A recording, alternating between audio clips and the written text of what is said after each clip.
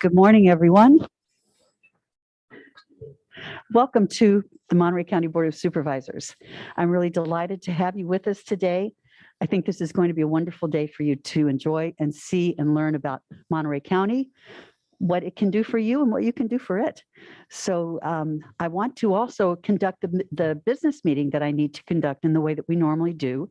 So while it might seem sort of formal, this is how we do it in the real world. So I am now going to call to order the March 8th meeting of the Monterey County Board of Supervisors. Can we have a roll call, please?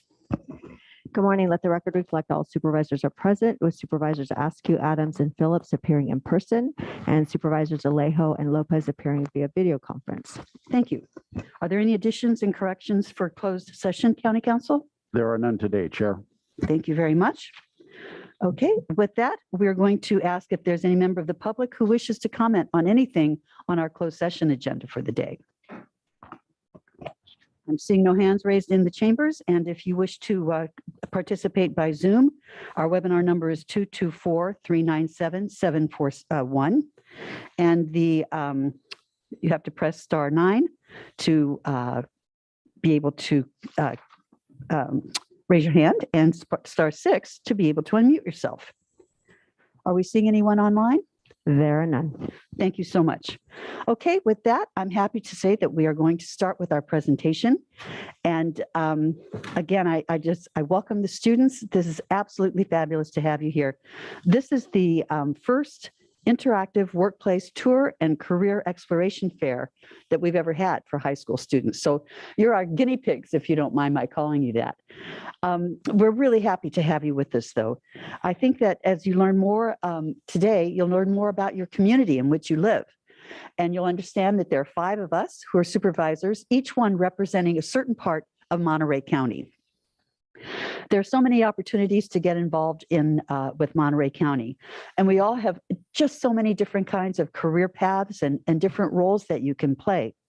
We have people who have careers in science, nurses, social workers, engineers, lawyers, I'm surrounded by them, administrative support, park rangers, construction trades, community advocates, and so much more. Almost any interest that you might have, there's probably some connection to Monterey County government. I hope that you ask a lot of questions today, that you learn something new, and that you think about joining our Monterey County family when you finish school. It's so important to give back to your community, and one of the most fulfilling ways is to work for the community that you get to call home. We're really pleased to have you here with us today. And now I'll see if my colleagues wish to make additional comments, and I'll go to a former Monterey Peninsula Unified School District board member. Hi, my name is Wendy Rudascu. I live in Marina and was elected in 2020 to represent Marina, Seaside, South Salinas, and those communities. So Marina High School, Seaside High School, hello, welcome to Monterey County. I grew up here in Monterey County, and I didn't know what the supervisor things were. I didn't know what the county did. I didn't know how many incredible career paths there were within local government, whether it's a city government or a county government.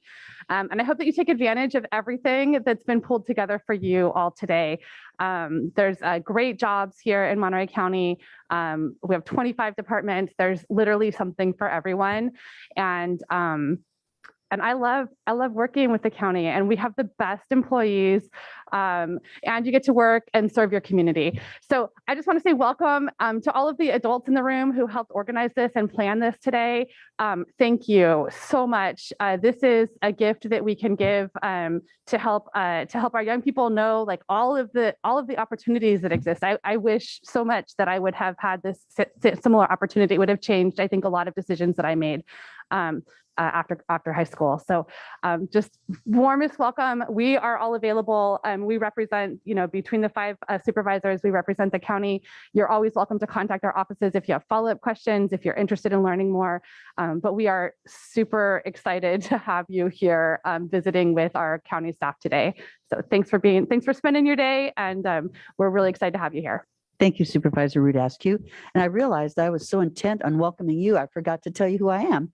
And I'm Supervisor Mary Adams. I represent the 5th District, which is the cities of Monterey, Carmel, and Pacific Grove, and also Carmel Valley, Pebble Beach, and Big Sur down to San Luis Obispo County, and Highway 68 out to River Road. So it's a big district with a lot of voters. But I enjoy my work so much. And now I'll go to Supervisor Phillips. Good morning, and I too welcome you. I represent the Prunedale area in north, a big vast area. All the north area is my district, and I think it is important that we have you here in Chattanooga, because most of us in high school start thinking about what we want to do, but we're not thinking about all the opportunities that exist in the county. And it's important, whatever job you get, it's important that you feel you're doing something constructive, helpful. And I think it's important that you like to go to work rather than it makes a long day if you don't like what you're doing. Take me, for example, about 51 years ago, I came here to be a prosecutor in the district attorney's office, and I was only going to stay a year and a half because then I was going to go back into private practice up out of the area. And I fell in love with working for the county. And so for the past 51 years, I've worked within about 100 yards of this place right here, either as a district attorney, as a judge, or a supervisor. For a while, I took a respite where I was running a ranch for Rancho Cielo. And I got to say, all the jobs I've had working with the county, within the county structure, have been interesting. And one of those things where you're looking forward to going to work every day. So think about opportunities in the counties. Like Supervisor Adams said, there's so many variety of functions that the county does, because it's like a city on its own, providing services for everybody. So thank you for being here, and look forward to us communicating a little bit more. Thank you, Supervisor Phillips. Are there any other supervisors who wish to make comments? Madam Chair, this is Supervisor Lopez. I just want to welcome these young people to the chambers today and invite them to get interested in all types of jobs throughout Monterey County, including those with our agency. I know yesterday I had the opportunity to speak to 5th, 6th, and 7th and 8th graders down in Lockwood. And I'm going to give you the same advice I shared with them. And that is that you have an opportunity right now in your life at the stage you're in to figure out what you want to do. And the best way to do that is to shadow and ask for internships.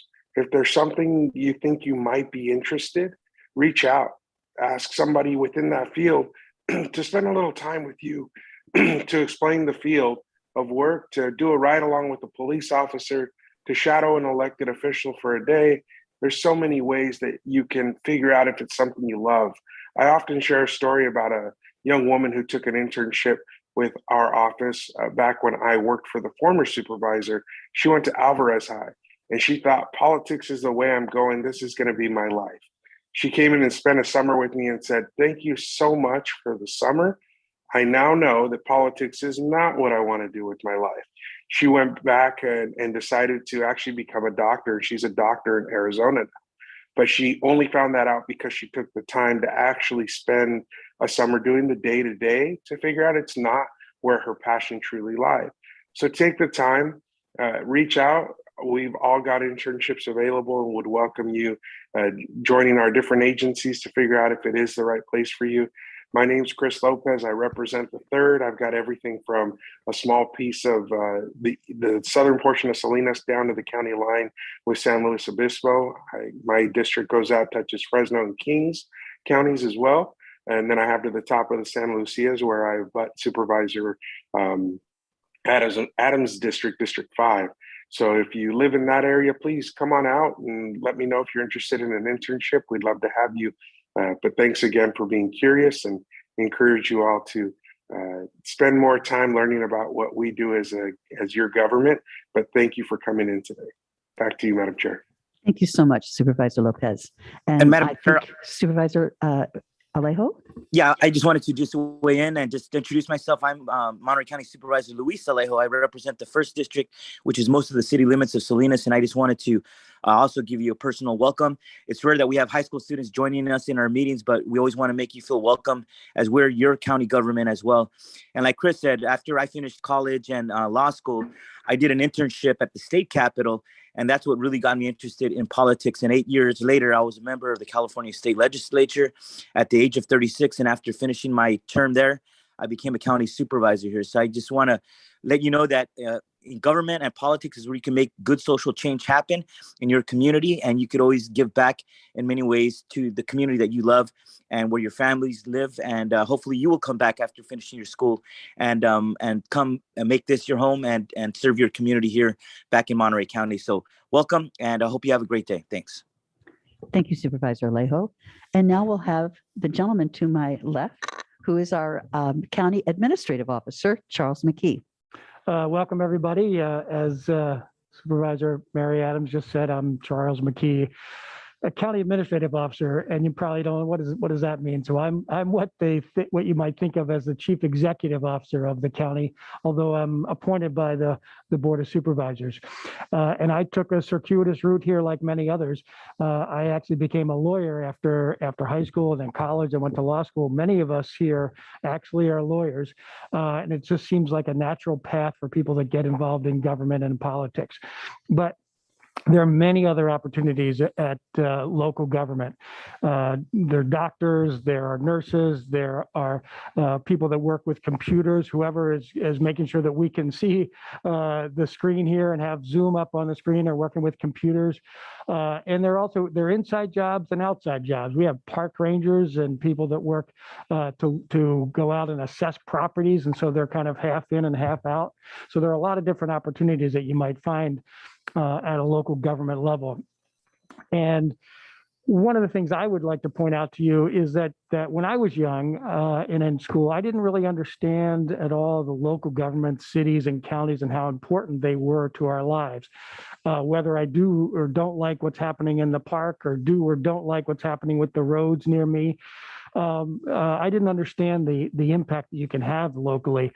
But I was interested in the national and international stage. And what's interesting in Monterey County is you can see how local government translates into the national and international stage. And you might, be aware of what's happening in the world today with Ukraine and other situations around the world. Well, our local congressman, for example, Jimmy Panetta, worked here in Monterey County, worked for Monterey County. Now he's in Congress, influencing what's happening nationally and internationally. Similarly, our Vice President of the United States, Kamala Harris, was a deputy district attorney in San Francisco. Senator Dianne Feinstein was a supervisor in San Francisco, and now she's been a senator on the national stage, influencing what's happening around the world.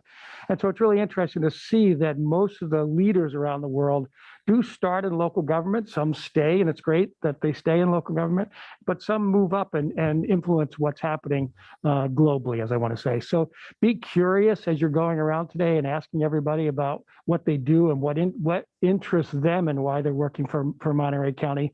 And it might lead you to some ideas about what you want to do when you graduate high school and take your next steps in your career. So thank you very much, everybody, for being here. Again, if you have any questions, we're all available to answer those. Thank you. Thank you, Mr. Mckee. And now I am going to turn it over to our Director of Human Resources, Irma Ramirez-Bao, who's going to give us an overview of the day that has been planned for you by a lot of people here today. Thank you, Irma. Good morning, Chair Adams and members of the board, our Administrative Officer, Charles Mckee, and our County Counsel, Les Gerard. And a special welcome to all our students. I believe we have a total of 88 students here. So welcome to our first career exploration. And I would like to actually introduce Yvonne Walker, who's been the person who has led this whole venture. It's been a year in planning. She has worked very closely with our school districts. Now, this is Monterey Unified School District, and we intend to bring other school districts from our whole Monterey County area. So you are the first. And as everyone has indicated to you today, with our 25 different departments, we really would like for you to look at it from the perspective of, is this the career that I would like? Monterey County is the largest employer in the county. And we hope that today sparks your interest in your educational pursuits, as well as looking after you graduate to want to apply for a job here in Monterey County. So without further ado, I'm going to introduce Dr. Yvonne Walker, who is a key member of my staff, who is going to give you a presentation. And if any of the board members have any questions regarding that, feel free to ask. Okay, thank you, Yvonne. Thank you, Ms. Ramirez. Thank you, Irma. Good morning, Chair Adams and board members. My name is Yvonne Walker with Human Resources Department, and this is the first workplace tour and career exploration fair. It is a collaborative with Monterey Peninsula Unified School District, California State University of Monterey Bay, Hartnell College, and Monterey Peninsula College. And we're so excited because the individuals' names that you see listed on this chart are the individuals who were part of a committee for about a year in designing a 3-part series of this career fair exploration. The first 2 parts of the career fair was fortunately provided within the students' classroom and as part of their curriculum. And today is part 3, where the students are obviously in person and going to have an interactive exchange with a number of our employees.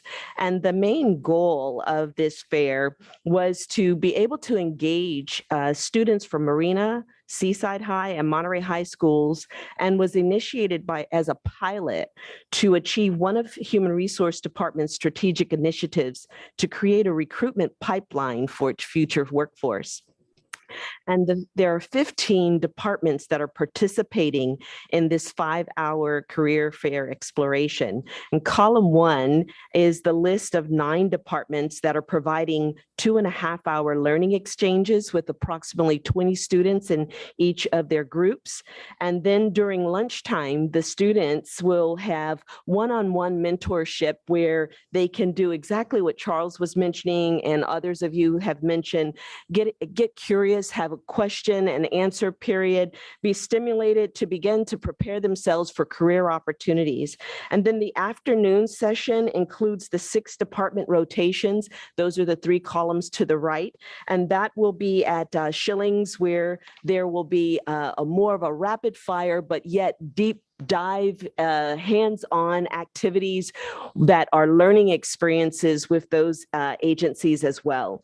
I'm going to go very quickly through the next slide, but it is very important to note that it took a mini village to put this together, and we're just so grateful. You'll see the names of the executive director that provided permission and granted access to their departments, and the names of the individuals that will be listed on each of the slides are those that are in position today to provide a hands-on learning experience for the students that are coming, that will be in groups of 20. So for example, with the district attorney and the public defender's office, there are a number of activities. One is that they're going to do a mock trial where the students will actually participate on both sides. And I won't spoil the other surprises that are a part of that, but it's going to be quite engaging.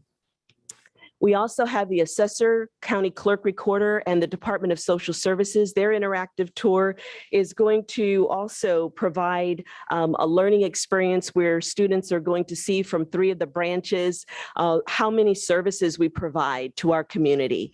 And we are so excited that we have an opportunity to also have chaperones that are here from the 3 institutions, and they are also going to get a sneak peek of what is happening in our community, and we're very grateful for their participation as well.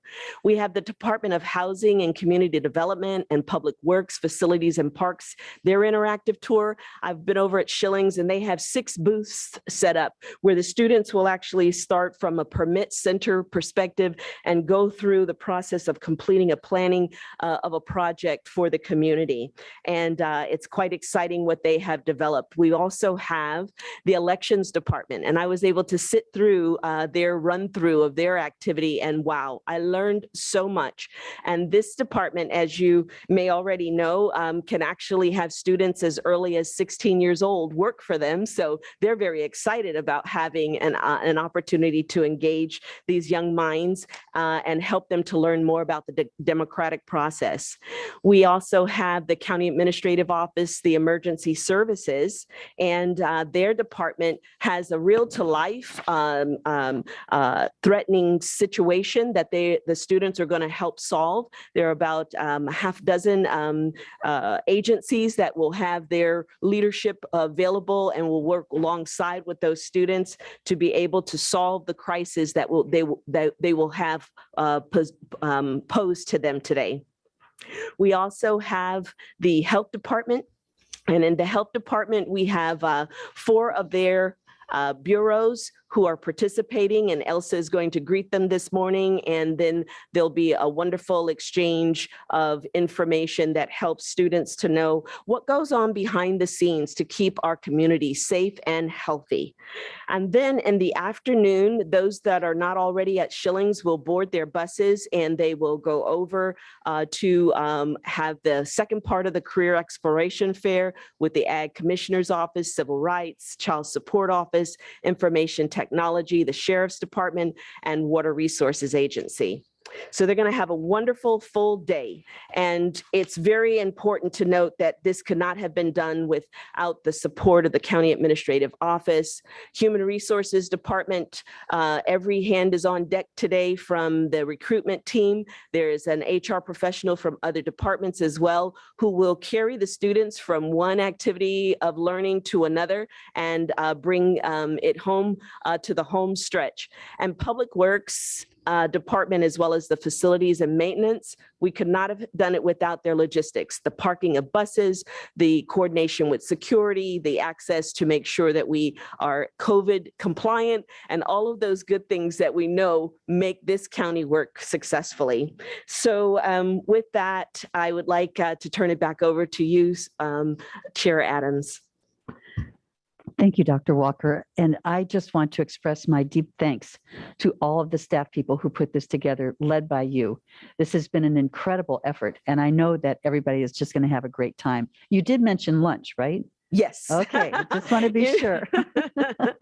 And by the way, MPUSD is providing lunch for their students. And thanks very much. And thank you. As a taxpayer for the Monterey Peninsula Unified School District area, I feel very privileged, and I believe that my money is being spent wisely when I look out and see the group of you before me. So I'm very, very tickled with that. And now I believe what we are going to do is have an opportunity to see the video that PK Diffenbach has put together. And I am hopeful that that is ready to roll.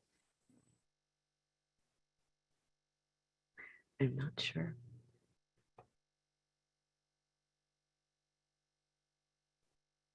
I'm going to ask Derek. Mm-hmm.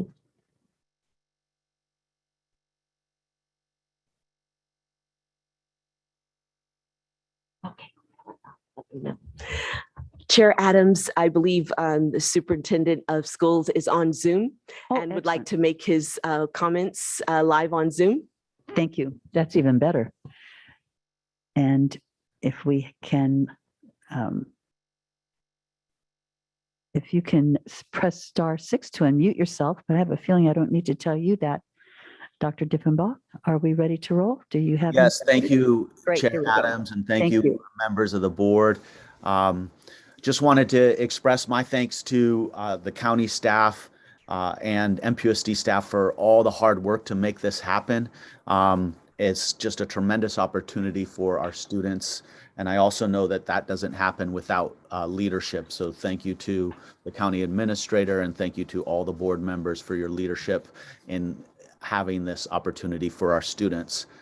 To our students, I want to just say that this is a great opportunity for you to explore, and that I hope that you keep an open mind. that you ask a lot of questions, that you take advantage of the networking opportunity, whether it's summer jobs, internships, or other opportunities in the future. This is a great chance for you to learn more about all the offerings within the county, where you can earn a livable wage with lots of upward mobility to continue to move up and maybe one day sit in the chair of a county supervisor that you see in front of you today. So I want to wish you all a great day. I want to thank again the county for your leadership and all the staff who worked so hard to put this together. Thank you so much, and I look forward to hearing how it went at the end of the day. Thank you very much, Dr. Diffenbach, who is actually one of my constituents. With that, I am going to move forward with the day. And at this point, I am going to recess the Monterey County Board of Supervisors to go to closed session, and we will reconvene for public agenda at 10:30. Thank you very much. Enjoy the rest of your day.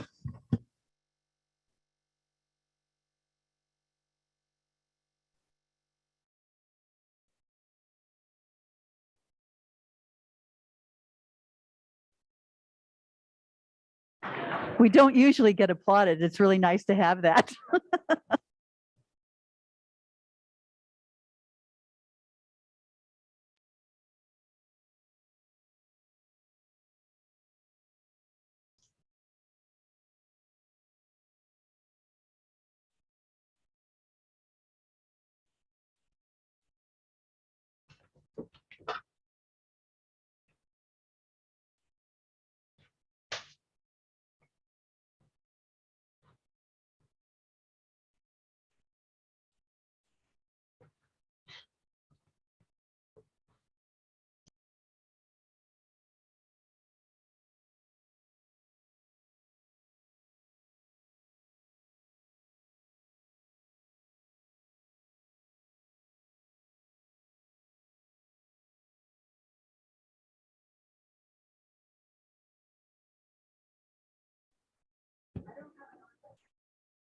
Hello, hello.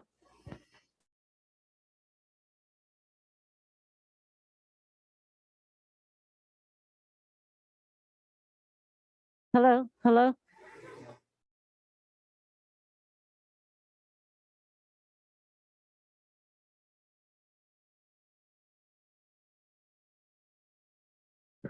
I know. Oh, there we go. It's working now? Okay. Hopefully everyone could hear me. So welcome again. I'm going to introduce here Eric Chatham. He is our IT director. Feel free to ask Eric any questions. And of course, you will be seeing him this afternoon as well, some of him and his team members.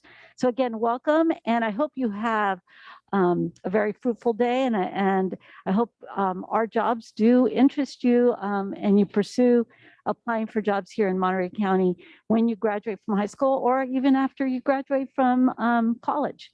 So have a great day. And here is Eric. Thank you, Irma. Morning. All right. Not everyone fell asleep in that, huh? Good job. So I'm Eric Chatham. I'm the Chief Information Officer for the County of Monterey. So what that means is my team and I, we run the technology that connects all the different agencies together. And we also provide all the systems and compute systems that support those different agencies. So it's a little different than what most people think exists in the county. So it's actually part of what you're going to learn today is the diversity of this county. And hopefully you'll have time to meet many of the department heads, meet many of their staff and their leadership teams so that you can get an idea of what different opportunities exist here. When I joined the county 5 years ago, I had spent 30 years in the private sector prior. And coming to the county was new to me because I'd never worked in government. And I had to take a quick look at what is the County of Monterey. And when I did that, and I converted it back to what I understood in private sector, it's a $1.5 billion organization. It has over 5,000 employees and 800 different classifications. It supports 440,000 customers. So if you convert that, that's a pretty large business in the private sector world. It also covers and spans over 3,771 square miles. So you saw the 5 different districts that covered those different areas, in a diverse geography that's everything from the most scenic coastlines to the ag fields to the rolling hills and mountains. We have 2 primary industries that we have here. Obviously, all of you have seen all the agricultural business, and then the other side of it is tourism. But today you're going to get an opportunity to meet with many of these different organizations. Out of the 25 that exist, I think there were 15 they said that you'll actually get to potentially get up close and personal with. And with that, you'll be able to see everything from civil rights, and government affairs. You'll have things around parks. You'll have things around public works. You'll have social services, child services, healthcare services, libraries, public safety, 911, sheriffs. There's so many different opportunities within the county. And as I said, with those 800 different classifications, there's probably a role that you might be interested in or you might want to learn more about. Or as Supervisor, I think it was Lopez that says, it might be a career that you think you're going to start with, and then you find out that it's actually not where you want to be. And I'll give you an idea. When I went to college, I started out as a wildlife management major. And I spent about 3 months in that. And I said, everything I wanted that I thought it wasn't. And I ended up in business and computing. And I found something that I had passion about and love for. And I brought that back to the County of Monterey so that we can continue to build technology systems to help support the county as we move forward. So I look forward to talking to many of you this afternoon. There's, I think we'll have about 60 of you that'll roll through the IT side of it. Please ask questions with wherever you're at with the different organizations and talk to the different leaders so you get a deeper and better understanding. So I'm going to go ahead and step down here so we can quit talking and you guys can get your day going. But to kick it off, we've got a quick video that's going to show how IT connects and works with all the different departments within the County of Monterey. Thank you for your time. You guys have a great day.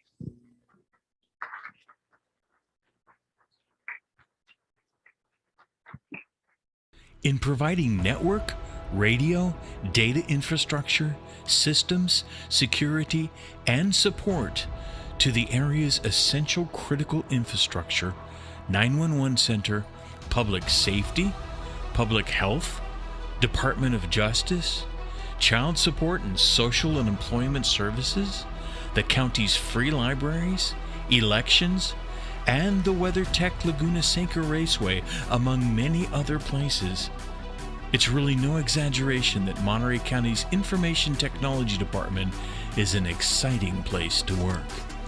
Our county's critical infrastructure and services spread over an area of almost 4,000 square miles, and the Information Technology Department, otherwise known as ITD, must provide state-of-the-art infrastructure with redundancy, availability, and reduced latency, as these are all critical to these important services. ITD provides a large and fast wide area network with state-of-the-art technology such as multi-gigabyte core routing and switching systems, virtual routing and forwarding, advanced Wi-Fi technology, along with a microwave infrastructure for failover and redundancy, and a centralized data center. IT's server environment includes the latest virtualization technologies, multi-gigabit switching, and next-generation firewalls. ITD also performs custom application development for departments throughout the county, which radically improve their business processes. And our programmers get to own the life cycle of a project from start to finish, using technologies such as C#, JavaScript, React, .NET, Expo, Power BI, and Power Automate. Cloud technologies are continually utilized and expanded, such as Amazon AWS, Microsoft Azure, and Office 365. Enterprise-level software is utilized as well, such as ServiceNow, Qualys, and SharePoint. Cutting-edge telephony and multimedia technologies are used, such as Zoom rooms, cable broadcasting, voice over IP, and softphones. ITD supports the information technologies at WeatherTech Raceway Laguna Seca, a world-class motorsports facility in the Laguna Seca recreation area. Recent improvements to the raceway have included a new track rental and event registration system, a new payment system, electronic flagging for the raceway, and high-speed Wi-Fi for the public available throughout the track. The county's next-generation radio system serves the county's 911 center, county sheriff, all local police departments, local FBI, local and CAL FIRE fire departments, and ambulance services, all with the next-generation digital radio network. In addition to voice communications, this radio system also gives remote access to computer-aided dispatch, remote cameras, shot detection systems, and remote fingerprinting, among many other things. State-of-the-art GIS systems and services are provided by ITD to support these efforts and provide multiple services to the public as well. ITD also supports local events. For example, we provide communications dispatch support for the AT&T Pebble Beach Pro-Am, held annually in front of thousands of spectators and millions of television viewers on 3 of Monterey Peninsula's premier golf courses.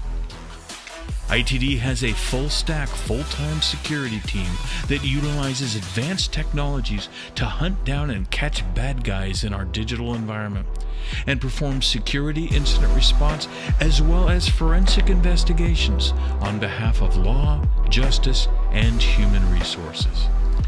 Whether it's an internship or your next career move, Monterey County's Information Technology Department is a great place to work. Keep us in mind when considering your technology career.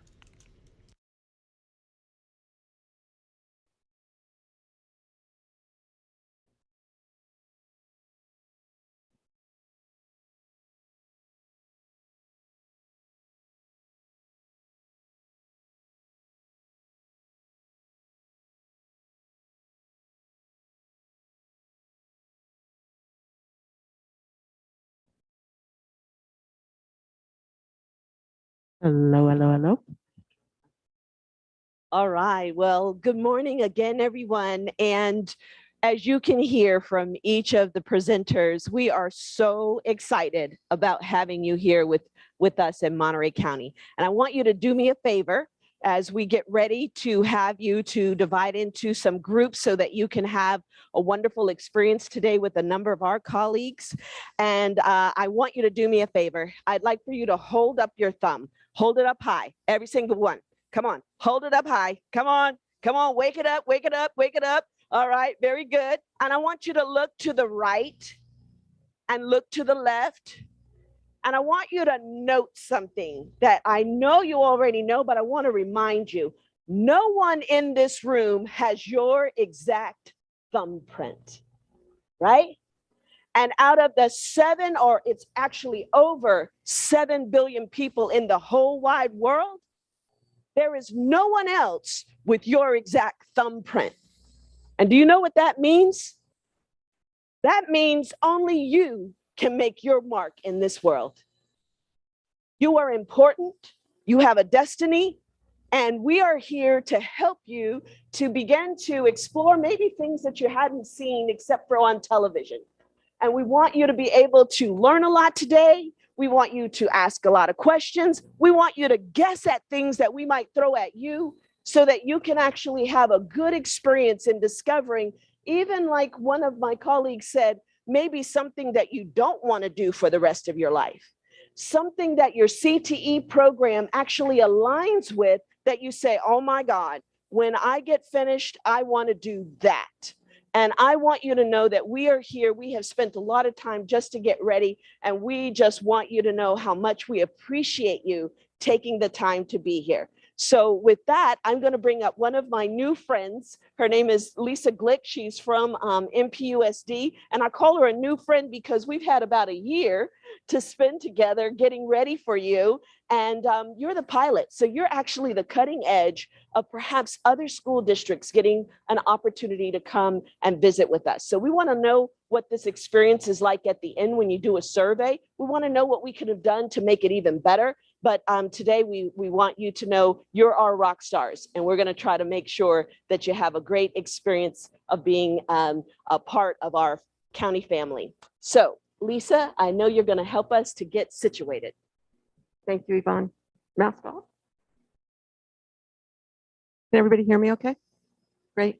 Good morning. It is just an absolute pleasure to be here with my other new best friend and the rest of this Monterey County community of people and with the MPUSD family that I'm a part of.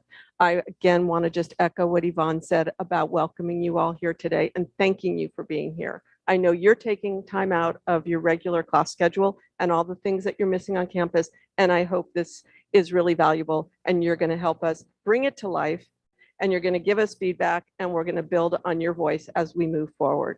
So for the next few minutes, I need your patience and cooperation, and that is to exit this building and get started with your learning and your experience today. And the way we have this structured is in 6 different groups. We're going to start with the very last group, and that is Group F. Group F is going to be heading to the Health Bureau and having their interactive workplace tour there. Ms. Cano is going to stand. If you see your name up there, you too are welcome to stand. You're going to go to the back of the room. You're going to get a lanyard and a folder, and you're going to head out on the bus. So only the people where you see your name, and I will call these names off. Ashley, oh, just Group F, please. Back to Group F. We haven't. Back to Group F, please, not Group E. Okay, Ashley, Diana, Hannah, Joanna, John, Jordan, Joseph, Keflin, Leanna, Lene, Litzy, Meryl, Miguel, Michaela, Miriam, Nina, Raquel, Revion, back to F, please, and Timothy. All right, the rest of us can just pause for a moment.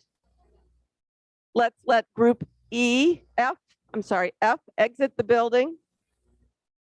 And I'm sure I've mispronounced a few names and I apologize. All right. The next group is Group E. And Ms. Albers, are you here? Yes, that is going to be your group. And we're going to help you get situated. And the students in Group E, if you see your name, please just stand. Oh, I thought we were handing them. Okay, great. We're going to pause. We're good. We have the whole day ahead of us.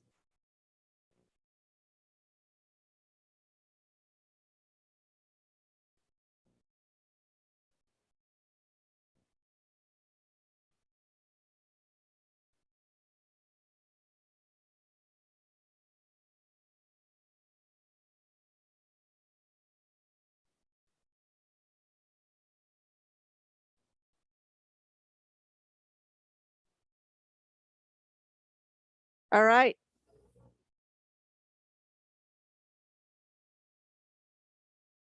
The next group is going to be the orange group, and that is Group E. And Group E is going to go to the Office of Emergency Response. So this group is going to learn how to protect us from a tsunami or an earthquake or some type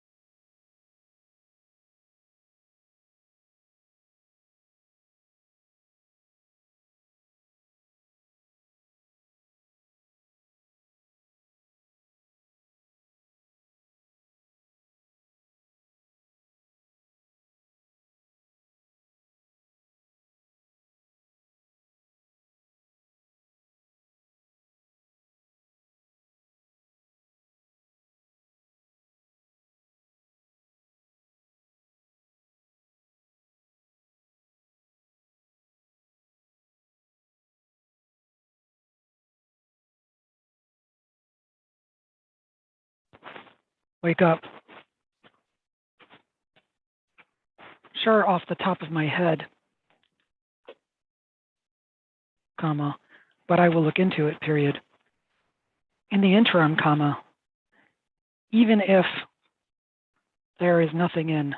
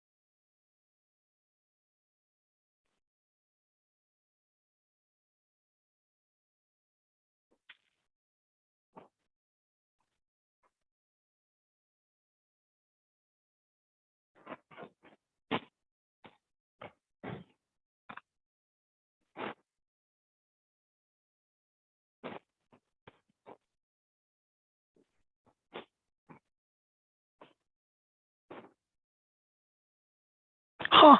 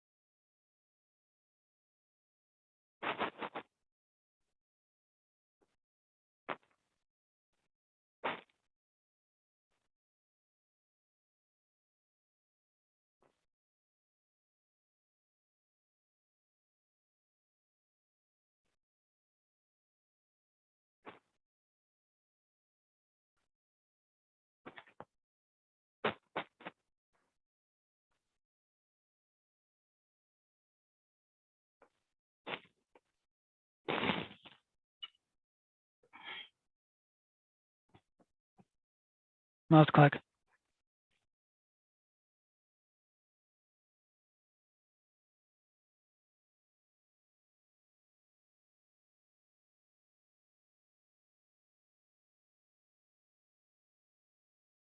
Mouse click.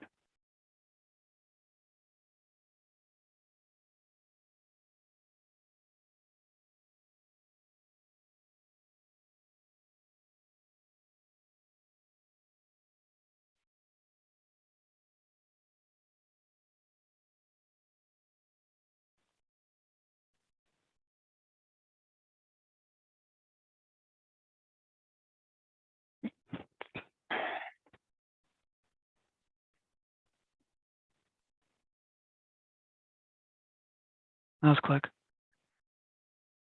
Mouse click.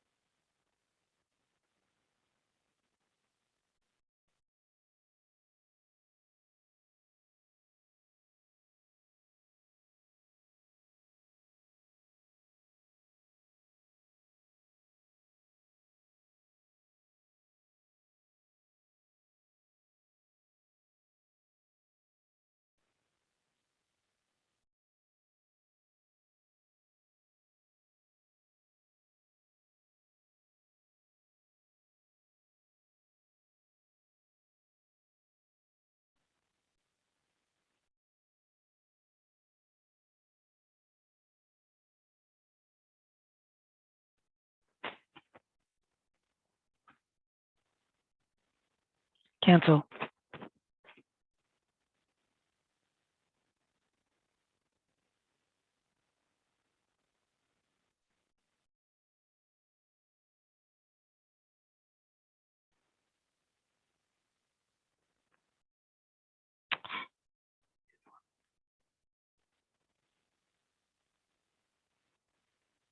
Jensen. Mouse click.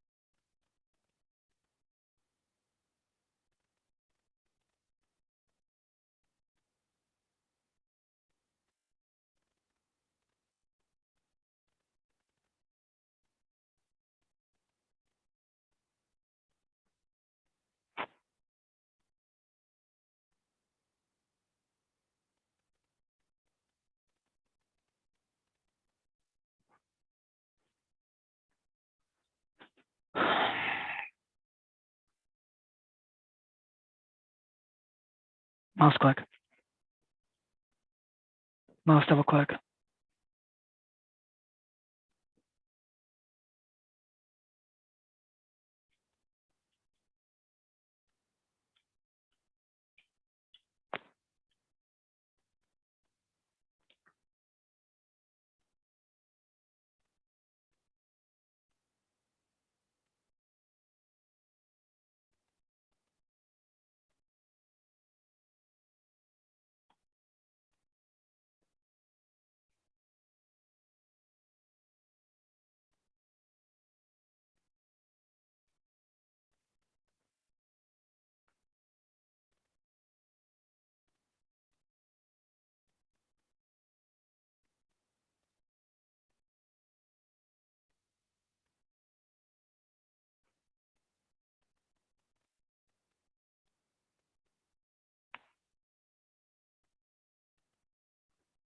Mouse double click.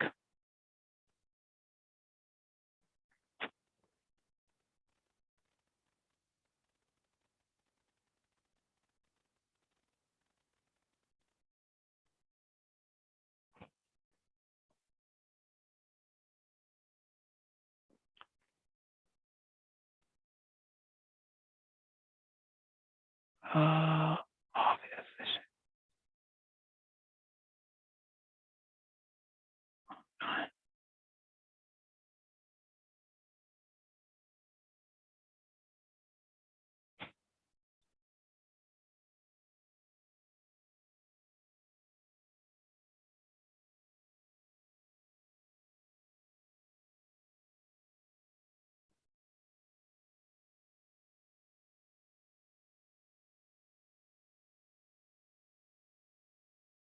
Last click.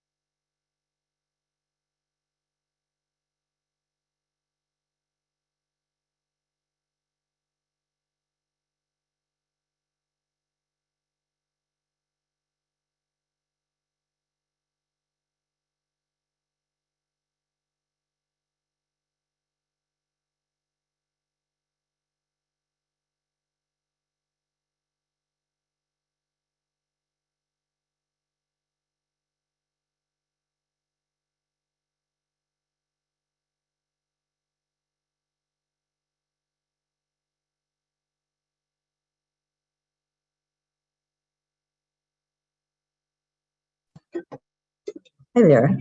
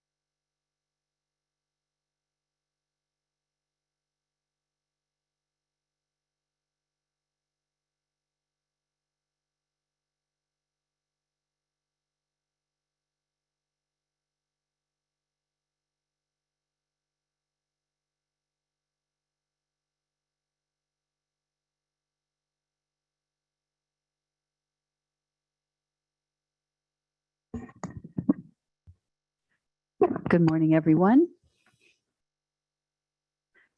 I'm going to reconvene. God bless you. I'm going to reconvene the Monterey County Board of Supervisors meeting for today, March 8, 2022. And just information items, the Zoom webinar is 224-397-747. And if one wants to raise your hand, press *9. And if you choose to unmute yourself, press *6. Could we have a roll call, please? Good morning. Let the record reflect all supervisors are present, with Supervisors Askew, Adams, and Phillips appearing in person, and Supervisors Alejo and Lopez appearing via video conference. Thank you. We are fortunate to have with us today Diego Salas, who will be providing interpretation services. If you would please make your announcement. Thank you, Madam Chair. Muy buenos días. Mi nombre es Diego Celis. Seré el intérprete en español para la reunión de hoy. Si usted está planeando hacer un comentario y necesita servicio de intérprete, por favor, hablar lenta y lo suficientemente fuerte para que yo le escuche. Hacer una pausa al final de sus oraciones para asegurarse de que tengo la oportunidad de interpretar. Muchas gracias. Thank you very much. And as we get ready for our Pledge of Allegiance, I want to say that today is International Women's Day. And in light of that, we have asked someone to come who is an international woman who's going to be leading us in the pledge. Kate Daniels is our 5th District Planning Commissioner. She's also the policy advisor to Senator John Laird. Previously, she was the District 5 Chief of Staff and Interim Executive Director of Gathering for Women. She was the founder and executive editor of Women's International Perspective, a widely followed news and media website focused on world opinion and commentary. Ms. Daniels, would you lead us in the pledge? Thank you very much, Supervisor Adams. I would be happy to. I pledge allegiance to the flag of the United States of America and to the republic for which it stands, one nation, under God, indivisible, with liberty and justice for all. Thank you, Ms. Daniels. Now, are there any additions or corrections to the agenda? There are none. Thank you. I would like to make a clarification on the final revised agenda. The agenda that was published on Thursday had an outdated referral response related to the Regional Water Forum scheduled for next Tuesday, March 15th. The item was removed, but it wasn't noted that it was removed in the final revised agenda that was published on Friday. So I simply want to clarify for my colleagues and the public that the Regional Water Forum will be held next Wednesday, March 15th at 1:30 here in the board chambers. Thank you. So with that, we will go to ceremonial resolutions, and we have 3 resolutions today. One is to adopt a resolution recognizing Deputy Fire Marshal Dorothy Priolo on her retirement from the Monterey County Regional Fire Protection District. We are also going to adopt a resolution to recognize the Filipino Women's Club of Salinas of Monterey County on their 92nd anniversary. And then we are going to present a resolution recognizing International Women's Day. And I will be presenting the resolution to the representatives from the Commission on the Status of Women, who will be here to accept the resolution. And my hope is that it will be coming out momentarily. With that, I'd like to take a motion to approve the ceremonial resolutions. So moved. Lopez, so moves. Thank you. A second. Second, Phillips. Thank you. So we have Lopez and Phillips. Please do a roll call. Supervisor Salejo. Aye. Supervisor Phillips. Aye. Supervisor Lopez. Aye. Supervisor Root Askew. Aye. And Chair Supervisor Adams. Thank you. And I realize I forgot to ask if there's any member of the public that would like to comment on the resolutions. I'm seeing none. I think what I'm going to do is ask us, here we go. All right, so now we will be able to present the ceremonial resolution on International Women's Day, and I will come down and do that.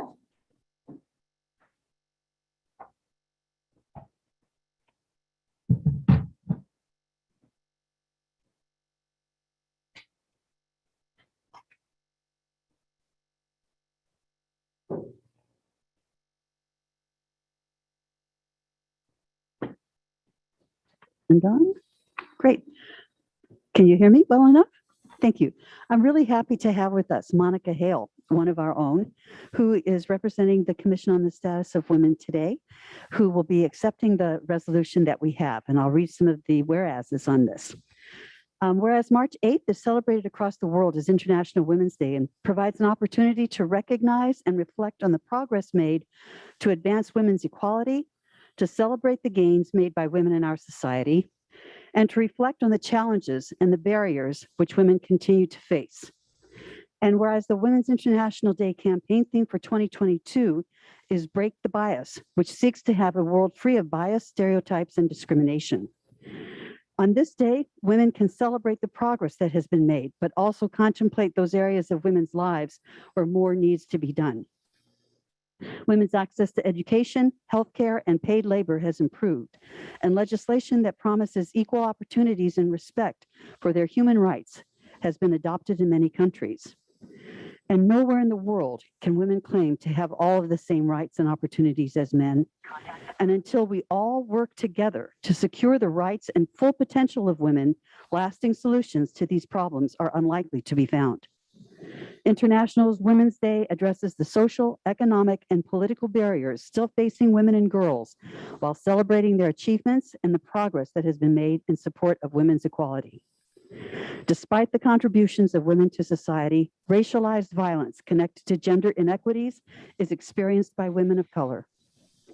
Therefore, be it resolved, the Monterey County Board of Supervisors, on behalf of the citizens of Monterey County, do hereby proclaim March 8, 2022 as International Women's Day and call upon all the people of Monterey County to observe this day and every day to consider these issues and celebrate girls and women. And it's a pleasure for me to be able to present this to you, Monica Hale, on behalf of the Monterey County to the Commission on the Status of Women. And it would be lovely if you'd like to say a few words. Again, this is for the Commission on the Status of Women, but also every woman who get us through each day. And as this, the whereases say, this is to celebrate the advancements that we have made, but also to recognize that we still have some ways to go. Thank you. And maybe Supervisor Root Askew would join us for a photo.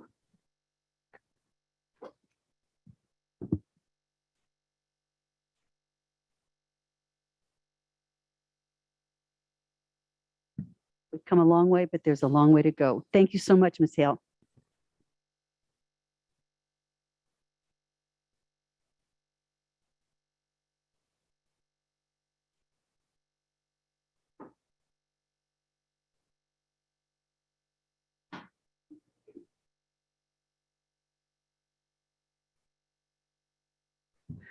Moving forward, we have now the appointments, and we have 6 appointments today.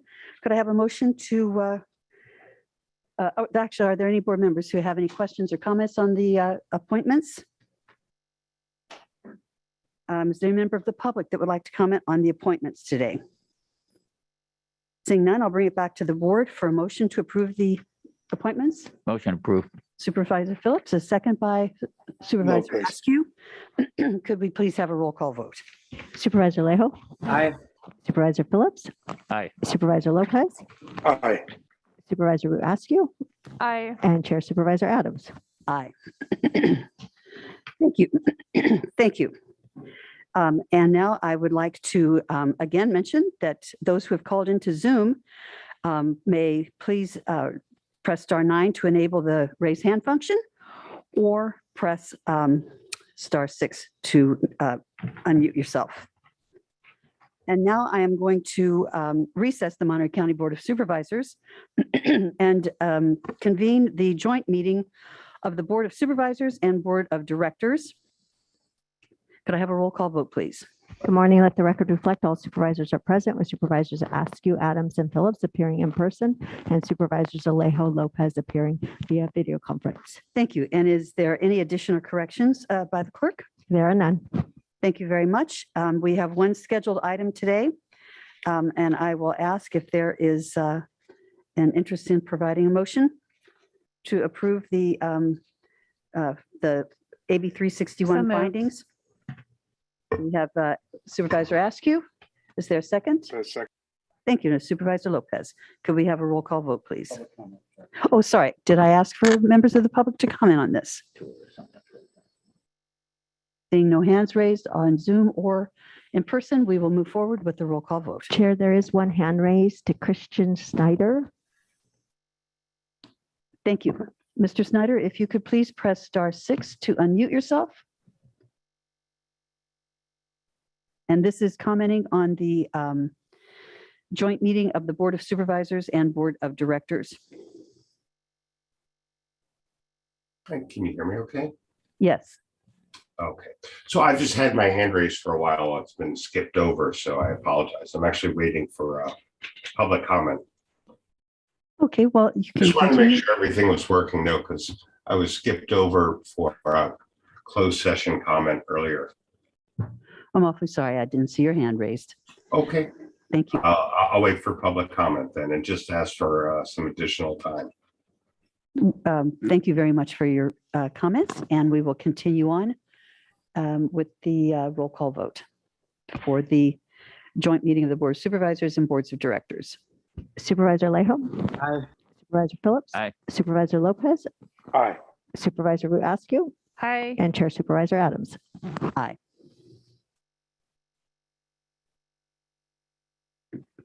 These little agendas always fluster me a little bit, so forgive me for that. So now I'm going to adjourn the joint meeting of the Board of Supervisors and Board of Directors and open the joint meeting of certain Boards of Supervisors standing committees. Can we have a roll call, please? Let the record reflect all supervisors are present, with Supervisors Askew, Adams, and Phillips appearing in person, and Supervisors Salejo and Lopez appearing via video conference. Thank you. And we have one item today. And let's see, are there any additions and corrections?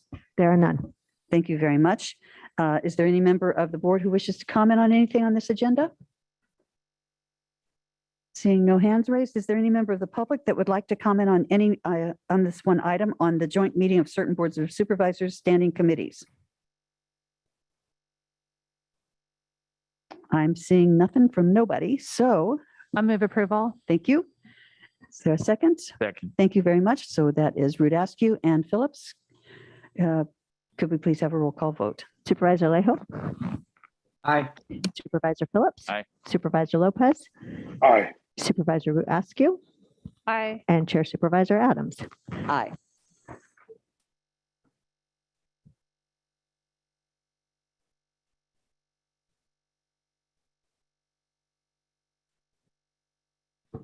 And now we have adjourned the joint meeting of certain Board of Supervisors standing committees, and we are opening the Monterey, the Monterey County, Baranda County Sanitation District.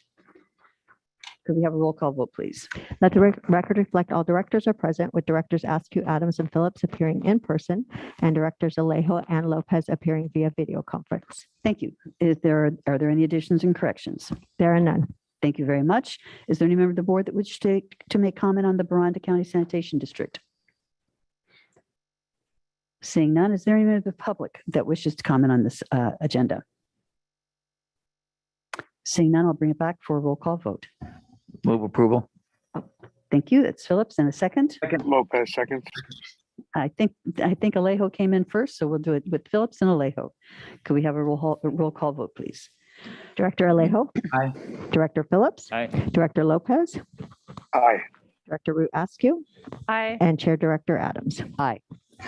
Thank you very much. And with that, we will adjourn the Baranda County Sanitation District and reconvene the Monterey County Board of Supervisors.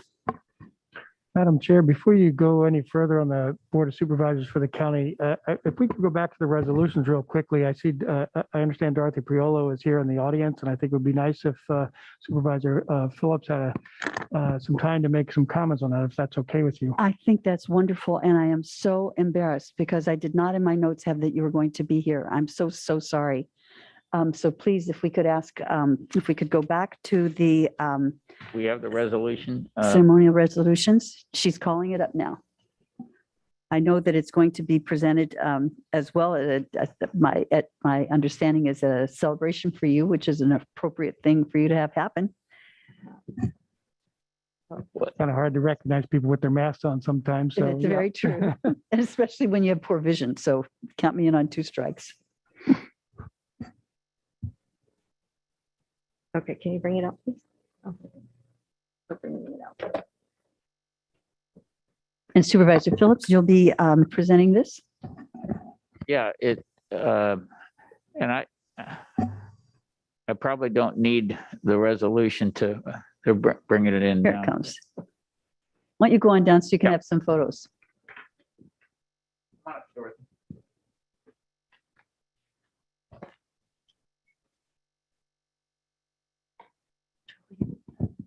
Thank you. Appreciate you coming up with your husband, but and I'll read the resolution, but I can't imagine anybody that's worked harder for her district and for our people. And how many years ago did I meet you out and she was given those guidance what we needed to do to safely start developing Rancho Cielo, and about everything that we see that we're going to be developing and building. There's Dorothy giving us the advice of what sometimes we don't like all the advice we get and doing it, but I don't know of anybody that's represented the county as well as she has. And she started her fire service in January 11th, 1990. And she faithfully served the district for 31 years.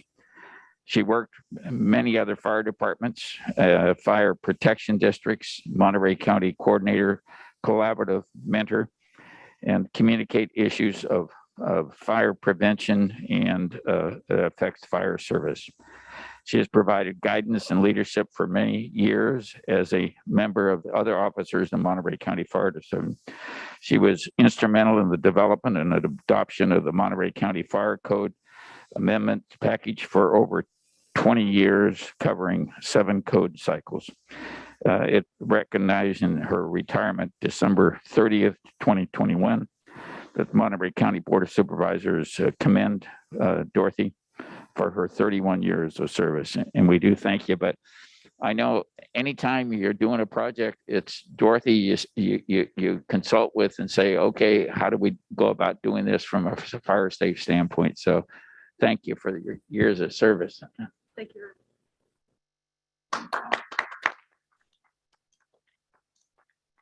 Thank you very much. I'd like to first say I really appreciate that this is the International Day of Women, and it's perfectly appropriate because I've been fortunate to be working with the leadership of Monterey County, the staff at Monterey County Planning and Building Department and other agencies, but also I've been blessed to have other women in the fire service serve before me. Several have retired since I've been working there, but I also appreciate that I've been able to continue the legacy of my family in the fire service. My grandfather and my father both were volunteer firefighters in their communities. So thank you very much for adopting this resolution, and thank you for the opportunity to serve.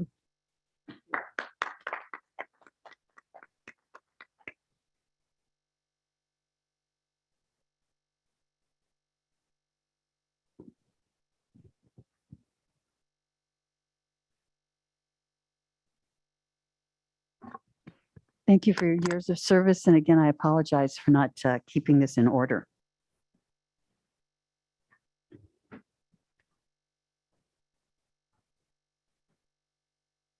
Okay, now we will continue on. I think I have already reconvened the Monterey County Board of Supervisors for March 8th, 2022. And we will go to the consent calendar. We have items 17 to 42. Is there any member of the board who wishes to make comments or pull any items on the consent calendar? Yeah. Yes, Supervisor Phillips. Number 28, I'm probably going to need a separate vote on that one. Okay. I'm looking to see if there is anyone on Zoom. And I'm seeing no other supervisors with their hands raised. Yes. I'd like to pull for comment 27, 29, 32, and 42. 27, 29, 32, and 42. And 42. Yep. Okay. Thank you very much. So let me just see if there's any member of the public who wishes to pull anything from the consent agenda.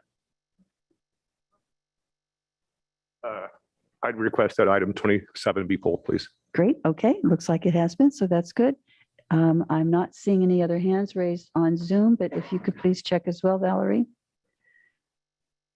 Okay, very good. Okay, so what we will do then is go ahead and go through the particular items, and then we'll determine whether we need to, before we take a motion to move forward with it. So first we'll go with item 27. And Supervisor Rudascu, you had pulled that? I think I asked for public comment on public comment on 27. Okay.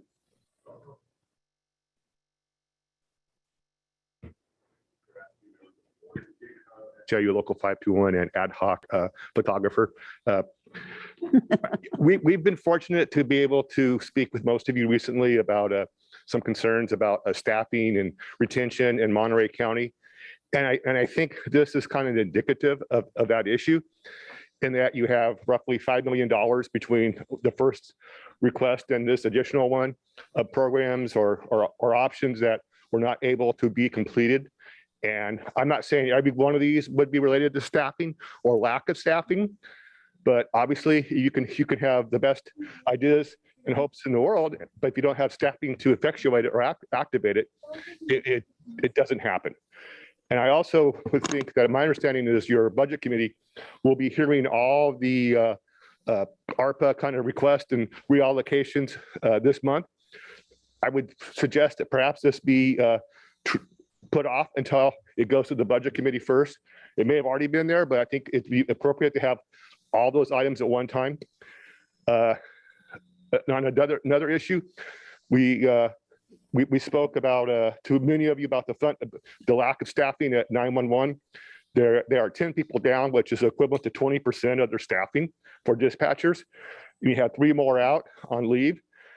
That's 25%. There is a wage study pending. I would ask that the board help expedite that so it gets to the budget committee and gets to you, because there is most likely going to be improvements or increases in funding for our dispatchers that would help retention and recruitment. Thank you. Thank you, Mr. Donato. And I'll bring it back to Great, thank Supervisor you. Rudasky for comment. So item 27 is a fairly large reallocation of ARPA funding. It would, between Health Department and DSS, approximately $5 million that we had originally allocated that's being requested to be moved sort of within the requirements of how where needs exist. It was discussed at Budget Committee, and at Budget Committee, we did ask for some additional information to be included in the staff report when it came to the board, specifically some details about what the $1 million that DSS would be contributing towards ongoing needs for COVID-related expenditures. And so I appreciate the additional information that's in the staff report, but it does feel like a very large change in the initial policy that the board directed about how ARPA money would be spent, and to have it just flow through on consent. I think I just need to call it out specifically. And I think the other thing that I want to just go on record as saying that, you know, we have on some level a higher level of scrutiny that we need to be able to report back out to our employees and to the public about how we're spending ARPA dollars. So in the future, I do hope that we can have very intentional conversations, and if departments are needing to reallocate ARPA money from one project to another project, that those aren't just pushed through on the consent agenda, that we do have opportunity for the board to engage in meaningful discussion about the policies that we want to be supporting. And just for example, on this particular item, when the board allocated $1 million to support, up to $1 million to support ongoing testing, we actually had a line item in our health department for testing supports. But yet we're taking $1 million of unspent DSS money to fund the testing line item so that the line item that the health department had can be utilized to reallocate in other places. And I just think that we have a duty to really clearly have this information communicated to the board, and that the board has the opportunity to give direction about how we're going to reallocate ARPA money moving forward. And I will also say to anyone who's watching with the public, please do know that our budget committee will be receiving a full update of ARPA dollar expenditures at our March budget meeting. And I will hope that this is the last. I'll ask our staff to say that we bring future ARPA reallocations through in a more cohesive process. So that's my comment on 27. Thank you. Does anyone else wish to comment on 27? Yeah, Madam Chair, this is Lopez. I know I had raised the same issue the last time we were talking about reallocating funds, and I have the same concerns. This is a significant amount of money from ARPA. And so I share the concerns, and I understand there's a conversation about bringing back those additional comments at a future March meeting. But I'm still a little uncomfortable with the $5 million amount shuffling about while we've got a conversation coming up at the end of the month. Thank you. Well, it also sounds as if it's going to be discussed at the budget committee. No. This particular item is on the consent agenda for today, but for future, the budget committee will be receiving updates from all of the departments about how they're spending ARPA funding, what they haven't expended so far.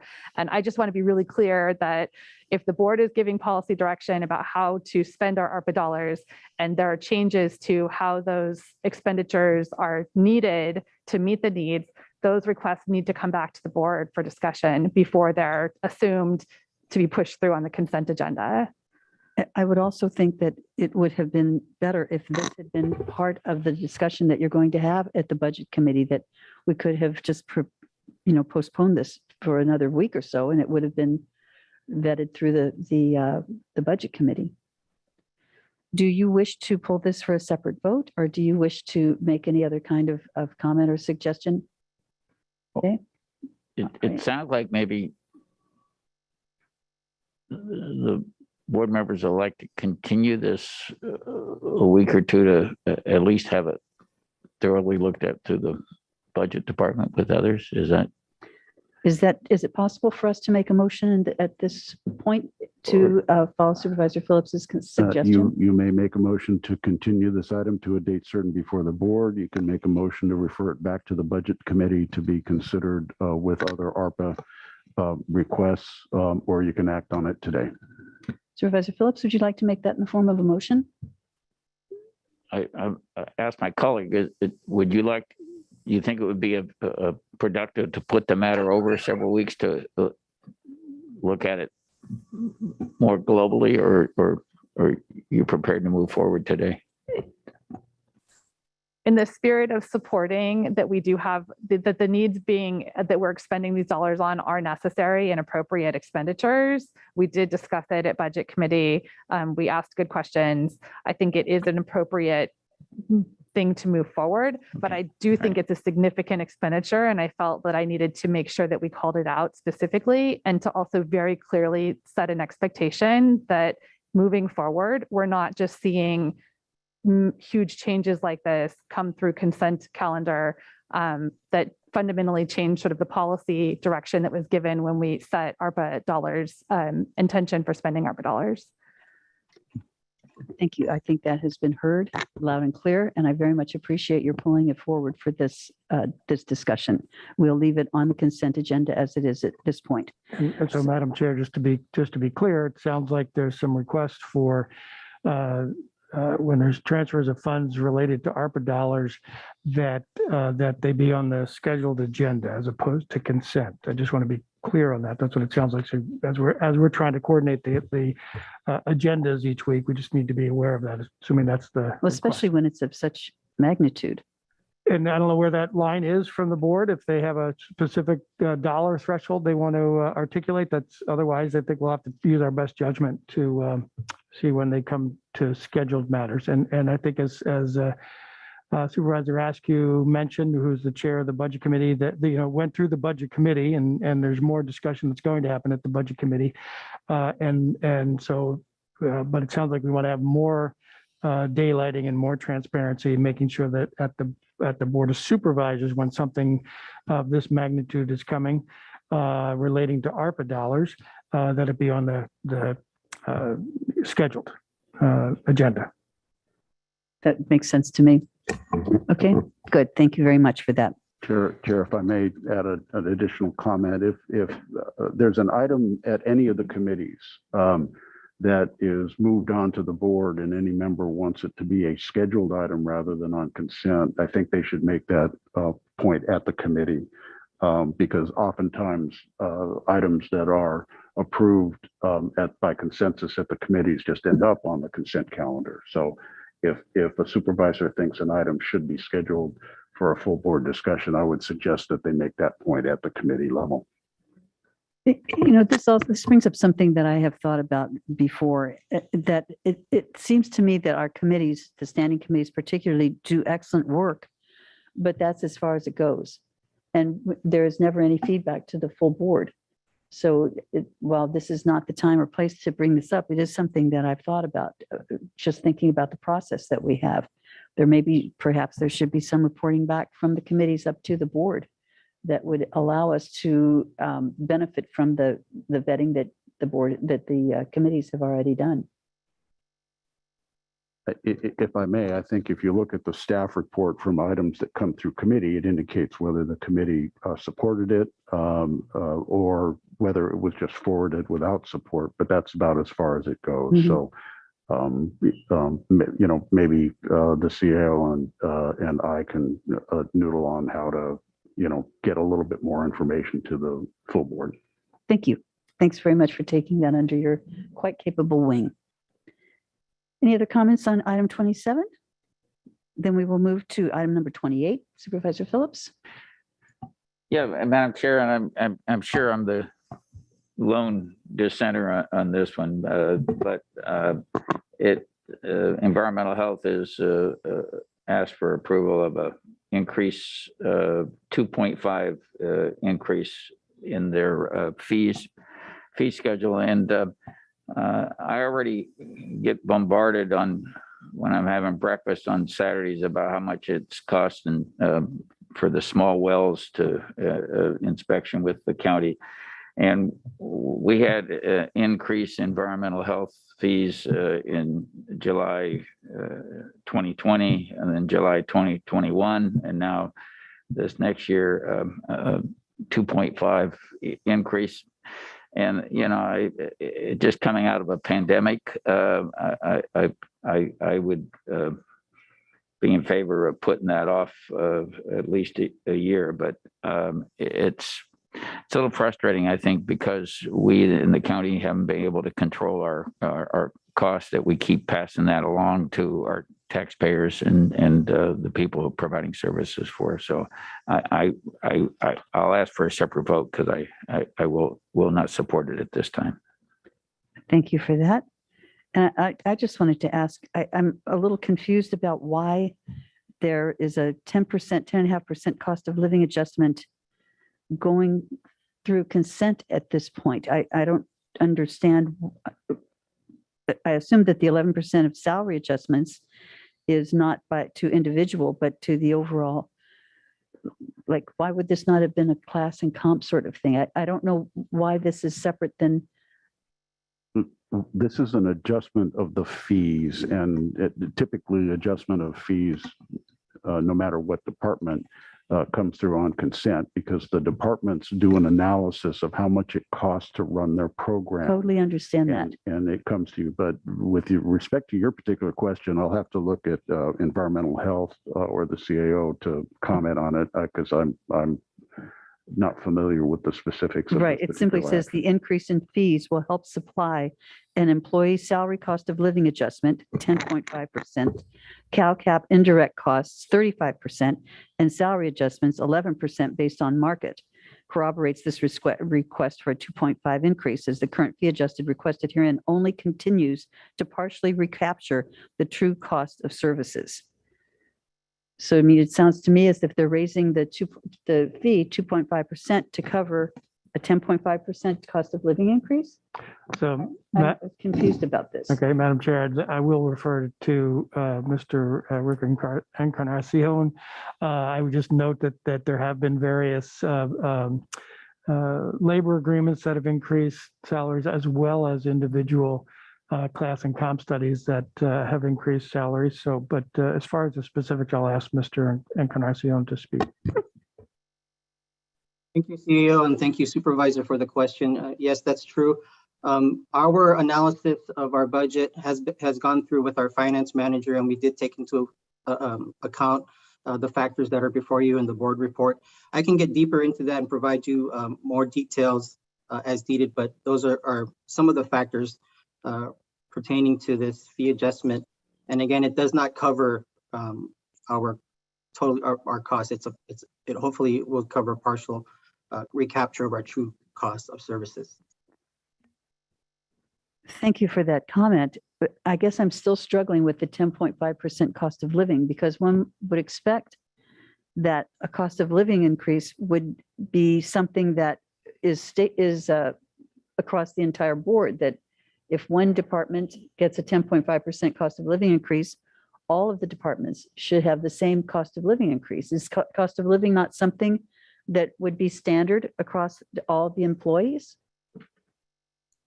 So it's up to each department to determine what they're going to request in their fee adjustments. As if I understood Mr. Encarnacion correctly, they're asking for this increase based on a number of factors, but it will still not provide the full cost of services. So they will not recoup the full cost of their services through the adoption of the fees. So the cost of living is, and maybe cost of living, maybe it was just an adjustment based on the cost of living rather than a cost of living adjustment to particular individuals. So these are the factors that go into what they are requesting, which is salaries, a basic, equivalent to a cost of living adjustment, and other factors. Our office reviews each of the fee requests to make sure that they meet the law. And in this particular case, the fees don't cover the true cost of service. So, but they're still willing to live with the fees as requested. Okay, so thank you for that. I'm still going to ask another question on it. Does that mean then we could approve the fee, but that does not give license to the Environmental Health Department to give its employees a 10% cost of living increase? The 10% cost of living does not go to their employees. It's a factor in the adjustment of the fees. It's not a pass through to employees. Thank you. Thank you very much. I'm sorry that it took me so long to understand how that worked. Okay, now we'll go to item 29. Great. I just wanted to call out, this is an additional $1 million that will be flowing into programs serving our older adult population. And big thanks to our DSS staff who continue to identify and meet the needs of our aging residents in Monterey County. Then item 32 is an agreement to reappoint our Ag Commissioner. And I know that is not necessarily reflected in the specifics of the agreement that's posted online, but I did want my community to know that we heard you loud and clear. We hear you loud and clear that the Ag Commissioner must be available to engage with and listen and meet with our residents and our workers in Monterey County. And I've been assured that moving forward, Mr. Gonzalez will make himself available to meet with and listen to our community. So just wanted to be very clearly explicit with that expectation that we have moving forward. For item number 42, this is a retro approval of an agreement with AMR for Laguna Seca. And at first glance, when I read the board report, I was concerned. It stated that the delay in submitting the proposed agreement was because A&D Consulting was under the assumption that a new county agreement for ambulance services was being finalized. A&D was not made aware that an agreement had been executed to extend the term of the current AMR county agreement established by Natividad. And we have seen numerous items related to this to Laguna Seca coming to the board retroactively. And I just want to make sure that our CAO and our public works staff are working to develop whatever plans we need to make sure that we're training this and all of our contractors about the processes that need to be followed so that we can get contracts in on time and continue to meet the high expectations that we have for managing the public's resources. Thank you for that comment. Making the statement. But with that, those are my comments. Thank you very much. Chair, on that one, I reached out to Norigi and I think he submitted it to Levon Chin in July 21. And it's been in the process since then. So. No, to me, this is yet another communication issue. Okay, so is there any other member of the public or any other member of the board that wishes to comment on anything on today's consent calendar? Seeing nothing. Okay, thank you very much. So what we'll do is we are pulling 28 for a separate vote. And I'll go ahead and see if I could have a motion to approve the consent calendar for all the items except item number 28. So moved. Second. Thank you. Could we have a roll call vote, please? Supervisor Salejo? Aye. Supervisor Phillips? Aye. Supervisor Lopez? Aye. Supervisor Root Askew? Aye. And Chair Supervisor Adams? Aye. Thank you very much. Now we will go to item 28, which is to adopt a resolution to amend the Monterey County Master Fee Resolution effective July 1, 2022 to adjust fees relating to the oversight and services provided by the Health Department's Environmental Health Bureau. And this is a 2.5% fee increase. So moved. Is there a second? This is Lopez. I'll second. Thank you very much. So we have Alejo and Lopez. If we could get a roll call vote, please. Supervisor Salejo? Aye. Supervisor Phillips? No. Supervisor Lopez? Aye. Supervisor Root Askew? Aye. And Chair Supervisor Adams? Aye. Thank you. That motion passes. Now, moving forward, we will go to the item on our agenda, which is general public comment. And this is general public comment on any item that is not on today's agenda.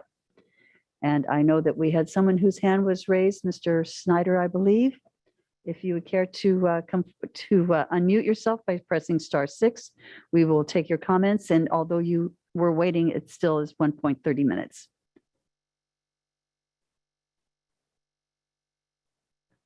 Are you out there, Mr. Schneider? If you could please press *6 to unmute yourself.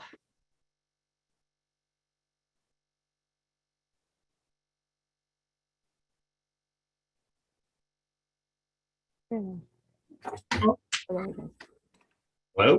Here we go. Yes. Okay, you're ready. Sorry about that. There we go. Give me 1 second here. So I want to address an issue that County Council Macau is about to have in the upcoming election. You know, I've gone back and forth with Mr. Gerard about this a few times. He doesn't fully understand that his office is an election official. And it's actually codified in county ordinance 5030 part 1. That they are an enforcement agency and they're required to investigate election crimes or anything of the sort, especially when the DA's office has a conflict. You have 2 court cases that you're going to this month. One you've already lost and the other in appeals. And it creates a conflict of interest because you're supporting a public employee who was giving political speeches during their workday, and you haven't held them accountable. That individual is now going to be a candidate for office in a couple of days. So you're either going to have to call the state and have them run your local elections because you can't enforce, I believe it's policy number G50 that defines public employees campaigning during their workday. With Mr. Mckee and Mr. Gerard with a clear conflict. Thank you for your comments, Mr. Schneider. Is there any other member of the public who wishes to comment on anything that is not on today's agenda?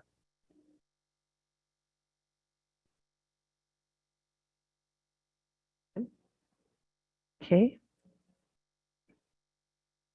All right, I believe we have Eloise, who is an attendee. Yes. Okay. Hello, this is Eloise Shum, and I'm not sure if it's on the agenda or not, but I see item 15 is about organization of cannabis.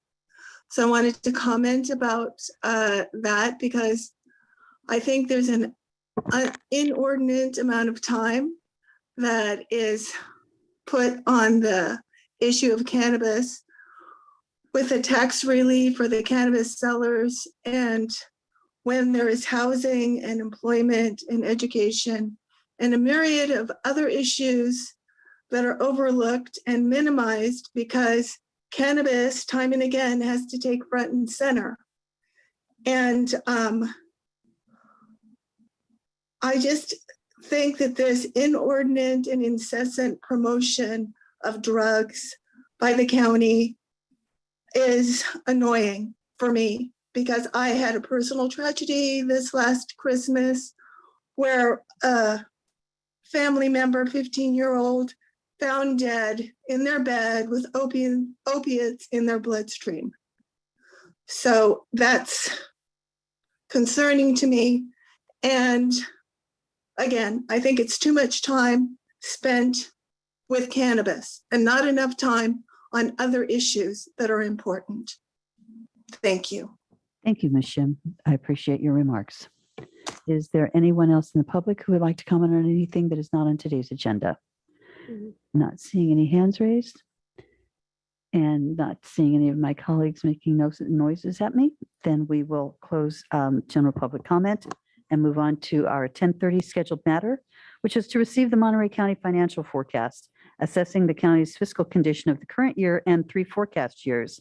And I believe we have Ezekiel Vega, who's going to be making the presentation. Thank you, Mr. Vega. Welcome. Good morning, members of the board, members of the public. My name is Ezekiel Vega, County Budget Director.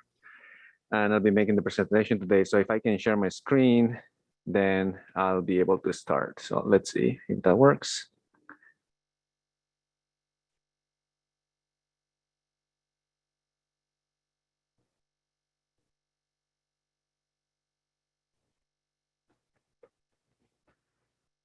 As indicated before, this is the presentation of the county financial forecast. And I just wanted to start by indicating that the forecast is not necessarily the same as a budget. A budget is a planning document that the county utilizes to allocate resources for the provision of services countywide, while the forecast is a tool that the county uses to start the budgeting process to give us an overview of where we are at a certain point in time, where we see the county is heading in the next few fiscal years, assuming that the same policies that are in place right now continue to be in place, and also assuming that the same level of service that has been provided by departments continues to be provided into the future without vacancies, vacancies being filled.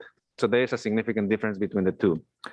With that, I'll just jump right into the presentation itself by thanking the departments for all their hard work on continuing to manage the county's budget, and also all the finance staff that provided information for this report to be possible, and also the budget analysts in the budget office. So this presentation will be broken down into a few different sections, starting with the general fund, which is one of the major funds that provide services to the community. Overall, the general fund is estimated for the current year estimate to end the year on a favorable result of $2.7 million for the current fiscal year. And that is thanks to the good financial management of many departments, and also the good existing financial policies that exist to continue to manage the county finances. However, as you will see later on the forecast years, you will see that we are actually anticipating some potential challenges beginning with fiscal year 22-23, 23-24, and so on and so forth, with the deficit growing to $18.2 million from 18.2 to 26.4 in the out years. And a lot of these cost deficits that are anticipated are a result of ongoing cost pressures that the county has been facing for many years, and those will be described in the following slides. One of those significant cost pressures that the county is going to continue to deal with is the rise in pension costs. And as you can see in the chart in front of you, you see that those have continued to grow over the years. When in fiscal year 15-16, the county was paying approximately $35.7 million in the general fund for that. And it is estimated that by the end of the current year, the county will be paying approximately $68 million for pension costs. That's almost double the cost. And then for next fiscal year, it's also anticipated to grow to 71 million, and so on and so forth. And the big picture of all of that, in addition to the ongoing pension costs, is that the county still has to contend and deal with the unfunded liability for pensions that continues to grow. Right now, as of the latest actuarial reports, that estimated cost for unfunded liability stands at $818 million. So it's a significant cost, although the county has taken some important steps to start addressing that, like the establishment of the 115 pension trust, and also the setting aside of funds as part of the ongoing budget for fiscal year 22-23. The county, when the recommended budget comes out, also we will have, as the budget office, some important action steps to continue to address that unfunded liability. But it's also important to note that at the state level, CalPERS continues to make changes to the discount rate. And as we know, the discount rate affects overall returns on investments for the pensions. And those changes that CalPERS is making is reducing the discount rate from 7% to 6.85% in the upcoming year. So that will also continue to affect the unfunded liability. In addition to the pension costs, also we continue to experience increased costs on health insurance. As you can see, in fiscal year 15-16, the cost for the county was approximately $46.9 million, but we're estimating by the end of this fiscal year, we will have spent approximately $60.9 million, so almost $61 million in health insurance costs. And it is important to note that for the current fiscal year, the growth from prior year is a significant, it's almost $8 million in growth. And that has to do also with the ongoing costs in premiums, but also the recently negotiated labor agreements with the different bargaining groups. And then for fiscal year 22-23, that health insurance cost is also projected to increase by approximately $6.9 million. That is because the health insurance premiums typically come on a calendar year. So half of the cost increase that will be experienced the current fiscal year by the end of June, and the other half will be experienced from July through the end of December. So that's why you see that significant cost. And after that, if everything works as planned, then those health insurance costs will be stabilized because, again, of the recently negotiated labor agreements and the structure on how they were structured. Another significant cost increase is also workers' compensation and general liability. Those also continue to increase. And I think that every time that we do a presentation, you see this ongoing trend of these costs continue to grow. So the county will have to develop an overall approach to ensure that we continue to address the ongoing growth on these general liability and workers' compensation cost drivers to ensure that we continue to stay viable financially as a county.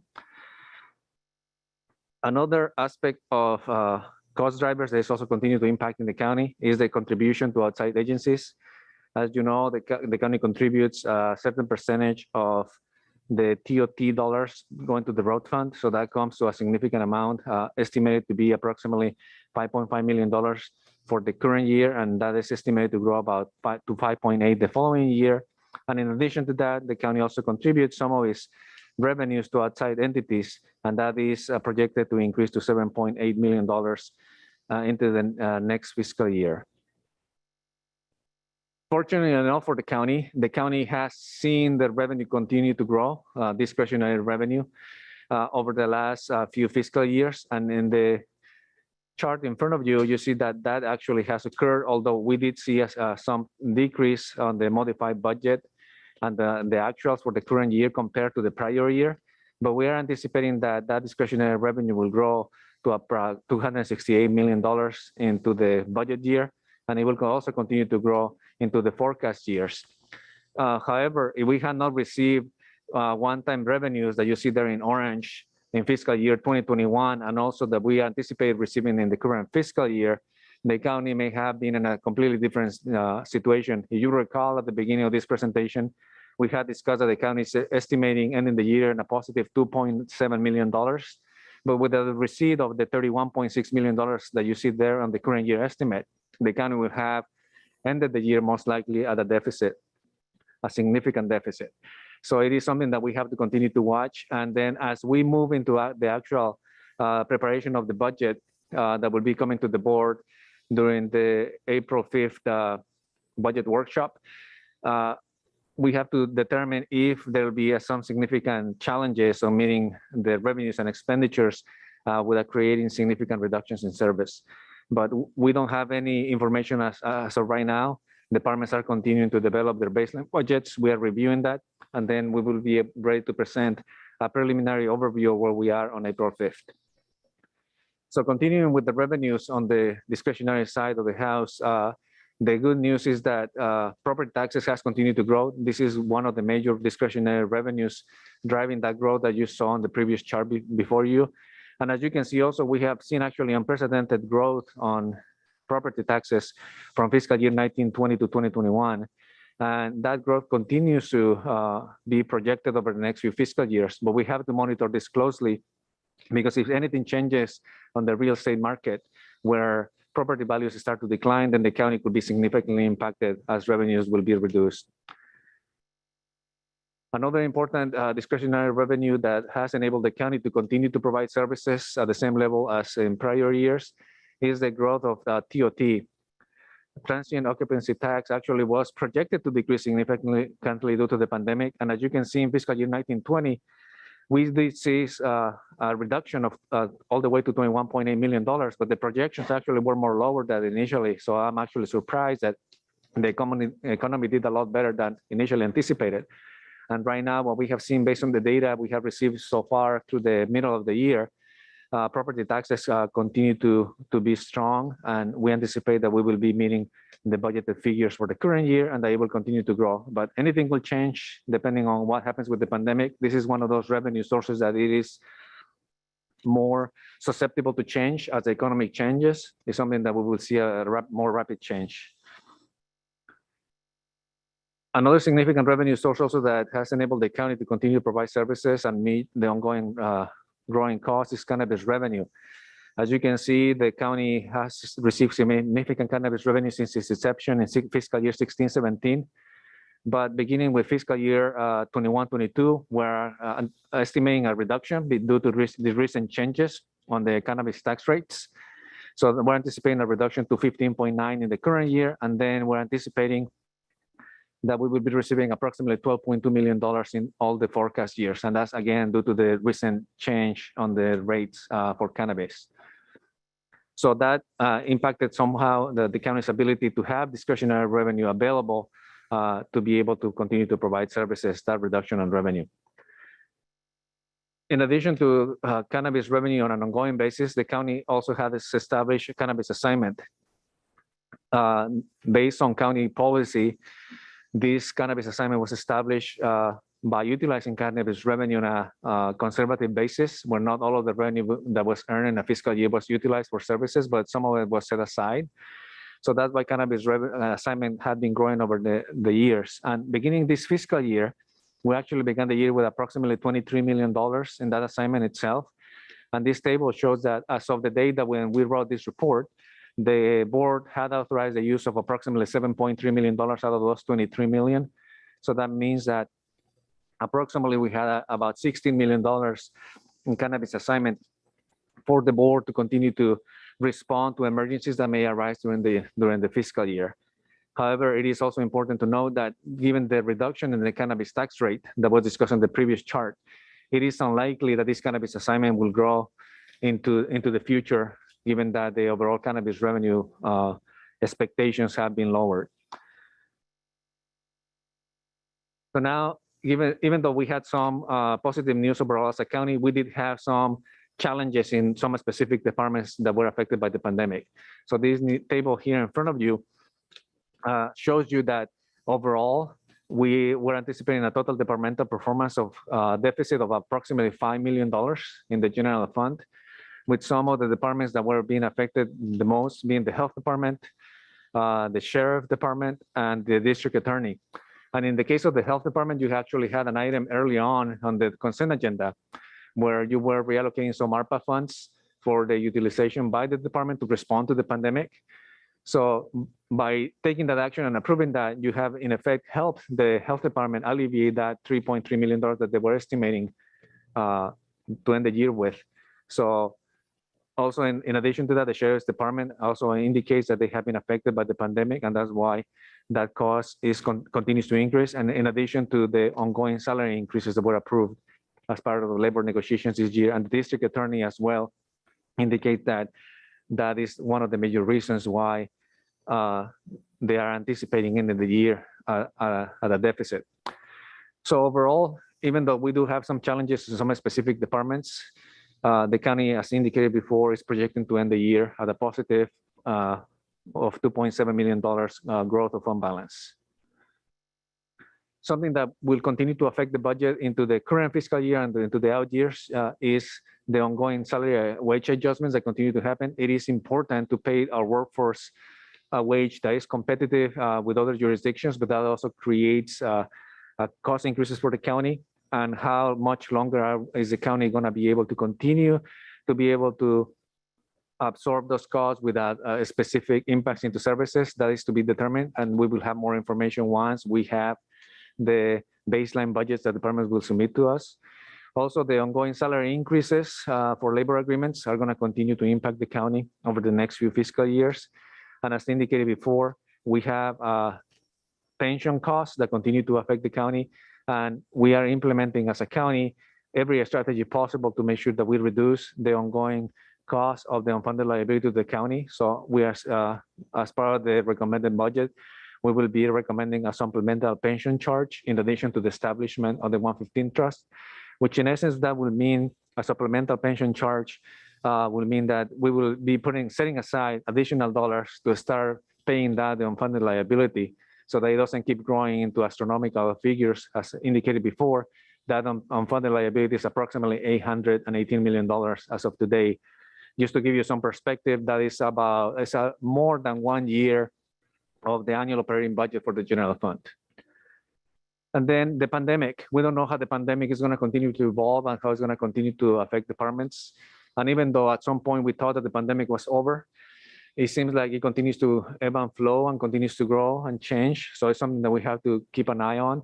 Fortunately enough, we still do have some ARPA funds that the Board of Supervisors cautiously approved on as a 3-year plan, so that we could continue to utilize those funds over a 3-year period and be able to respond to the pandemic. However, that ARPA revenue is going to continue to decrease beginning with next fiscal year. As you know, we utilized a large amount during fiscal year 2021.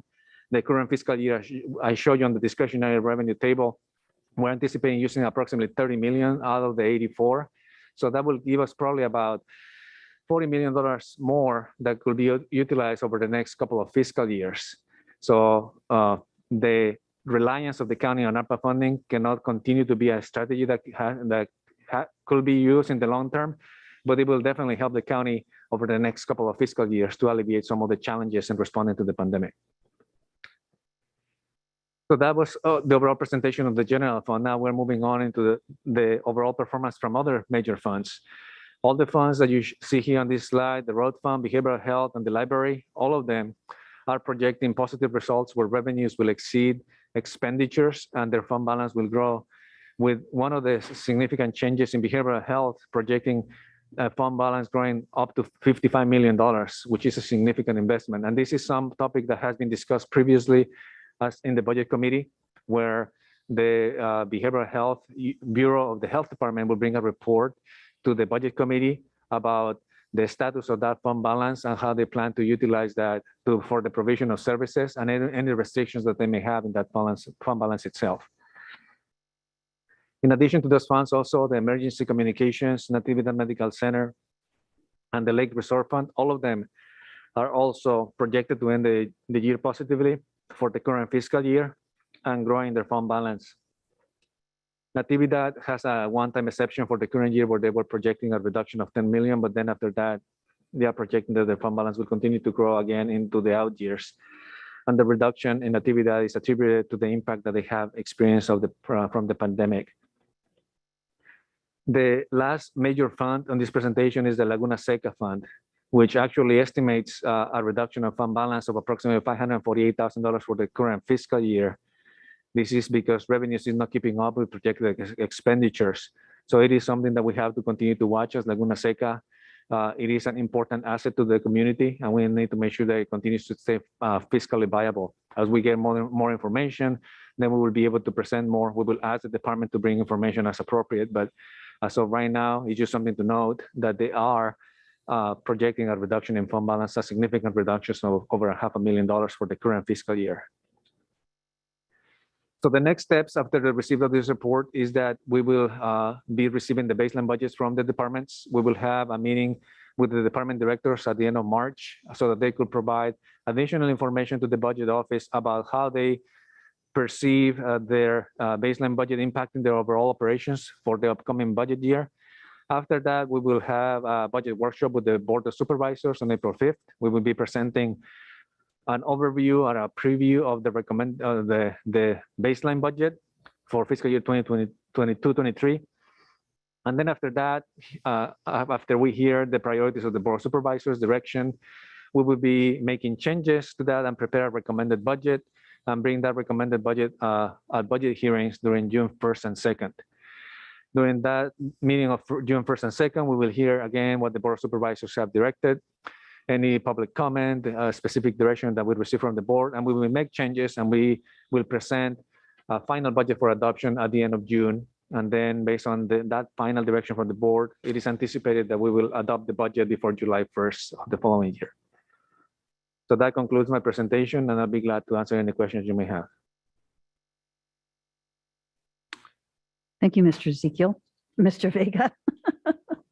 I noticed that I thought you did not mention the Lake Resort Fund when you were giving your presentation there, but I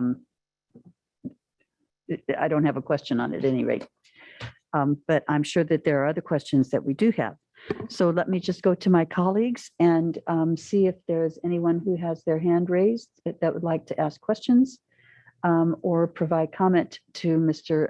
Vega at this point. I will look to see if Ms. Rudascu has any comments or questions at this point.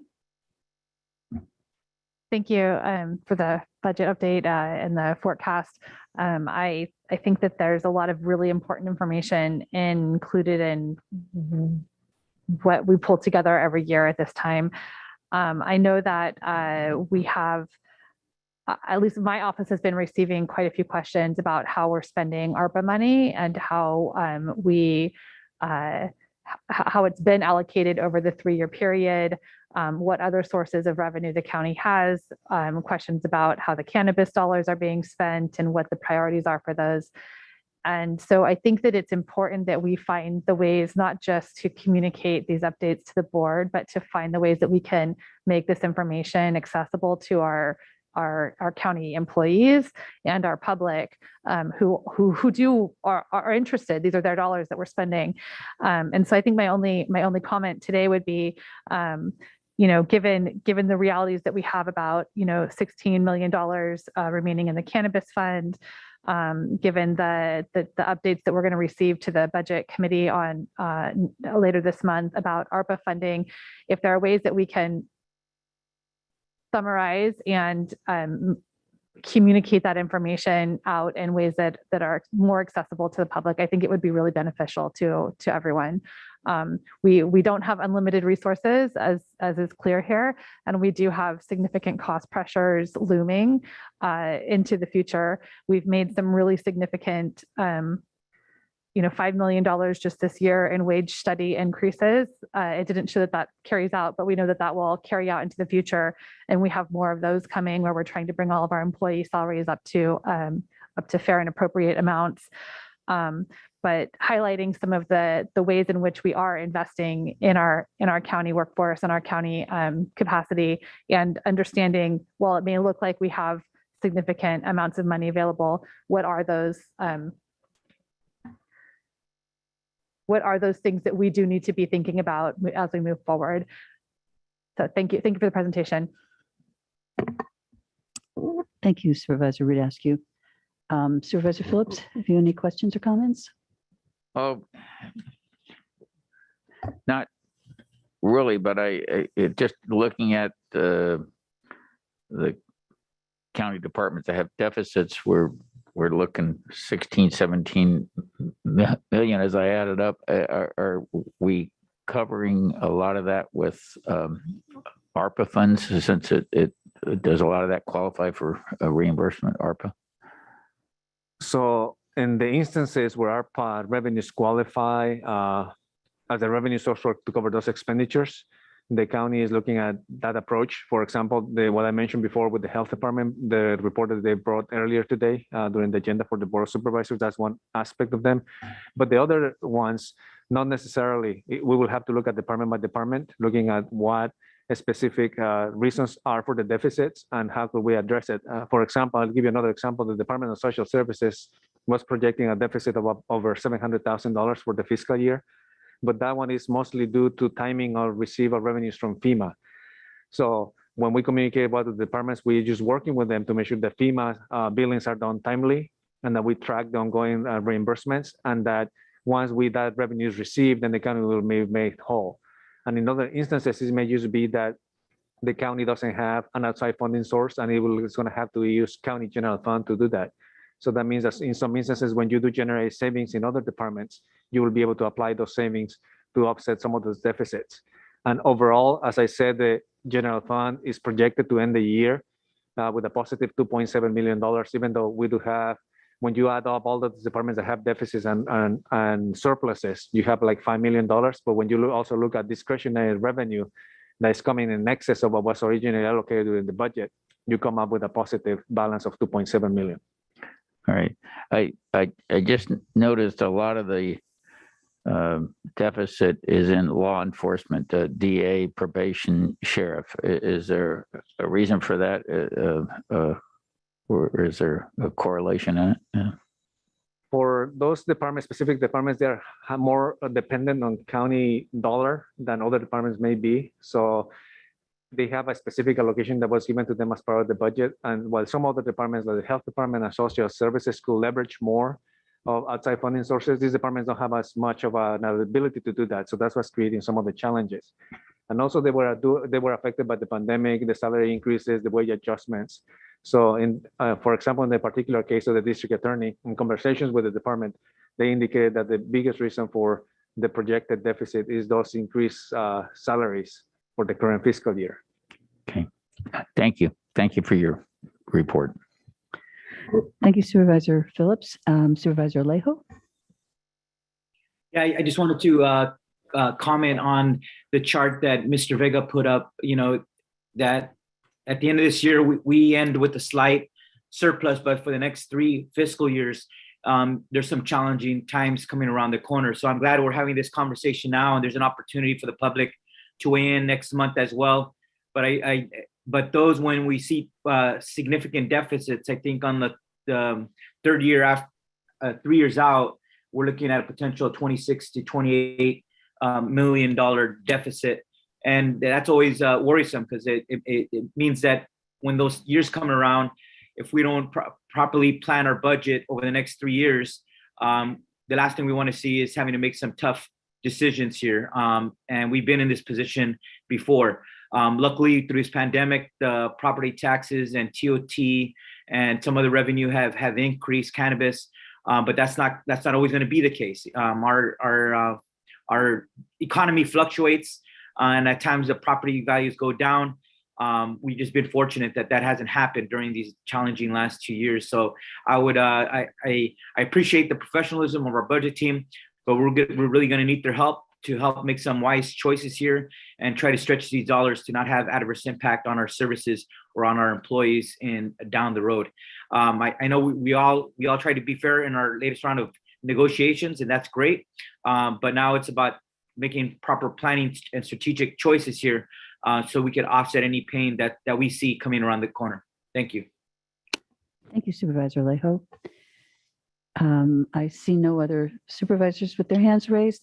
Before I make my own comments. Yes. I'm sorry, my hand's not working for some reason. I think I need to restart you my need a Zoom, but Band-Aid? just wanted to jump in and thank staff for this presentation. I've always appreciated this presentation more than any other because it really is sort of a gloves off, looking forward, true expectations. And I know that some of what was shared here today is going to be really helpful down the road in making those decisions, especially around some of the key discretionary funds. And so thank you for painting a realistic picture as we move forward. I think we have key decisions that need to be made, including some of the pieces that we talked about that are moving forward on consent that should be a budget. All these pieces are going to factor in because every dollar matters.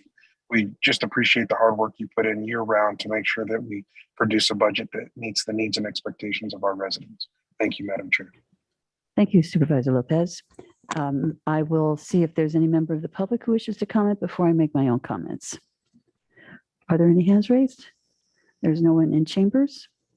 Okay, so yeah, I'm really happy to see such a great rebound in tourism and the TOT revenues. I think that's really great. And of course, property taxes have just really been a true help for us. There are other issues though that I am concerned about. And the TOT bounce back is offsetting some of the reduction in the cannabis tax revenues, which is really important, especially as we've decided already to lower the tax rate for this still young industry. I continue to be concerned about any assumptions or reliance on cannabis revenues for ongoing funding needs, given the changes that we continue to see in the market. The cannabis assignment account may not recover from the last 2 years of the pandemic, and we're not going to be able to have this fund for special needs in the long term. How likely is it that we will in fact get the reimbursement from FEMA for the money that was loaned out of the cannabis account? FEMA, unfortunately, is a type of revenue that is unrealistic to determine when it's going to come in. But what we can do is work with the departments specifically that are billing for FEMA and ensure that they do the billing timely and continue to monitor that. Sometimes the reimbursement for FEMA could take 2 to 3 years out, sometimes longer, depending on how back top they are with claims. But as departments continue to receive that revenue source, we will record it and make sure that if it's appropriate, ensure that some of that revenue goes back to the cannabis assignment. I wanted to ask you about that specifically because as we did this, we were given the commitment that the FEMA reimbursement would go back in the equal amounts to the cannabis assignment account. Do we still have that agreement? When the revenue comes in for those specific programs for cannabis was used, it should go back into the assignment. Thank you very much for that. That's good news to me. What troubles me the most, though, about the this report is that it forecasts the elimination of the cannabis assignment account. And while I totally understand that we never voted to provide the community with the programs they requested, when we held our community meetings around expenditures of this account, it's been our practice for years to use the cannabis assignment account for special projects that come before us as a board. As some examples, just recently, the Watsonville Hospital, the Farm Worker Resource Center, the Bookmobile, Laguna Seca projects, the Salinas Homeless Shelter, the Interlake Tunnel Spillway Modifications Project, the Whole Person Care Emergency Women's Shelter, the Veterans Affairs Stand Down, books and materials for the library, the Safe Parking Project, the Salinas Valley Promise Project. The first 5 programs, the Chinatown Outreach, the Prunedale Senior Center, the Salinas Soccer Park Complex, the membership for the Rural County Representatives of California, RCRC, the Lakes Fund Deficit, emergency funding for the food bank, the Veranda County Sanitation District unplanned operational issues, the sheriff's radios, the library bus, the bookmobile rather, some issues at Laguna Seca. I could go on and on and on about all of the different projects that we have been able to fund through this cannabis assignment account. And I want you to understand, this is really important. If this board does not send a message today to the budget department that we do not want to see the cannabis assignment account eliminated, in just a couple of years, it's going to be gone forever. And where will we get the funding for these types of special projects that we have been able to provide for our residents? Projects that we as a board have wanted to be able to propose. There is a very healthy reserve. And why should we as a board take the only funding that we have any kind of discretion over and allow it to be completely eliminated? Because the budget forecast indicates on page 8, and I checked this with Dwayne and it is correct, it's just going to be absorbed into the general fund. So we will no longer have any cannabis assignment account to be able to fund special projects. So my hope is that we as a board today will tell the budget department, which is what, if Dwayne said, if we have, the majority of the board feels that it's important for us to continue the cannabis assignment account, they will go back and they will revisit that so that we will be able to keep it. But we as a board must be able to transmit that information to the budget department now as we look forward to them completing the budget. So with that in mind, I'd like to see if there's any further comments from anyone. If anybody sees what I'm seeing, I've verified it with Dwayne. It is what I saw. We aren't going to have the account any longer unless we take action today to indicate that we do want to see our ability to continue with the cannabis assignment account for the kinds of projects that we've been able to do in the past. Supervisor Salejo. Yeah, I was going to say that this is not new. I think it came up last year also, that it was something staff recommended, but we decided to keep the account separate and ongoing as it is now. So I know they proposed it before, and it just it seems like it could be a recommendation coming from staff. But I think I'm also in agreement that it should continue as it has been, allowing the account to be separated. But I think all the things you mentioned prove the point that we're able to do a lot of things that we otherwise could not do. And some of those things are critical. They show the community that sometimes there were one-time things, which is great. And sometimes there were ongoing core county services. So it's been a combination of things, but I think each of those things listed, and I know there's a lot more, have been pivotal, especially during the last 2 years. But they show the community that we're funding things that otherwise we perhaps would not have the funding to be able to support. Thank you. Thank you, Supervisor Salejo. Supervisor Phillips? Yeah, if one District 1 and 5 agree on it, I don't want to disagree, but I I was never in favor of the cannabis account because I thought it was general fund money that should come in. But I've turned around, as you mentioned, it's about the only place where we can, except at budget time, we can really get in and look and where do we want to put some of this money. And we've used it in some really diverse ways. And we're not going to have the amounts coming in that we used to, especially with the prediction we're only going to be making 12 or 13 million, and it's costing us at least half of that to administer the project. So I agree. I'd like to see us maintain the cannabis account. Thank you, Supervisor Phillips. Supervisor Rudasky? Sorry. Oh, there he is. His hand is working. Thank you, Chris. Thank you. I'm back. Just wanted to, state that I'm also supportive of continuing to keep the cannabis fund operational. I think there's two separate issues here, though. One is whether we have a separate fund, and the other is whether or not we use those funds for ongoing typical costs, which we did vote as a board. I think that was a 4-1, where I stood alone on that one, unfortunately. So I think there's two different issues. The question here is those funds start to draw down, that we have to ask ourselves as a board. And I think having those drawn out for a conversation by staff would be good for perhaps the next budget meeting. Thank you, Supervisor Lopez. Supervisor Rudasky? Yeah, so I have a number of thoughts regarding the cannabis assignment. I mean, ultimately it is general fund dollars, and ultimately this board does have policy direction authority over general fund expenditures. And so what I hear the desire is, and what we've effectively been able to do as a board with the cannabis money, is retain that policy control over those dollars. And whether we're retaining that policy control over cannabis dollars, or whether we're asking to have a larger contingency from a policy perspective, having a larger contingency amount made available and built into the budget, I think that we're achieving similar outcomes. I just, as I break down sort of the how we get there, there's the policy side of what we're talking about, and then it's the how we get there. And if the cannabis assignment is the how we get there, I'm comfortable supporting keeping the cannabis assignment as the how we get there.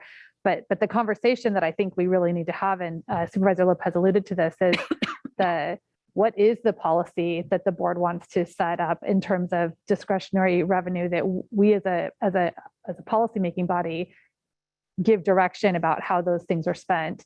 And is it more important to us as a policymaking body to be able to support one-time community expenditures and one-time community projects versus having those dollars be embedded within what we invest on a regular ongoing basis back into the county? And that's, for me, the big picture question that's before us as we have this conversation. And we can achieve it in a number of, I think there's a number of ways that you can develop policy to allow us to achieve either one of those goals. And I can see benefits to both. I think that first and foremost, my responsibility here is to ensure that our county mandates are being fully delivered upon, and that we're taking advantage of every dollar that we have to leverage state and other dollars to support our residents. So it's a long way to say, I think there's a policy conversation that needs to be had. And I think that it's important that when these policy issues come up, that budget staff is bringing them to the board as a policy discussion, and not just simply, again, embedding it into a recommendation. In this case, Supervisor Adams, as you're saying, it's, the 3-year budget forecast has a really significant policy question embedded into that wasn't ever called out specifically by staff. And I think that we need to have those things called out specifically and have time allocated to have the real conversation that's being asked of us. Well, I think that's exactly what we're doing here. Yes, it is what we're doing here. But my point being that it wasn't called, like, this is a huge issue. It's a huge question for us to talk about.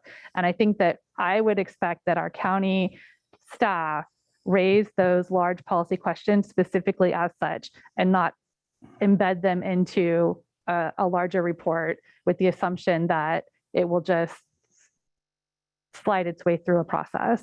And so for me, that's the bigger issue that we need to figure out how to talk about within the context of this conversation. Thank you. Mr. Vega, you have your hand raised. Yes, and I believe that Mr. Woods has had his hand raised before me, so he may be making some of the same comments I'm making. So you may, I'll yield my time to Mr. Woods first. Thank you. We don't put you on a timer. Thank you. Thank you, Chair Adams. Members of the board, Dwayne Woods, County Administrative Office. I just want to make sure, and I think Supervisor Lopez kind of sketched it out properly. I just want to make sure it's known. The cannabis assignment isn't going to go away. If the funds are expended, there'll be no money in the assignment. And the point is that now that the taxes have been lowered, and last year a policy decision was made by the board, as Supervisor Lopez indicated, that we place just upwards of $12 million of cannabis revenue in the baseline. And now that the cannabis revenue has been reduced, it's only going to be estimated right about that 12 million. So now it's already in the baseline.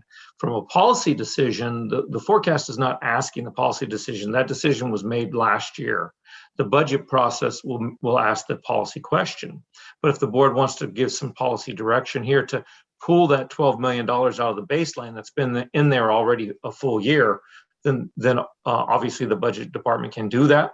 I just want to make sure that the board has a full understanding that that will reduce core programs that are already using that on an ongoing basis, and it will cause reductions this year without a doubt, because the other revenue streams, although they've grown, they've not grown enough to cover $12 million of pulling out of baseline. So I just wanted to make sure that was clear to the board.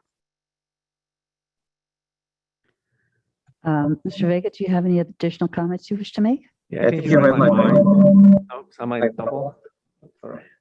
I unmuted myself on the other side. I apologize for that.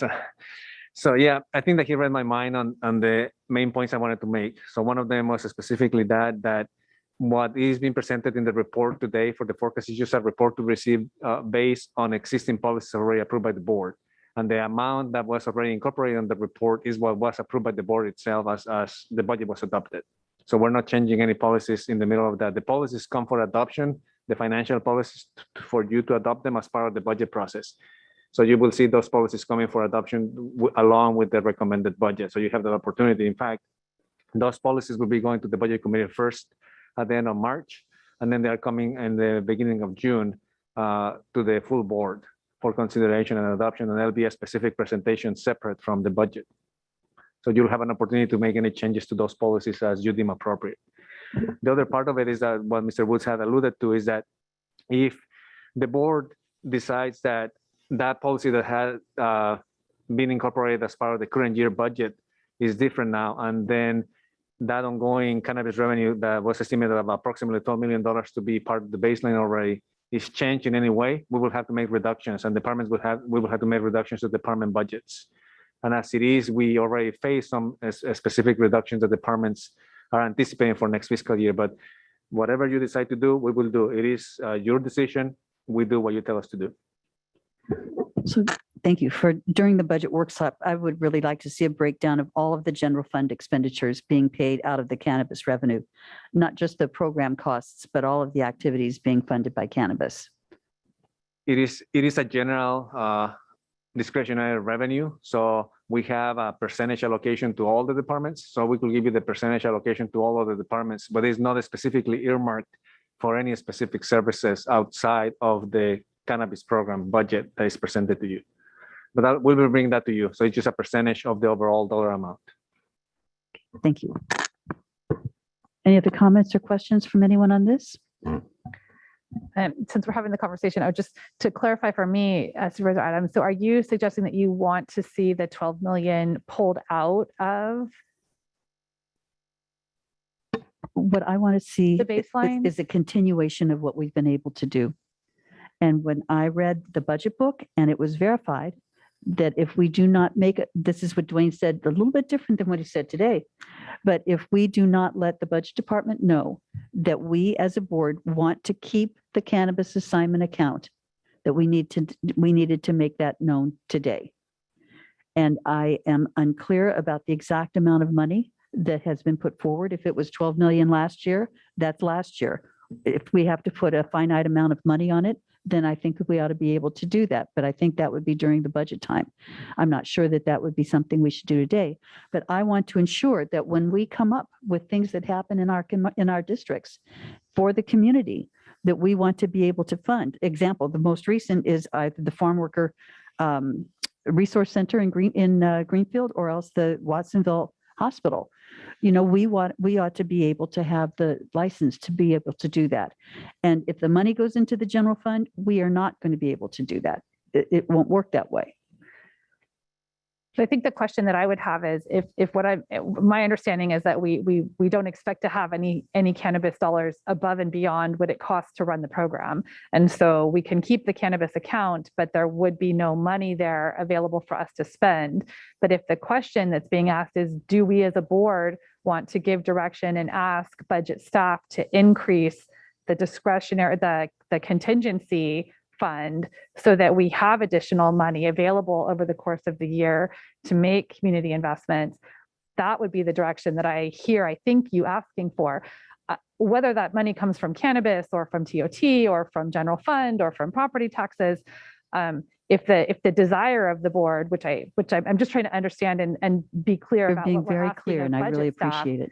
If we want additional contingency funds, we normally fund our contingency at a certain percentage of the total general fund, correct? Correct. It's 1% right now. Okay, so our contingency is currently funded via policy at 1% of the general fund.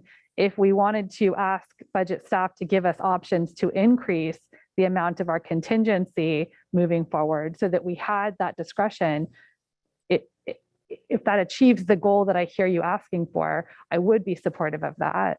Or would be supportive of getting some more information about what that would look like and how we could structure that. But I don't know that that's directly related to the cannabis contingency question. But I think it's the outcome that we want to be able to maintain, if I'm hearing everyone correctly. Any other? Thank you very much. That's exactly it. Thank you. Chris? Yeah, I just heard one, sorry, not to step in, Wendy, but there was one misstatement there that I just want to make sure we're clear on, and that is the program only costs $3.5 million to run. The other $8.5 million, or roughly $8 million, is not supporting the cannabis program. It's supporting other general fund departments. And so I just want everyone to be crystal clear on that. And that was a policy decision the board made over a year ago. And it was an ongoing commitment out of that to the departments based on their needs at the time. So again, that was the vote that was hard for me to take. So I'm just wanting to be crystal clear on that. Thank you. So do you feel like you have some idea of where it is that we want to go? At this point, I haven't heard specifically that you want to make any changes. And obviously, today, the action that we are hearing today is just the receipt of the report for the forecast. If you want to provide any specific policy direction, I'll defer to County Council as to how that has to take place. But from what I have heard so far, I don't have a specific direction from the board on how to approach the cannabis assignment overall or the establishment of an additional contingency.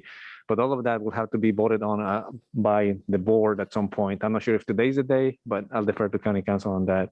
And just before he provides that input, just want to make sure that whatever decision you make, if you make any type of decision about either increasing the contingency percentage as a percentage of the total general fund revenues, or you make a decision of only allocating part of the $12.2 million as ongoing discretionary revenue and then setting aside some of that as one-time discretionary for the board to use for emergencies. The overall effect is that will be the same for departments, is that they will have to reduce core services because all that discretionary revenue as of today, based on the existing policy that the board has approved, has been already allocated to departments, and they have submitted their baseline based on those estimates. So if we reduce the amount by $1 million, $5 million, whatever that amount may be, we are going to have to make a reduction on available revenue to departments. Do you know, I'm sorry, but I cannot help but feel that if this were put forward to the department directors, those people who work on the budget, and they looked at what we have been able to fund through the cannabis assignment account, and they were able to look at their budgets, I bet you 2 to 1 that there would be some reduction that each of them would be able to pull from their budgets to be able to ensure that this kind of work would continue. But I don't think we ever asked them that to do that. I think that will be up to the departments to answer, and that's if the board provides us that direction, we'll go in that direction, and that's what the board decides to do. So, Chair, if I might suggest, I think it is appropriate for the board, in light of the presentation today, to give some direction to staff. I might recommend, rather than giving specific direction to do something, ask staff to present options on the treatment of the contingency, options on treatment of the cannabis assignment, so that you can see the full effect of what has been discussed. I must say, speaking for myself, I can't cut anything, or else you're all going to not get my services. So if the dollars that are currently assigned to general fund departments as part of their budget, I can't take any more cuts.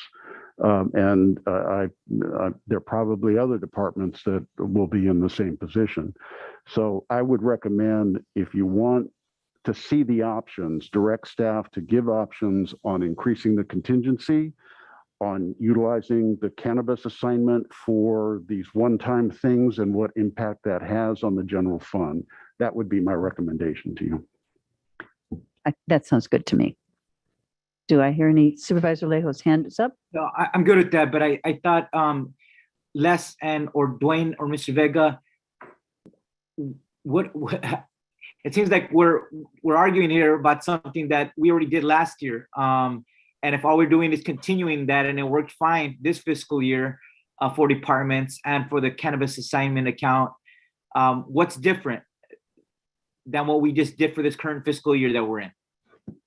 Or are we just continuing it? For my part, Supervisor, the fact is the forecast for next fiscal year is a reduction in cannabis revenue, and that is driving this discussion.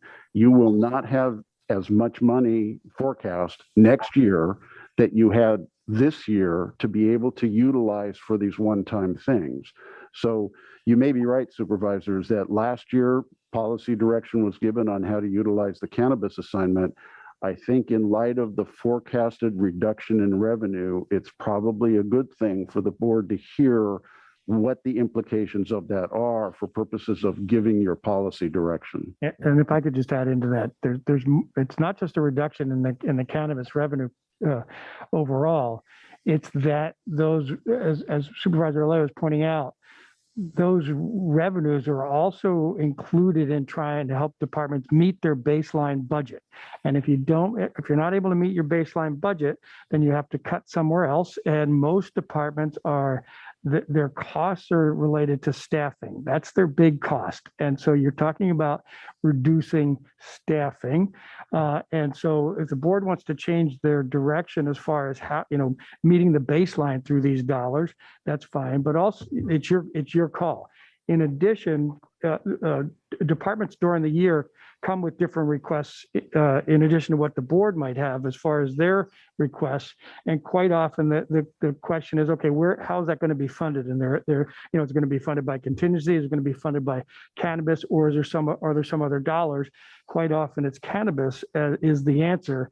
And if the board is saying, don't ever bring those as far as operational requests from departments, don't ever put cannabis as the funding source, as far as operationals as opposed to the one time.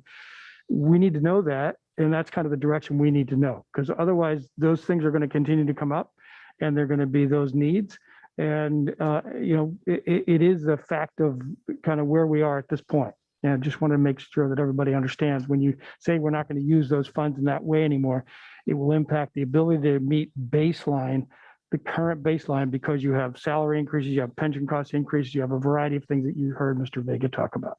Right. So, and at our last budget meeting, we didn't have numbers of what has been collected from cannabis in the first 2 quarters. Those were due at the end of January, I believe. So we haven't, I think our next budget meeting was to get an exact amount about what's been collected the first half of the year. although we can't expect the second half, the last 2 quarters, to be a reduction because of the decrease in taxation levels. But what also we have out there, and as Mr. Vega brought this up, we divided up the $84 million in ARPA funding over 3 years. We budgeted this current fiscal year to spend 56 million of that. We don't know yet what's going to be carried over of unspent money in ARPA, and we already know that $3 million from last year came forward, and it was being proposed to use for future radios. We decided not to spend that way. We pulled that from the budget. So there is some other money that's out there from ARPA funding that at the end of this fiscal year, which will be 3.5 months from now, we will know what's going to be carried over. But we did in the second year budget 17 million from that 84 million, and then we budgeted 11 million to be spent in the third year from the $84 million. So we do have those amounts still out there. So when they give these presentations, it also doesn't have all the revenue streams that are still out there that could potentially be used to offset some of the reduction in cannabis revenue being generated in the last 2 quarters. Thank you for that illumination. I think we have, is there a clear decision at this point to move forward with what County Council has brought forward? I'm not seeing, Luis, is your hand legacy at this point? There we go. Thank you. Okay, so my expectation is then that that's what we'll do. The thing that has troubled me so much, though, was the statement on page 8 in the report that said that the cannabis funds will be absorbed into the general fund. And that in pursuing that with Dwayne, he said, yes, that's the way it's going to be. And there won't be a cannabis assignment account any longer. So it sounds as if that will not be the case now. And I'm very, well, we'll take a look at options. And thank you, Luis, for pointing out the additional ARPA funds that are out there and the other revenue sources as well. With that, I think that we will recess to back into closed session and return to the Monterey County Board of Supervisors at 1:30. Thank you.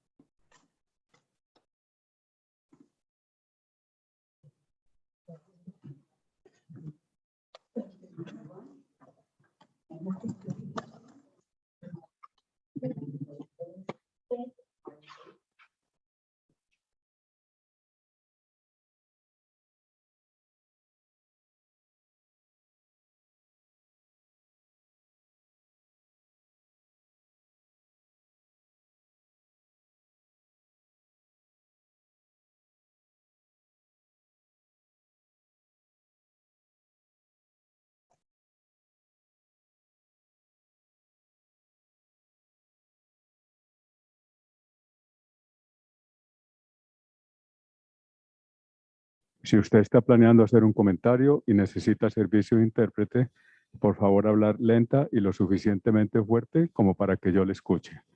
Luego hacer una pausa al final de sus oraciones para asegurarse de que tengo la oportunidad de interpretar. Muchas gracias. Thank you, Mr. Salas. And now we're going to start off our afternoon with a presentation by Citygate Associates, LLC, of the report entitled Organizational Review of the Current Cannabis Program, County of Monterey. And we have with us our County Administrative Office, a County Administrative Officer, Nick Chulos, who's going to lead the presentation. Thank you. Thank you, Madam Chair and board members. We're very pleased to be before you this afternoon to present the Citygate report on the cannabis organization structure. And just a couple of opening comments. This review was initiated by really in response to a referral that Supervisor Phillips brought to the board in July of 2021 and the board endorsed. We moved forward starting in the fall of that year. And I'm going to quote just briefly from the referral, which was to consider review of cannabis programs efficiencies, particularly processes for permit review and compliance inspections. Goes on to say that insignificant progress has been made in terms of permit processing, and that staff funded by the cannabis review revenue should report to the cannabis program manager to expedite permit processing. Just a little background, in 2016, 2017, the county initiated the cannabis program. It's been very successful in a lot of ways, a lot of hard work by the board members, the cannabis committee, the departments that are involved in the program, and the program manager, Joanne Iwamoto. Very excellent work in an area where there's been no playbook. There was no roadmap to how to do this. I would say that the successes of the program are that we have a very strong cannabis business operation in Monterey County, one of the leading ones in the state, and that the revenue that is generated by the cannabis general tax has been significant. It's a significant source of revenue to the county. It's allowed the board to fund a number of community identified programs of very critical nature. And there are challenges, and that's really what this report speaks to in a lot of ways. The challenge really has been getting the applicants through the permitting process and some of the internal reporting relationships that either facilitate or make that kind of processing more difficult. And, you know, the board, as I said, the board has been highly supportive of the cannabis industry in general. It's a very significant source of our local economy. After receiving the referral and looking at our options of how to proceed on this, we selected Citygate Associates to do the report that you have before you today.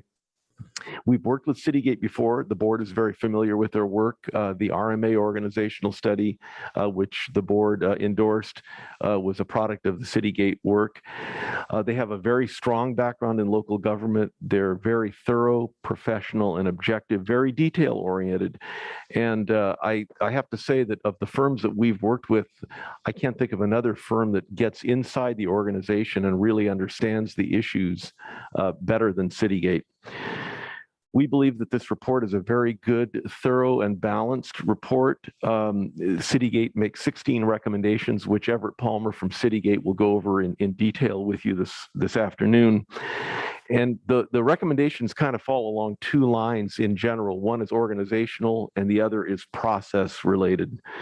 The recommendations are really designed to improve the organizational structure, provide a path to expeditiously get permits through the process in the cannabis operational world, and to clearly separate permitting from policy work in terms of the organization structure. So what we're going to recommend, Madam Chair, this afternoon is that you receive the presentation from Everett Palmer from Citygate for the board to engage in discussion and questions and get public input and any departmental input that you wish to receive. And at the end of this discussion, direct staff to proceed along the lines to either, to evaluate your input and report back, or to come back with an implementation plan. But a lot of this will really depend on how the board's discussion goes this afternoon and what areas of the report you'd like us to focus on next, or perhaps the whole report. But with that, and I'd like to thank at the outset the two principal departments or functions in the county that are very involved in this program. There are many: treasurer, tax collector, the district attorney, the sheriff, the auditor controller. But the Joanne Iwamoto, who's the cannabis program manager in the CAO's office, and Eric Lundquist, who is the HCD director, are pivotal figures in this whole discussion, and their hard work is absolutely to be recognized this afternoon. So with that, Madam Chair, I would turn it back to you, and then eventually to Mr. Palmer for the presentation. Thank you. Before we start, are there any board members who wish to make any comments before we have Mr. Palmer's presentation? Seeing none, I think we will go directly into the presentation.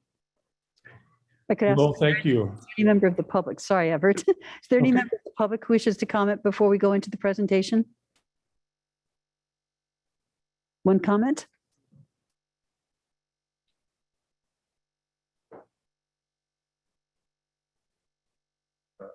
Wanted to say I'm Mark Ainsworth from Bowl Farms here in the county and the city. I have to say that this report is probably one of the best ones I've seen done that actually has the temperature of what's going on in California cannabis right now. So great job by them putting this together. And we definitely are grateful for the stewardship of the program by Joanne. She's been a tremendous help. And I think, everybody's had their host of issues getting through permitting, and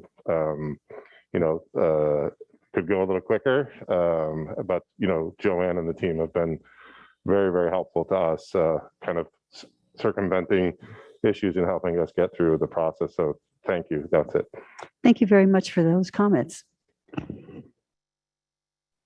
Okay, seeing no one else coming forward. Chair, there are 2 Zoom hands raised, or several now. And Chair, just a point of order, is this the public comment opportunity for this item, or will there be another opportunity for public comment? There'll be another opportunity after the presentation. This was just a comment. Anyone interested in making a comment before the presentation? Hands are down?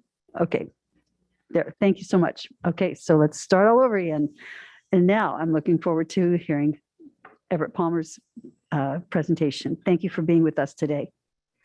Well, thank you, and good afternoon, Chair Adams and members of the board. It's good to be before you again. As you recall, we were together last July of 2020, I think it was, when we did an extensive review of the RMA. I have a presentation for you today that, if you'll permit me, I'll just take a minute here and share this screen. We will be going over our recommendations regarding our organizational review of the cannabis program. And just before I do that, just a very quick introduction. I had 2 colleagues on this project with me, Dave DeRoos, who is our company president, and Andy Green, who's our fiscal specialist, who's also on the call. And thanks to Mr. Chulos for the great introduction. We enjoy doing projects in Monterey County. In our 30 years of doing business, we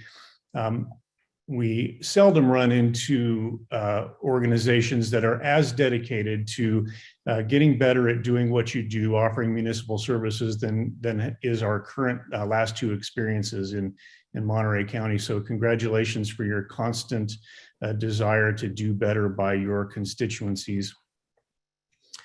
So we are here today to talk about referral 2021-12, and these are your words, so I don't need to spend a whole lot of time on them. But this was the impetus for our examination, and taking very seriously your commentary with regard to trying to get to the bottom of improving services to the cannabis industry, and in particular to cannabis permittees. Now, before I get started in this too deeply, I do want to say that in our experience, when reviewing reports like this, it's very common for stakeholders across the broad spectrum to look for those upon which to place blame for poor results in anything that we might be examining. And it's also pretty common for employees within those systems to feel a little bit defensive under what at times may seem like withering criticism And that's not what we're here for. Citygate is here neither to place blame on any particular individuals or be overly critical of past actions. And we do understand, having spent quite a bit of time talking with the staff, that your staff has been working hard to serve the cannabis industry, and as a result, has established a very good rapport with permit applicants and with permittees, as evidenced by the comment you just heard just moments ago. So we are impressed with the amount of work that's gone into this. Our view here is really to find a way forward by examining the organizational and procedural systems within which these employees work, and try and find new procedures and new organizational structures that might create efficiencies and improve overall results in permitting. So specifically during our review, we looked at the regulatory environment, we looked at the budgets, expenditures, organizational structures, both formal and informal, staffing, permitting, and comparable best practices amongst other like organizations that permit cannabis within their local jurisdictions. And we did all of this in the context of the recent RMA study, because we know a great deal and probably the most complex and often time-consuming portions of cannabis permitting do relate to the land use permitting process. And so we build upon the work that we did previously in the RMA study, and we'll talk about that a little bit in more detail. So if I were to say if there were three themes that I'd like you to be thinking about as we run through this presentation, it's really that what we seek to do is improve the county's service to the cannabis industry by, number one, increasing the collaboration with the industry and increasing the activities surrounding the economic development benefits of the cannabis industry within the county. And number two, by improving the conditions within which the cannabis industry is permitted to conduct business in the county, to deal with the permitting processes per se. And number three, by improving the amount of information that transfers from the staff to the policymakers, so that you can have better information upon which to base future policy changes, if any, within the cannabis system within the county. So you have the report. It was attached to the agenda, and it just in summary, the report framework looks like this. We're going to be concentrating today, just in the interest of your time and keeping the meeting as brief and concise as possible. We'll be really concentrating on sections 3 and 4 in this report, and that is wherein our recommendations are contained. As Mr. Chulos pointed out earlier, we do make 16 recommendations, 3 of which are organizational and 13 of which are procedural in nature.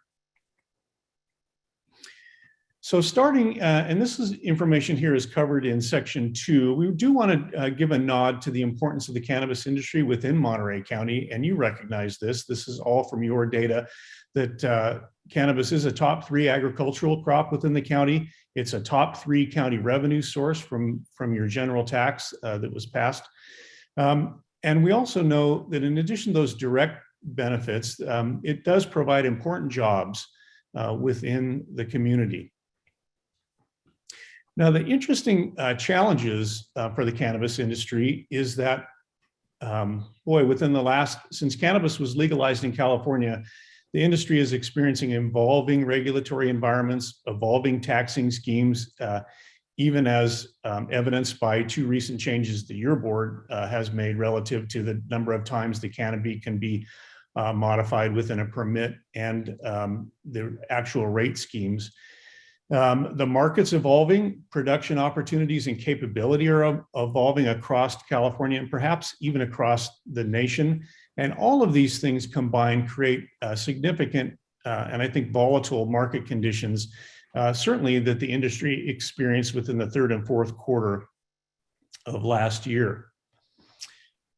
So when we really dug into the cannabis permitting operation and how the industry is working within the regulated market within Monterey County, we recognize that each and every potential cannabis applicant really has 2 unique identities. One is a regulated market participant. They are producing their crop and distributing and processing and selling their crop within a regulated market that was created by a really complex system of California statutes, both rulemaking and voter approved initiatives and local initiatives in Monterey County. And part of that regulated market requires permittees to apply for a cannabis business permit. And so these are really two identities that we believe require two organizational responses and product deliveries by the county. And what I mean by that is when you look at how the county might respond to a market participant versus a permit applicant, and to receive the benefits that the cannabis industry provides to the county, you have very distinct differences. One would be encouraging through economic development activities, and the other one is regulating through your permit processes. So promoting versus managing, developing strategies versus processing transactions, developing policies that will impact the industry and improve circumstances within this industry in the future versus, developing procedures to implement those policies. And certainly one is future focused versus one is very acute and today focused. So responding to these industry roles, these are in section 3 and 4 of your report. Section 3 begins on page 27 if you're thumbing through the report on your way through, and section 4 is on page 47. And when we looked at how to recommend that the county serve the industry in their two roles, what we really did was we dug into the client's identities and roles and what products were being delivered within each one of those identities. We sought to understand the accountability structures relative to how processes will work, what professions and career ladders were involved in each one of those, serving each one of those identities, understanding the current organization, which we did spend a great bit of time with in 2020 relative to the RMA study, understanding your cultural norms, and then understanding the overall local and state regulatory environment within which the cannabis industry works. Now, this is a very simplified chart, and it's really designed to just highlight the staffing pattern and the hierarchy within the cannabis program in general, because that'll be important when you see our recommendation on how we're looking to modify the organization in order to respond to these identities. And you can see here that there are a number of staff members directly reporting to the cannabis program, and then the collaborative relationships that exist between the cannabis program and Housing and Community Development, the Health Department, and several other departments. This is just representative. It's not designed to be completely inclusive. That it takes to actually support the cannabis industry within the county. And we take all this information and we run it through a little organizational science filter here that really looks at how one responds to a particular stimulus within an industry and how one might organize around that. And you can see here, this is any combination of understanding the functions, the geography, the customers, and the product being delivered is how we go about analyzing how to organize around a particular process. This is the same filter that we ran the RMA through when we recommended that the RMA be split up between the housing and community development functions and kind of the public infrastructure functions of public works and parks, along the lines that you see in your organization today. So based on that filter, our recommendation number 1 is to split the cannabis program in between two particular functions, one of which is serving the cannabis market participant. And we understand that there's been significant progress and great rapport developed between the cannabis program and the cannabis industry, and we applaud that and we promote it. And what we're seeking to do here is continue to strengthen that and really have the cannabis program focused on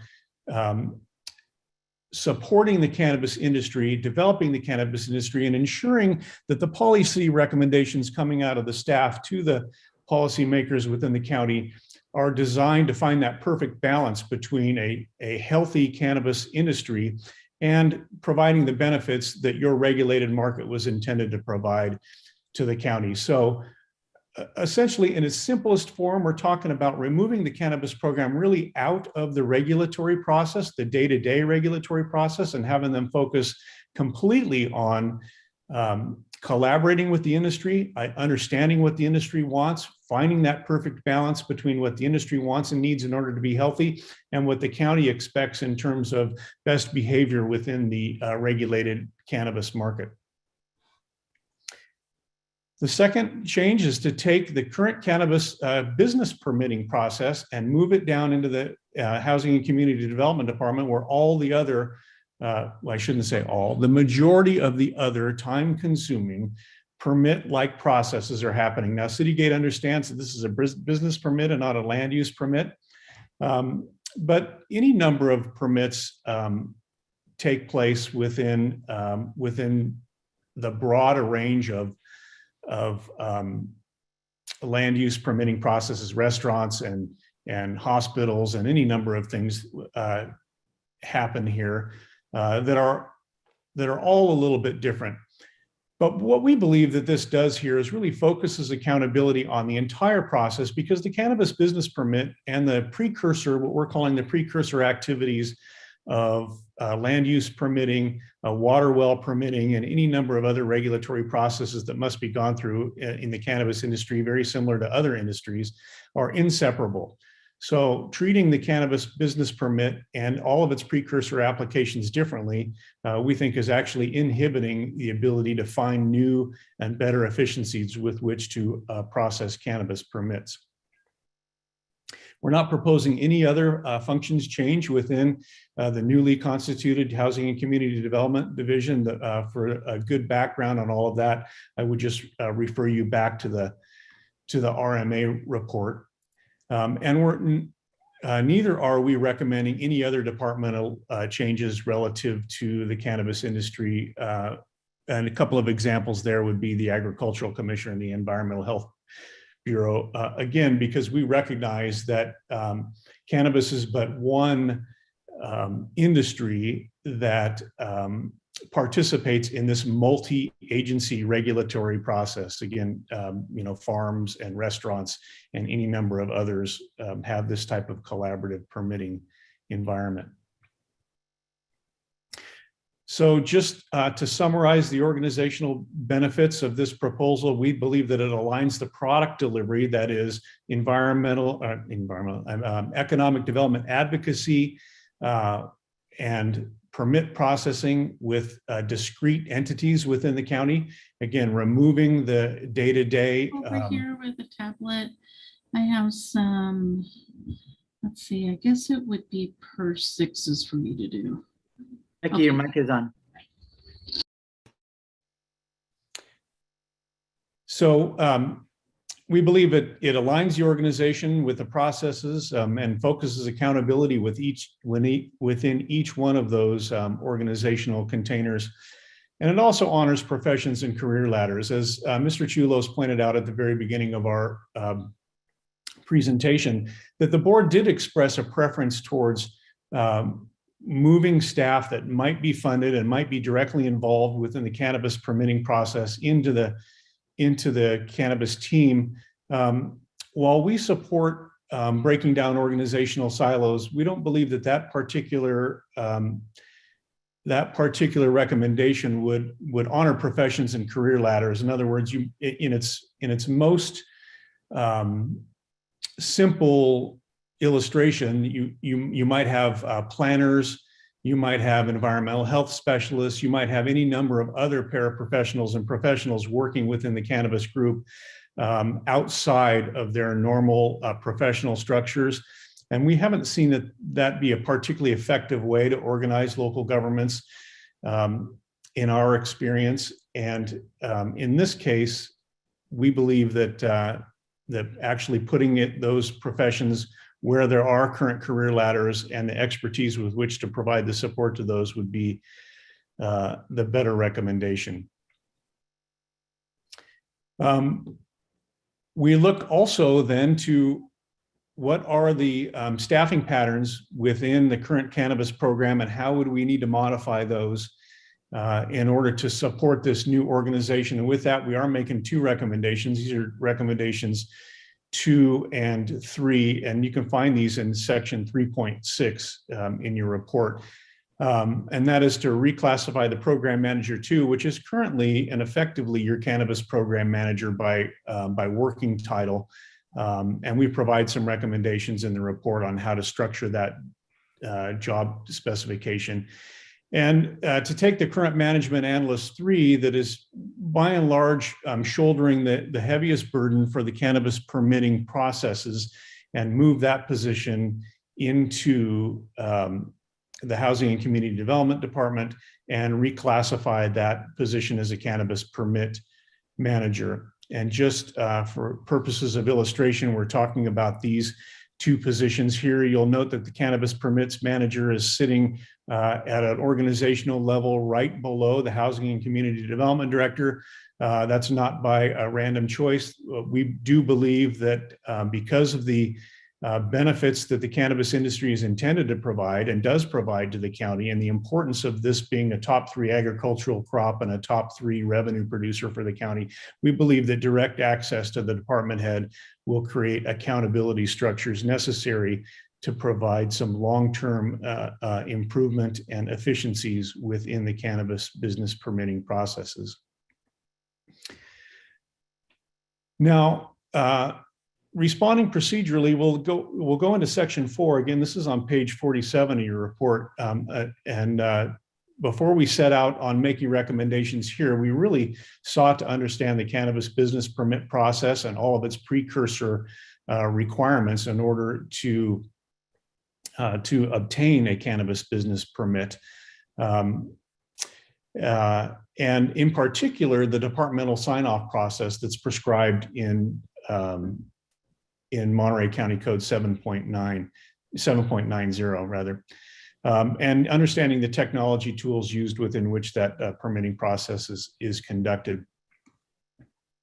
So knowing again that recommendation number 4 is that that we are referring back to our RMA study, and we ask Housing and Community Development to just be sure that that the recommendations made in that report, particularly those relative to the planning and the building processes, and in some lesser degree code enforcement processes, are continue to be implemented, because at times, and you'll see on figure 5 in your report, and that's on page 48, we note, as does your directors in the room with you there, that oftentimes, and most significantly, the land use processes are among the most complex and the most time-consuming requirements relative to getting a cannabis business permit.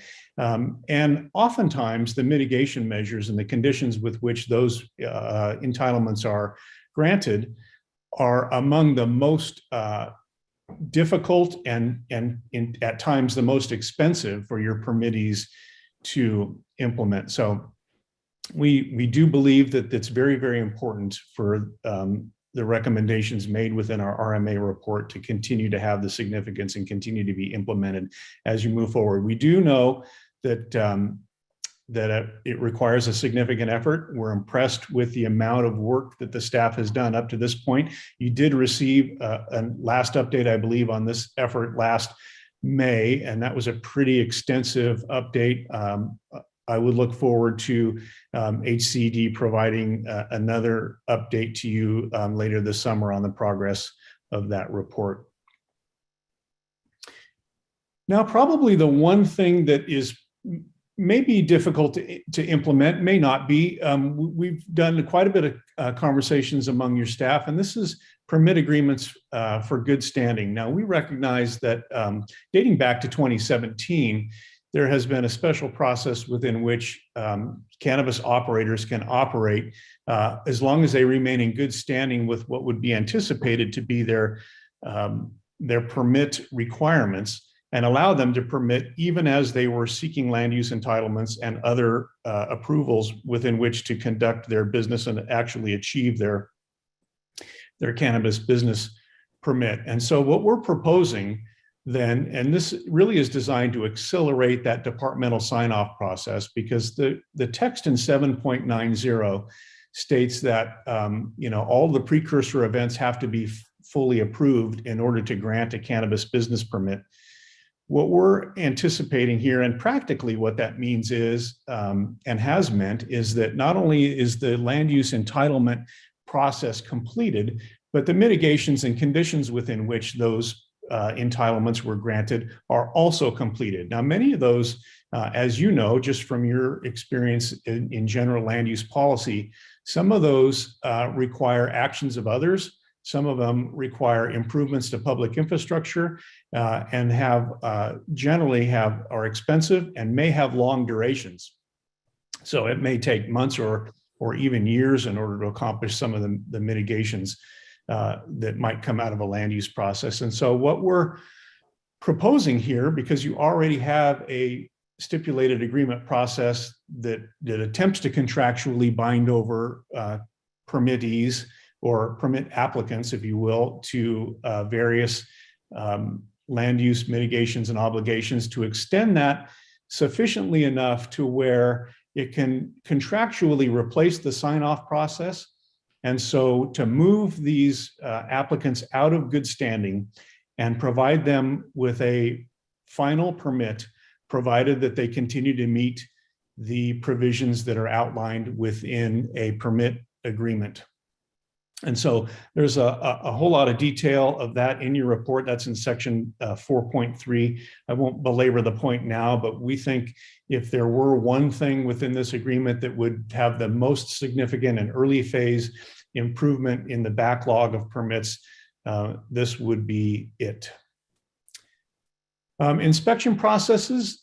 This is recommendation 6. We recognize that there's been a considerable improvement largely as a result of staff's work and possibly as a result of the pilot program that was implemented back just, I believe, prior to the issuance of the referral, in how the inspections are coordinated and conducted. And recommendation 6 doesn't deal with that so much in that regard, but just ask the county to look forward, because we believe that the inspection requirements for initial permitting versus operational inspections for renewals and continuing operations of cannabis permittees are going to be significantly different.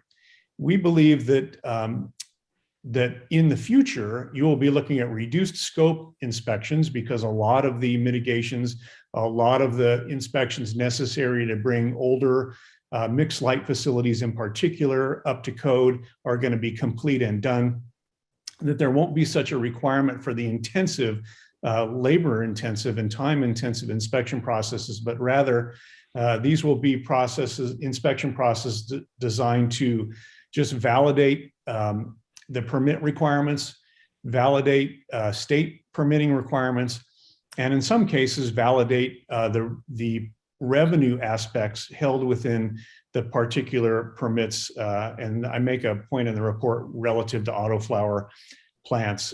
So I wouldn't want anybody to think that we're suggesting to increase the duration, increase the scope and the frequency of inspections in the same manner that inspections are being conducted today, because we just don't believe that future inspections will be of the same intensity.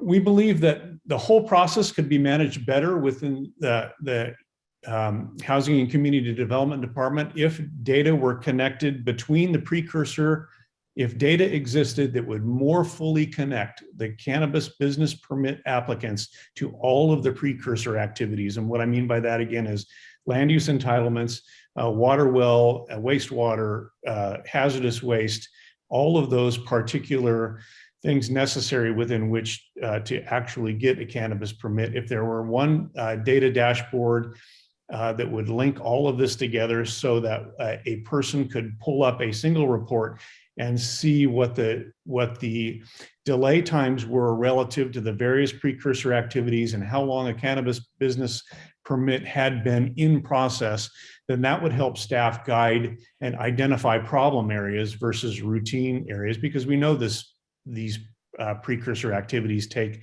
a certain amount of time and effort, but it would help them guide them towards problem areas and help them focus their intervention efforts on those permits that would most likely benefit from management intervention. We also recognize that in our experience, this may require a considerable amount of data cleanup and build out of the cannabis permitting module. We do believe that all of that is underway now. We started with staff to try and develop this report. And given workloads and the difficulty with which that effort ran into relative to the cannabis permitting module not being complete, we just thought no reason to keep chasing that today, but we do believe that that's a valuable recommendation and one that would benefit the staff greatly. Now, we do make some fiscal management recommendations, and I won't spend a whole lot of time on these. You can find these really starting at in section 4 at 4.6. And these have to do with training on fiscal operations, information sharing amongst all the collaborative groups, the auditor, controller, the tax collector, the cannabis program, housing and community development, the DA, the sheriff. You've seen how this program works.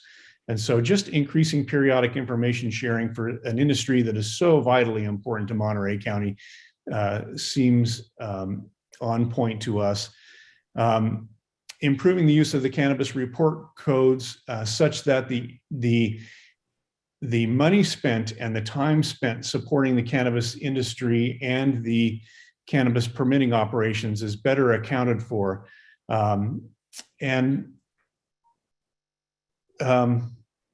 Leading to really a potential increase in the cannabis tax revenue available for discretionary projects. I can't tell you how much, but we do believe a better effort should be made to reconcile those fee-based activities and cannabis fund contributions. And when I say fee-based activities, there are a number of department functions that do collect fees for their services, Environmental Health Bureau being one, Agricultural Commissioner being another, that also receive some level of cannabis fund contributions. And having a solid accounting effort that reconciles these fees and cannabis fund contributions might contribute to the board and the policymakers having additional cannabis assignment funds available, not to support the permitting process, but to provide some of the benefits that I know the community was looking forward to when you passed your general tax to begin with. And those could include, and I don't have to rehearse these in general for you, but improvements to parks, improvements to transportation thoroughfares, and any number of other general benefits to the community that you and your board may aspire to.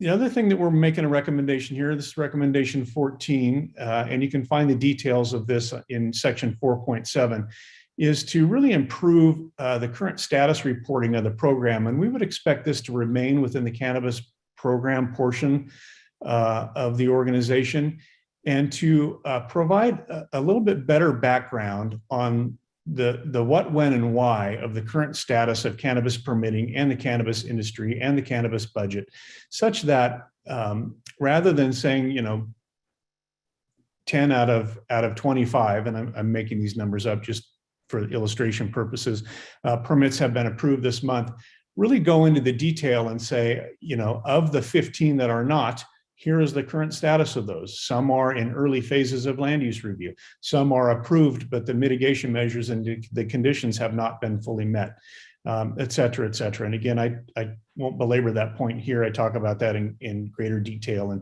in section 4.7. But we really believe that We know how important this industry is to the board. We can see that by your recent actions. We know how important it is to staff based on the relationships and the advocacy that they already do to the industry. And we believe that focusing on providing better information to your policymakers will provide a better and more responsive government as you look forward and continue to improve policies relative to the cannabis industry in Monterey County, particularly during this evolving and volatile period within not only Monterey County in California, but across the United States relative to cannabis. This recommendations 15 and 16 carry over also directly from our work in the RMA. And extending it to really the cannabis program in general, and that is to improve the performance management by, number one, establishing service level commitments for processing cannabis business permits. Within a relatively short time, your staff should be able to say, this is what it's going to take to get a cannabis business permit within the city. We propose this type of service level commitment in every permitting review that we do across the nation. And it's because that we know, based on our experience, that time is money in the development industry. And it doesn't matter if you're developing cannabis mixed light greenhouses or you're developing residential or commercial properties. And what's the most damaging to these types of developments is uncertainty, because you can build a pro forma around knowns, but it's difficult to build pro forma around unknowns. And so trying to establish knowns and then developing performance measures within which to provide evidence that you're meeting those published service level commitments, we think is critical to any permitting activity. And as a permitting activity, that is then critical to economic development activities. So our next steps that we outlined for you in the executive summary is we would ask you to adopt our report and direct staff to implement the action plan, which is in section 5 of your report, and to report back to you monthly on implementation progress for the first 6 months. And again, we just believe that as the cannabis industry is important to Monterey County, direct and refreshed attention spans on this effort is important. We also know from our experience with the RMA, and I think this worked very, very well the last time, that you directed the staff to take our report back to them and try and figure out, localize it. In other words, I mean, we pride ourselves in really digging down deep into your organization and trying to put ourselves in your shoes and understanding what it would take to implement these recommendations. But we can't know everything because we're not there on Main Street every day, and your staff is, and asking them to take this report seriously and come back and provide a plan to you on how they might implement our action plan in section 5 is our final recommendation. And with that, I will take a breath and ask you if you have any questions. Thank you very much, Everett. It's a very thorough and really excellent report, and I certainly appreciate Supervisor Phillips for bringing this referral and the work product that it has produced. So let's just start with the board and see if there are any members of the board who have questions or comments that they would like to make. And I will ask my clerk to help me navigate to see if there are any hands raised from the board. And do I see any comments or questions coming from the board up here? Nope. So I think a lot of information. Thank you for the presentation, Everett, and thank you for making the rounds and spending the time to meet with everyone that you talked to collect information for this. And so just to clarify, this report has not been presented yet to the Cannabis Committee or to the Stakeholders Committee. Is this the first sort of daylighting of this presentation? Yeah, go ahead, Everett. Well, it is my first daylighting of it. We provided this report, as you might recall, we were originally on the schedule for March 1st. And so we provided the report back in time to make that meeting. So I'm not sure, Mr. Chulos, I'm sure could identify any conversations that have happened inside. This is my first presentation. Yeah, Madam Chair and Supervisor Askew, when the preliminary draft of the report was completed, the report, that version was circulated among all the department heads and the program manager for internal review. Okay, great. So this really is sort of our chance to, our first opportunity for the board to hear from the public, to hear from staff, Yes. to begin the conversation around what is the right path to move forward. That is correct. Okay, just wanted to make sure we were all on the same page there. Thank you. So I will ask again if there are any members of the board that wish to ask questions or make any comments on this report before I take it out to the public for comment, and then I'll make my own comments at the end of public comment. Yes. I'd Supervisor prefer, Phillips, I'd would you like prefer to wait to after the public comment also. Okay, very good. Thank you very much. So with that, I will take it out to the public and see if there are any members of the public who are here today who would like to make comments on this report. If so, please come forward so we can hear your remarks.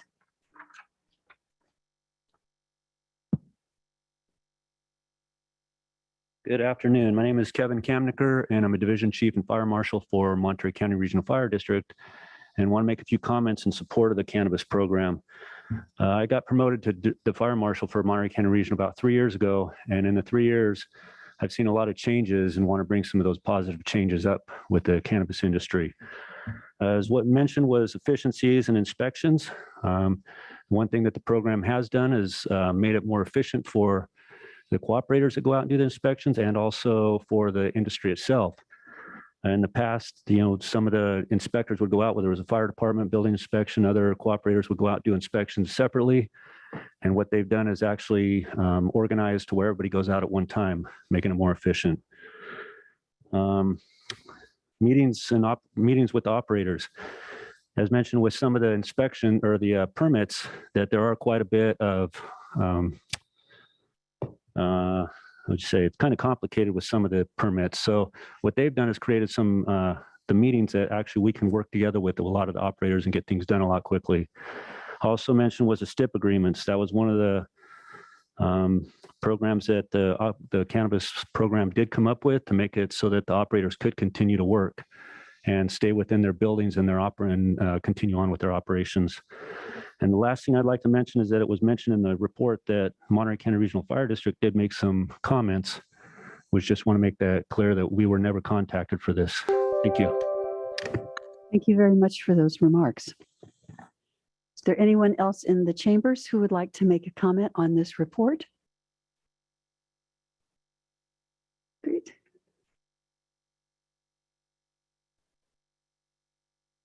I take off my mask to you. Can I take off my mask? My name is Valentia Valentine, and after nearly a decade of activism, I opened Synchronicity Holistic in December of 2019.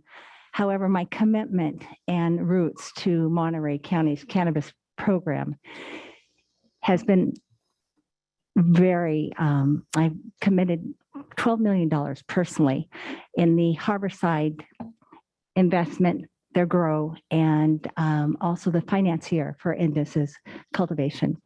I was also with Lori Ajax in 2020 when they merged two other departments with her department, and have seen the inefficiency and the lack of compassion to the industry. My concern at this point is that we have relied very heavily on the cannabis existing program, and they provided direction for us. And I believe that our time well spent will be to update our existing ordinance to comply with the state of California. We haven't caught up with them in terms of signage and transparent storefront, in addition to card-carrying employee guard cards. I feel that emotionally and financially and physically, our industry is at a near collapse. And I think that the timing is not good for us. We lean very heavily on the direction of Joanne's department and her staff. And I appreciate your time. Thank you, Ms. Valentine. Is there anyone else in the audience in chambers who would like to make a comment on this report?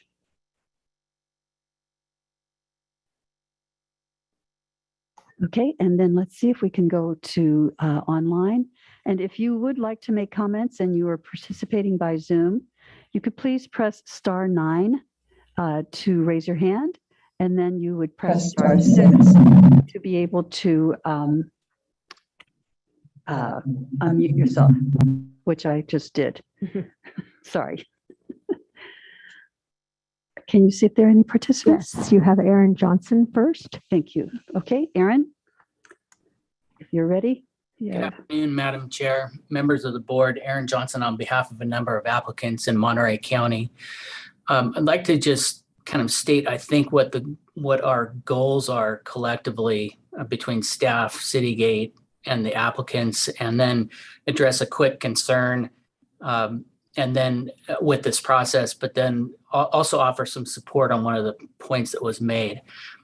First of all, I think the goal here is to make sure that cultivators, especially those that have contiguous licenses, are allowed to obtain annual licenses at the soonest available time through the state. We do have to address that. One of the major things that holds that back is the issuance of the CMB. And so, I think it's really important for us to understand that one of the goals is, if provisional licenses are not available, that we focus on getting those annual licenses right away. My concern is that wholesale changes at this time would cause further delay in that timeline. So I would just caution the board on making large changes that take time and do it incrementally. And then I would support the use of the stipulated agreements to provide for relief in the event CMBs are not available. I think that's a great idea, and I really support staff's recommendation or Citygate's recommendation on that. Thank you. Thank you very much, Mr. Johnson. Can you let me know if there is anyone else? Yes, Robert Roach. Thank you, Mr. Roach.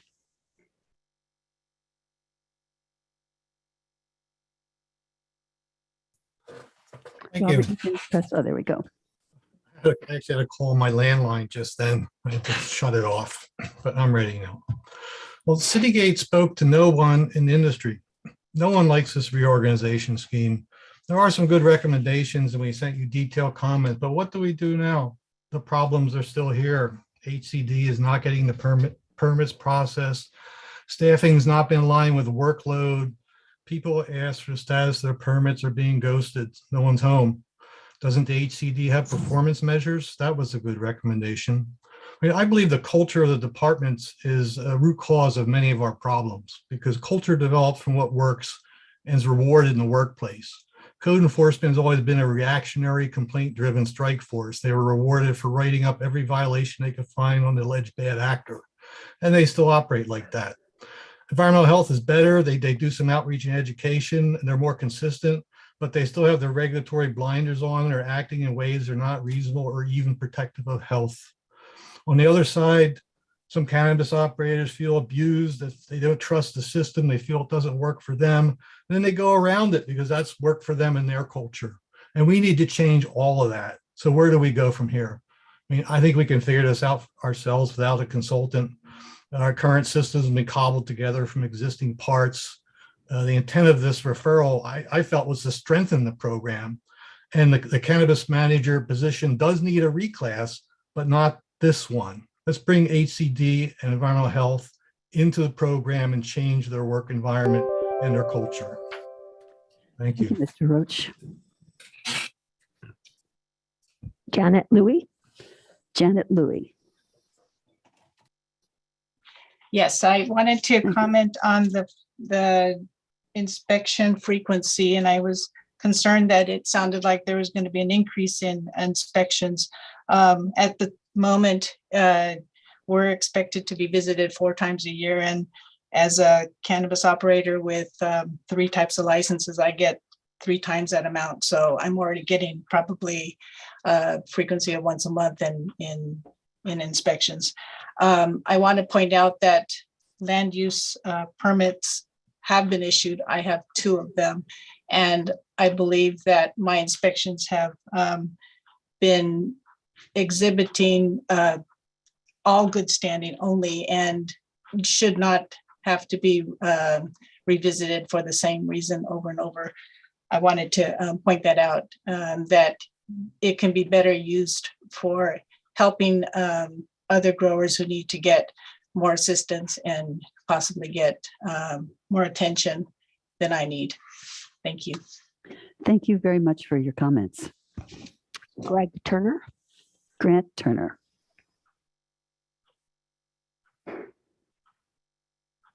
Thank you for having me.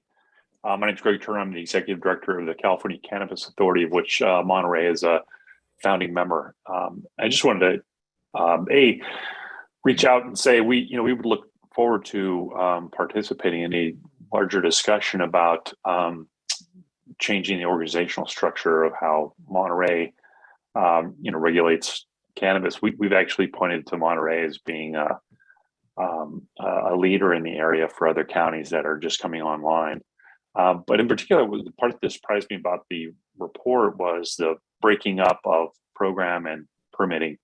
At least what we have seen is the most efficient way of providing to the industry at the end of the day is where program and permitting processes are integrated because they learn from each other. Cannabis is a complicated industry. It's unique to a lot of regulators, and being able to communicate efficiently within the program with the people that are on the permitting side or on the program and policy side is really important to the local government success in the area. So I just wanted to make that comment. We look forward to being able to contribute any way we can to ongoing discussions about how to organize the program. Thanks. Thank you very much, Mr. Turner. Eloise Shim. Eloise Shim. Okay, this is Eloise Shim. And in the report, it seemed to me that what they were recommending, kind of hidden in a very complex report, was the lightening of the inspection aspect. And I'm not in favor of that. I think that what is inside of the drug or the cannabis or whatever you want to call it, especially with edibles, what's in the contents of that needs to be upheld before people can get, while they get licensed, before they get licensed or permitted, that process should be held very tightly and not just glossed over or eliminated. Okay, thank you. Thank you, Ms. Shim. Michelle Hackett. Michelle Hackett.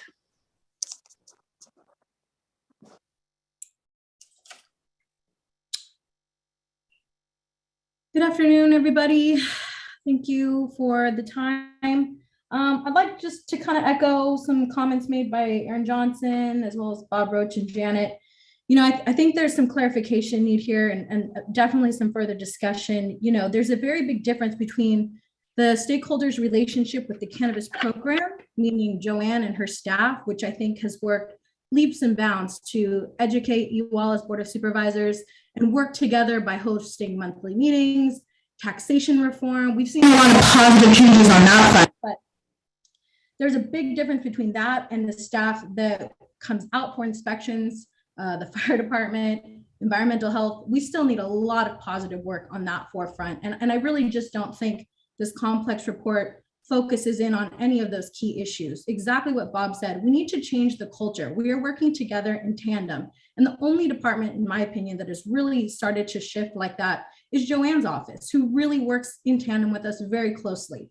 I think we could really put our heads together and have either a monthly checklist or a quarterly checklist that operators are well aware of what the county is looking for by department. So it's much more effective when they come on site and there's no whodunit or catching people. We're very close to annual licenses. There's absolutely no reason operators who have now been in the game for 5 years should be getting increased inspections. We should be getting a decrease in inspections because you guys know our facilities now in and out. So I really think we need to continue to look at this. Thank you so much, Michelle. And Mike Ferguson. Good. Mike? Yes, thank you, Madam Chair, and thank you, supervisors. I'd like to just make a couple quick comments. I think this is an interesting report and has a lot of good recommendations. I think Joanne and her staff have done a really exemplary job, especially in the last 6 months, about really being in good communication with the industry and working together to better the program and better the industry in Monterey County. So yeah, thanks to them. And I think their reclassification makes a lot of sense and is warranted. I do want to say that along with what Aaron Johnson mentioned about the timeline that we're on here going into this, I guess sunset period, we'll call it, coming middle of 2022. And although a lot of these recommendations are, good on paper, it's really about where the rubber meets the road. And if these recommendations are implemented properly, and if they are, functioning and effective and impactful. Permitting currently is, one of the biggest headaches that we have as cannabis operators and getting permits done. For instance, we had a very simple, fence we wanted to put up. It took, over a month, I think more closer to 6 weeks to get that moved through the permitting process. And it was just kind of an over-the-counter thing, more or less. But we really need to be careful about the decisions that we are making going into the sunset period and making sure we don't interrupt the process. Thank you. Thank you, Mike. Thank you very much. There are no more comments coming from online, and I do not see anyone else in the chambers who is coming forward to speak. So I'll bring it back to the board for questions and comments. And Supervisor Phillips, would you like to go? Well,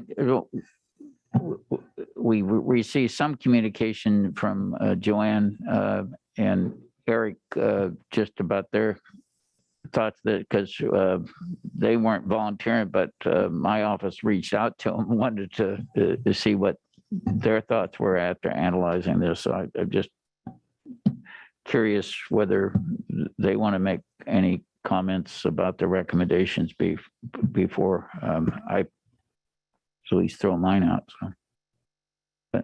So I would think that we need to ask them. Yeah, if they would like to do that. That's what I'm trying to do. So, Joanne and Eric, would you each be interested in presenting? Great, thank you. Thank you both. Thank you, Chair, members of the board. Thank you, Chair, members of the board. Eric Lundquist, Housing Community Development Director. I did send an email to the full board earlier today where I was thanking the Citygate Associates for their overview of the cannabis program. I appreciate all the recommendations regarding the procedural suggestions. I do have some hesitation and reservation regarding the organizational structure. I do agree with many of the speakers today. We're still coming off of the RMA analysis, and we're working on the evolution of the Department of HCD.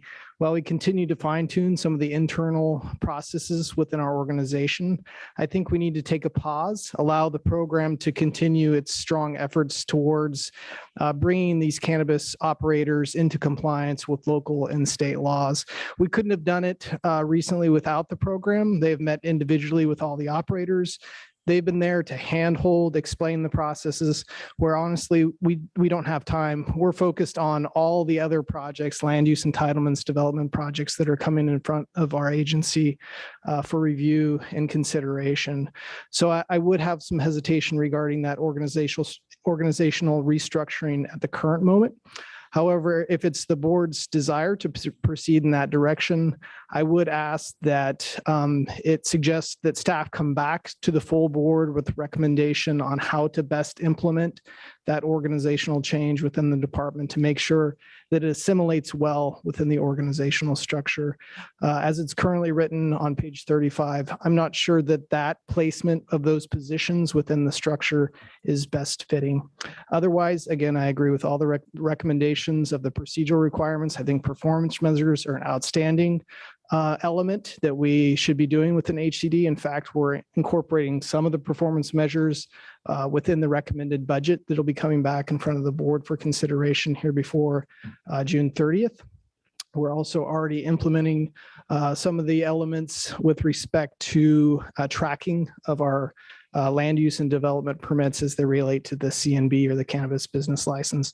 So we're on board with making those efficiency and effective strategy developments within our agency. Appreciate the time today. Thank you. Thanks very much, Eric. Joanne? Hi, good afternoon, Joanne Iwamoto, Cannabis Program. I do want to thank the board for allowing us to comment. I was asked to send the memo to all the board members yesterday, and I did so. And so I wrote really how the program felt about the report and what we supported. Just as the industry has indicated, and Eric and I have been working very closely together, we are very concerned with SB 160. The provisional sunset dates are coming very quickly. We are actually having a meeting with the state tomorrow morning to review the sunset provisional dates to ensure that the county understands where our licensings will fall in this year and next year. The one question, if I could ask, is that for recommendation number 1, I'm not quite understanding the urgency to get this done by July of 2022 with the SB 160 factor coming into play here. That would be the one question I have. I think we can all recognize since 2018, at least I know that I feel it and the program knows it, is that there has been tremendous change in the cannabis industry, and we predict there's going to be further change. As you see that with the Senate bills that are coming forward, they're looking at interstate commerce, which is one obviously that would be very helpful to not only our industry here in the county, but statewide. The other point is that the Department of Cannabis Control was recently consolidated, as you are aware. So operators are trying to understand the changes at the state level. And so with this type of change here in Monterey County, they will be talking to new staff and new departments, and it's another set of changes. So my only comment would be, if you were to move forward with recommendation number 1, could that be delayed at least until 2023 or 2024, when I'm sure at that time you will want to look at the program, because I'm sure it will look very differently. And the needs that you have today may not be the needs that you will need in basically 2 years from now. And I do appreciate Nick, because through this process, it has been a little taxing on staff, and it's just caused a lot of just thinking and a little bit of fear, because we don't know where we're going to end up.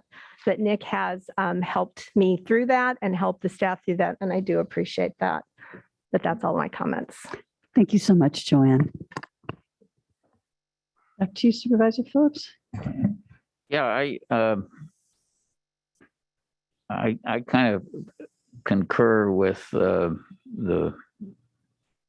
memo and email that Joanne thought. I agree with most of the recommendations made by the Citygate report, and I think they did, as we've seen in the past, do a pretty thorough analysis. In particular, I like the recommendation number 5 to enter into agreement with the provisional operators in good standing, as to recommendation 7, which would create a moment in time dashboard to track and monitor the status of permit applications.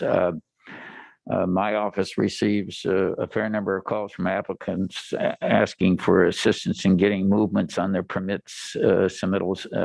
And so a dashboard would create a transparent process to kind of track the movements on the applications. Recommendation 10, 11, 13, 14 will better track and monitor the funding and reporting of the cannabis program staff and that permitting process. This is still relatively new for the county, so we need some internal auditing of our process to make sure our tax dollars are being spent well. Recommendation number 8 describes the need for regular meetings. I think frankly, from what I've seen and heard from mainly the industry, the cannabis program is already having some regular ongoing meetings with a number of the stakeholders. So that program may want to evaluate the efficiency of their meetings and whether they can upgrade those. The main recommendation, number 1, which I think warrants most of the discussion, and I can't concur in following recommendation number 1, at least at this time. While on the face of it, it may make sense to have the Housing and Community Development Department being responsible for issuing business permits, splitting that resources of the cannabis program and the manager, which has intimate knowledge and oversight of the industry, would, I think, be detrimental to the entire process at this time. Some of the same people who have called my office asking for help in processing their permits have also contacted me after this, not supporting this recommendation. Their reasoning is that the cannabis program run by Joanne has been responsive, has processed their work in a timely manner, has a good working relationship with HCD staff, and has shown the ability to operate pretty efficiently. And so I can't support that at this time, as mentioned by Joanne. Maybe a year and a half down the road, once the people have been permitted once already and we've been through the process. I just think HCD is overburdened with permit applications, suffering from staff turnover, and should focus on land use permits, not operational of the business permits at this time. But like I said, I think the analysis and things were done by Citygate were good, and I support them. I don't necessarily see the need for more inspections, especially when we're only doing 6 inspections a week. I think we could do more. I'd rather see us maybe focus a little less on inspections and more on getting the permitting process done. But and I got to say, one of the reasons that led me to do this referral, when you see applications approved 15 out of 113 or so, there's obviously some concern we can move a little better faster, but I wouldn't support the organizational change at this time. Thank you. Thank you so much, Supervisor Phillips. Supervisor Riaski, have you any comments you want to make? I do. So in terms of the recommendations, was it 4 through 16? Is that enough to help us move forward with the insufficient progress? I mean, I think there's a lot of good things in there, but really at the core of Supervisor Phillips' referral, as I understood it, was like, we've got to figure out how to move things through the process at a faster speed and eliminate some of the barriers that exist to allow for permits to be processed. Do the recommendations that are included here, if we structurally don't change anything, is that sufficient to allow us to move forward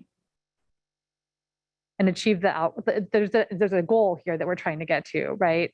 Is that enough to help us get to that goal? I think they're all important and significant, track staff time, fee-based revenues, publish our service level commitments, report our performance measures.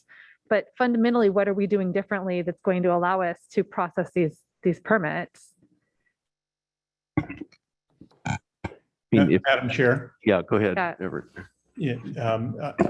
Thank you for the question, Supervisor Askew. I don't listen. We're not accountability holders, right? So there's a lot of talk about corporate culture and holding, different aspects of the organization to performance standards.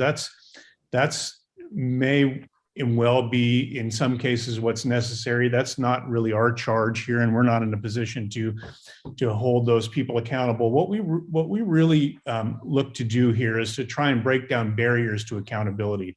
And I would say the organizational structuring plan that we're proposing is the best science that we can apply to creating opportunities to break down barriers to accountability.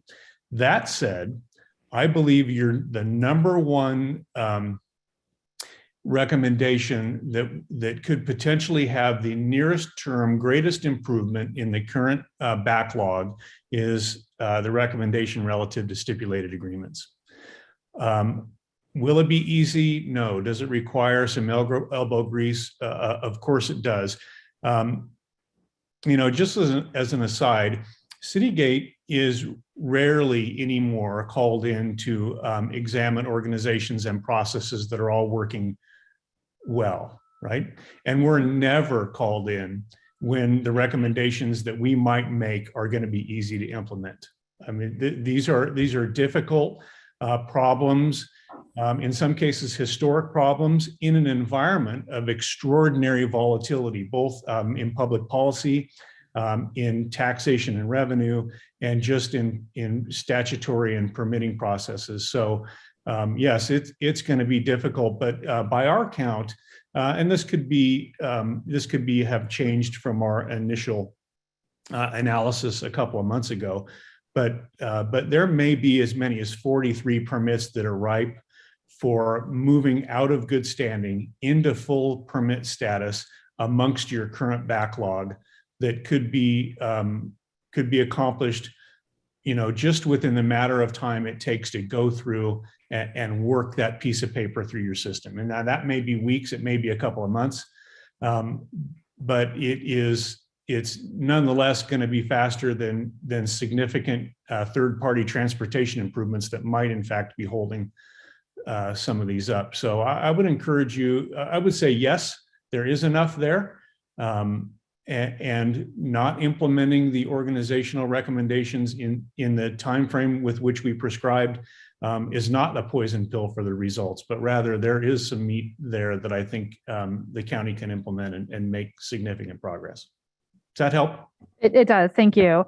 And so I think where I'm at, I'm not a cannabis operator. We have stakeholders who live and breathe this all day long. We have staff who live and breathe this all day long. We're doing a great job. I would really like to receive the report, appreciate the information, appreciate the feedback that we've had the chance to receive now, giving daylight to all of the information. I'd love to be able to punt this back to our stakeholders and our staff to talk about it a little bit more, and bring back some staff recommendations about how we can best, what's implementable, where do you feel that we can make changes, policy changes that are going to allow you to have the most progress moving forward. Engage in some more in-depth conversation with our industry representatives, and then come back to us with how you see best to implement this. I think what I hear kind of across the board is that recommendation 1 isn't something that everyone's comfortable with at this point. I'm going to defer back to you all for guidance about how to best move forward. But it sounds like the rest could be worth pursuing. So that's, I think, my feedback and what information I've received at this point to be able to provide any guidance moving forward.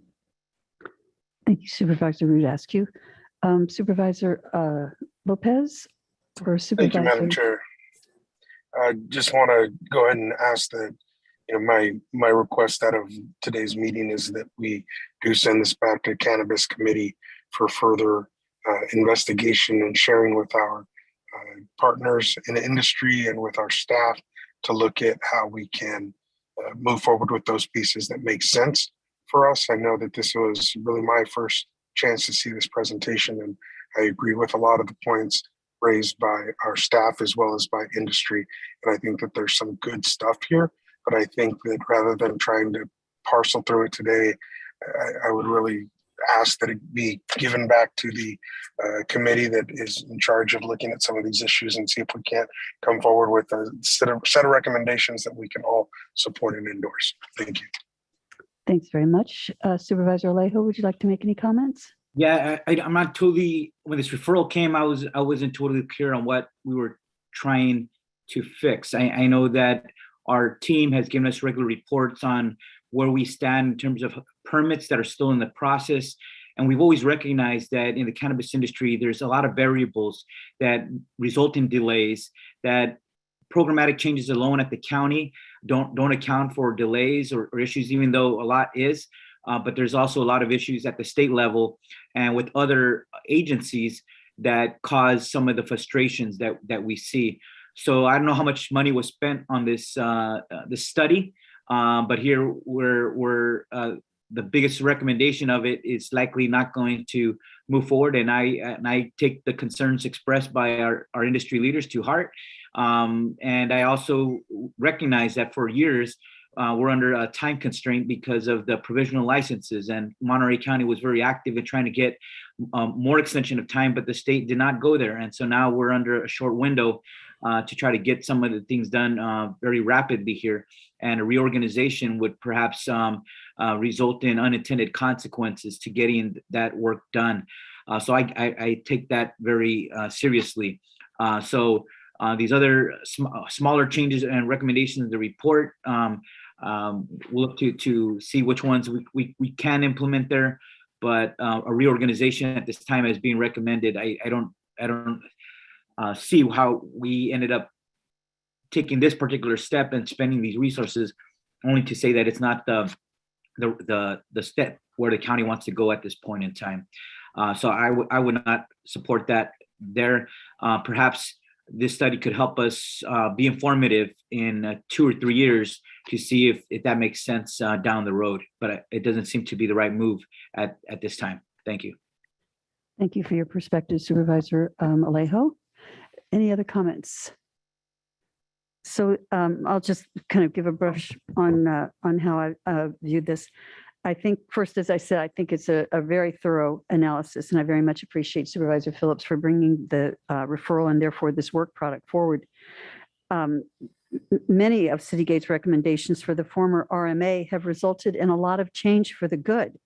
However, the permitting process still does have some issues, and we still have a major backlog of applications that need to make their way through HCD.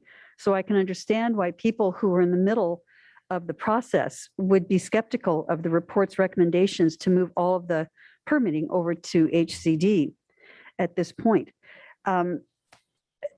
When two people whom I have a lot of regard for and a lot of respect for have sort of differing opinions, I want to understand each one a little bit better and hopefully find some sort of an agreeable solution. One of the things that I heard Everett say that I'm hoping we might be able to look at more clearly is, as we look to perhaps bring this back to the Cannabis Committee, I don't want to see the momentum stop.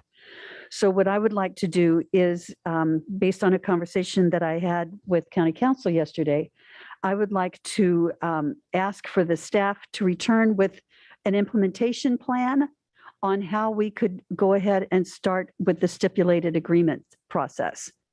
So I know if I had my way, we would just say, let's just start the stipulated agreements now, but I understand that there are some complex issues that might be surrounding that. And that if by chance we were able to simply ask for staff to come back and give us some information on how we could do that while we had took a little time.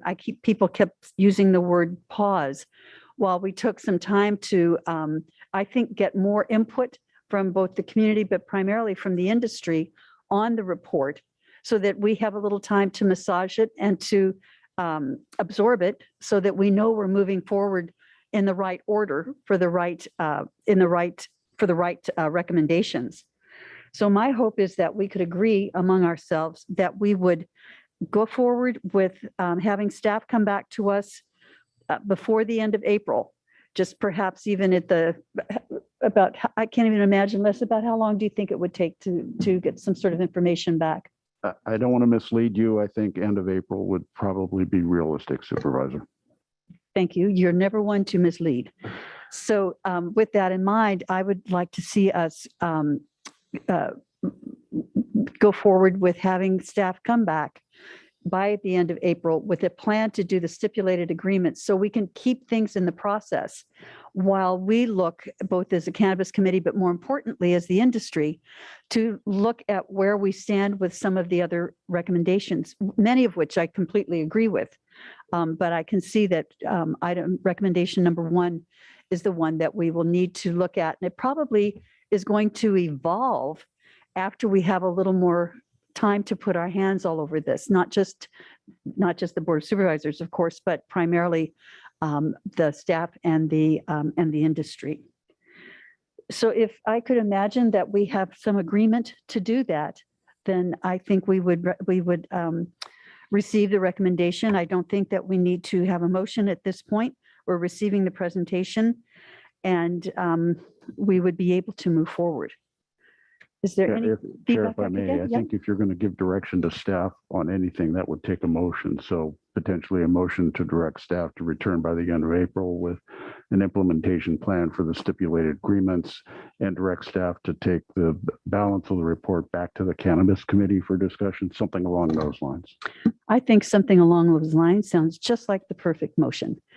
So I would like to make a motion then, in my hopes that I get a second, that we would ask staff to return with an implementation plan for putting the stipulated agreements in place by the end of April, and that the staff forward the report back to the Cannabis Committee, so that we have the opportunity, as I'm newly returned to the Cannabis Committee, we have the opportunity to engage the industry in some good dialogue about how the report can be used to make our process, the entire cannabis industry and the work that goes on behind it, really smooth and moving forward. So is there a second to that motion? Please. I'll second it for the discussion. And I guess I wanted to, before we gave direction to implement, I would just love to hear from staff if that's a recommendation that we feel like we can move forward with, and that the timeline that's being proposed is something that would make sense. I know we've got a lot on your plate right now. Supervisor, if you're asking about the stipulated agreements, that there are some process issues that my office needs to work with staff on about implementing that in the appropriate way. So we need to get together, figure it out, bring that back. We're not going to, the direction is not to implement it at the end of April, but come back with a plan on what the board can do in order to move that forward. Okay, so move that in parallel with the rest of the report going to, okay. So you're saying, Les, from County Council's perspective, that's something that you have capacity to take on right now, and the cannabis program has capacity to take that on right now to bring back an implementation proposal?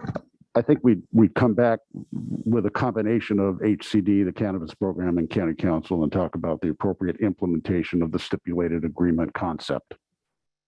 Okay, as long as everyone's comfortable moving forward with that.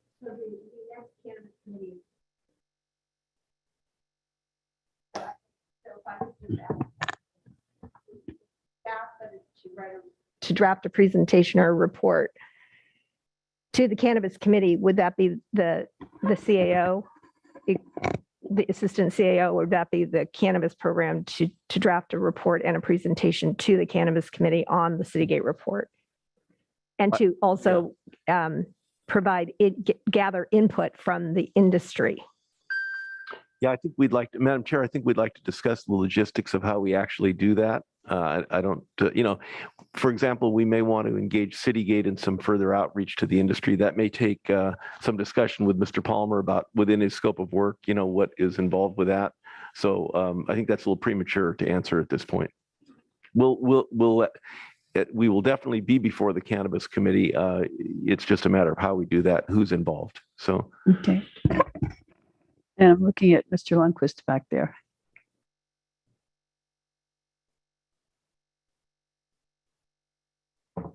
Thank you, Chair Adams, members of the board. With regard to the stipulated agreements, that really is a function of our code enforcement division at the current moment. So we'll be relying upon County Counsel's office and how to restructure that such to focus more on the land use permitting and how it's in compliance with the California Environmental Quality Act, CEQA. And so there's going to be a bit of discussion that needs to occur before we can bring back an implementation plan. Yeah. Madam Chair, I think the bottom line here is that we really need the board's feedback. We're getting that feedback and we really appreciate that today. And we're going to take that into consideration and come up with a game plan as to how to move forward. We're working with Mr. Gerard and others, Mr. Lundquist, Ms. Iwamoto, et cetera. So okay. if that ends up being the direction of the board, we will definitely put a plan together to do that. Great, thank you. Well, that's the motion that's on the floor at this point with the second. Any further comments before I ask for a roll call vote? Mr. Gerard, are you trying to say something? No? Okay. All right, good. Could we have a roll call vote then, please? Supervisor Salejo. Aye. Supervisor Phillips. Aye. Supervisor Lopez. Aye. Supervisor Askew. Aye. And Chair Supervisor Adams. Aye. Thank you. The motion carries. And thank you all so much. Thanks everybody for being here and for those that were online. And most importantly, thank you for the staff for all of the work that you did. And Everett Palmer, thank you so much. It was a great report, and I know that we're going to make a lot of good use out of it. Thank you. And now we'll move on to item 16.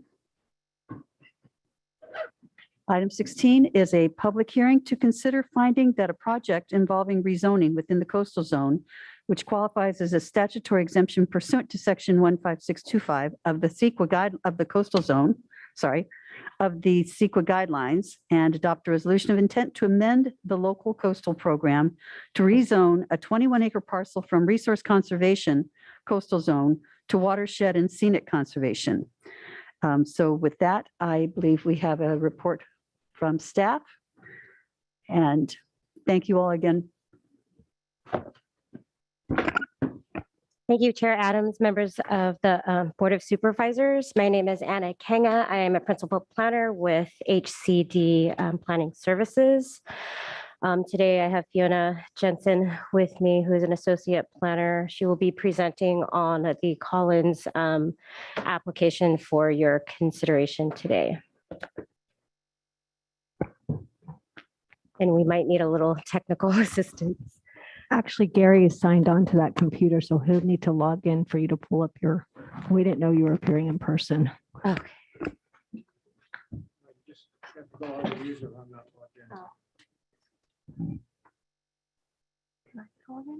Then you just sign in as yourself.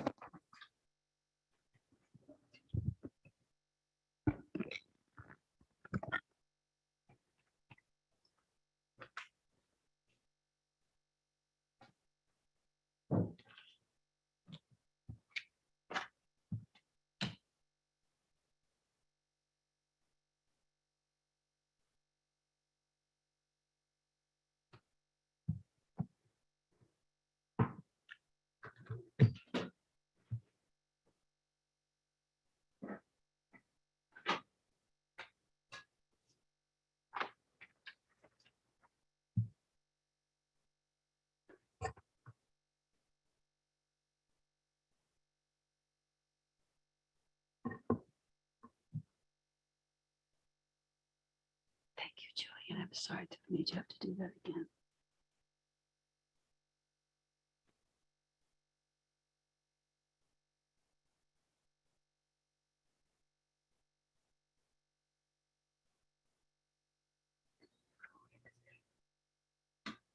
Do we have to log in under Zoom to share a screen? Yes. We do.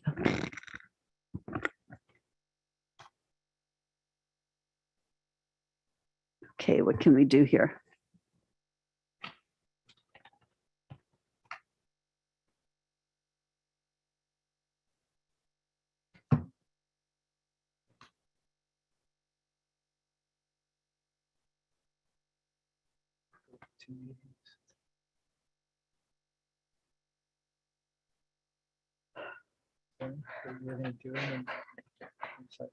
Okay.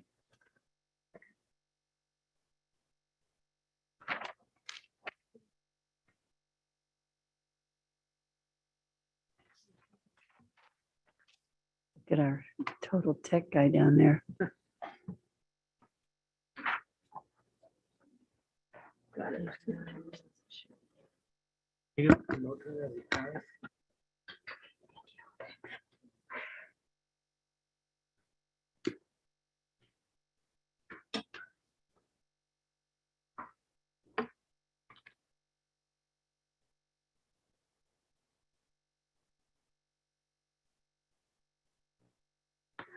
Sorry for the delay.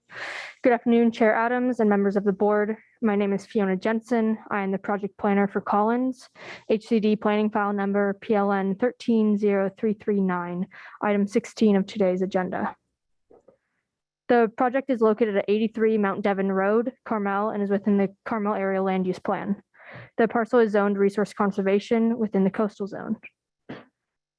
The applicant requests approval of a local coastal program amendment to allow rezone of the subject property from resource conservation to watershed and scenic conservation, 40 acres per unit with a design control overlay and behavioral science institute special treatment area.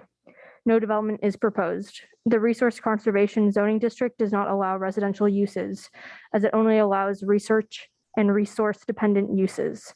The proposed watershed and scenic conservation zoning district allows agriculture and low-density residential uses.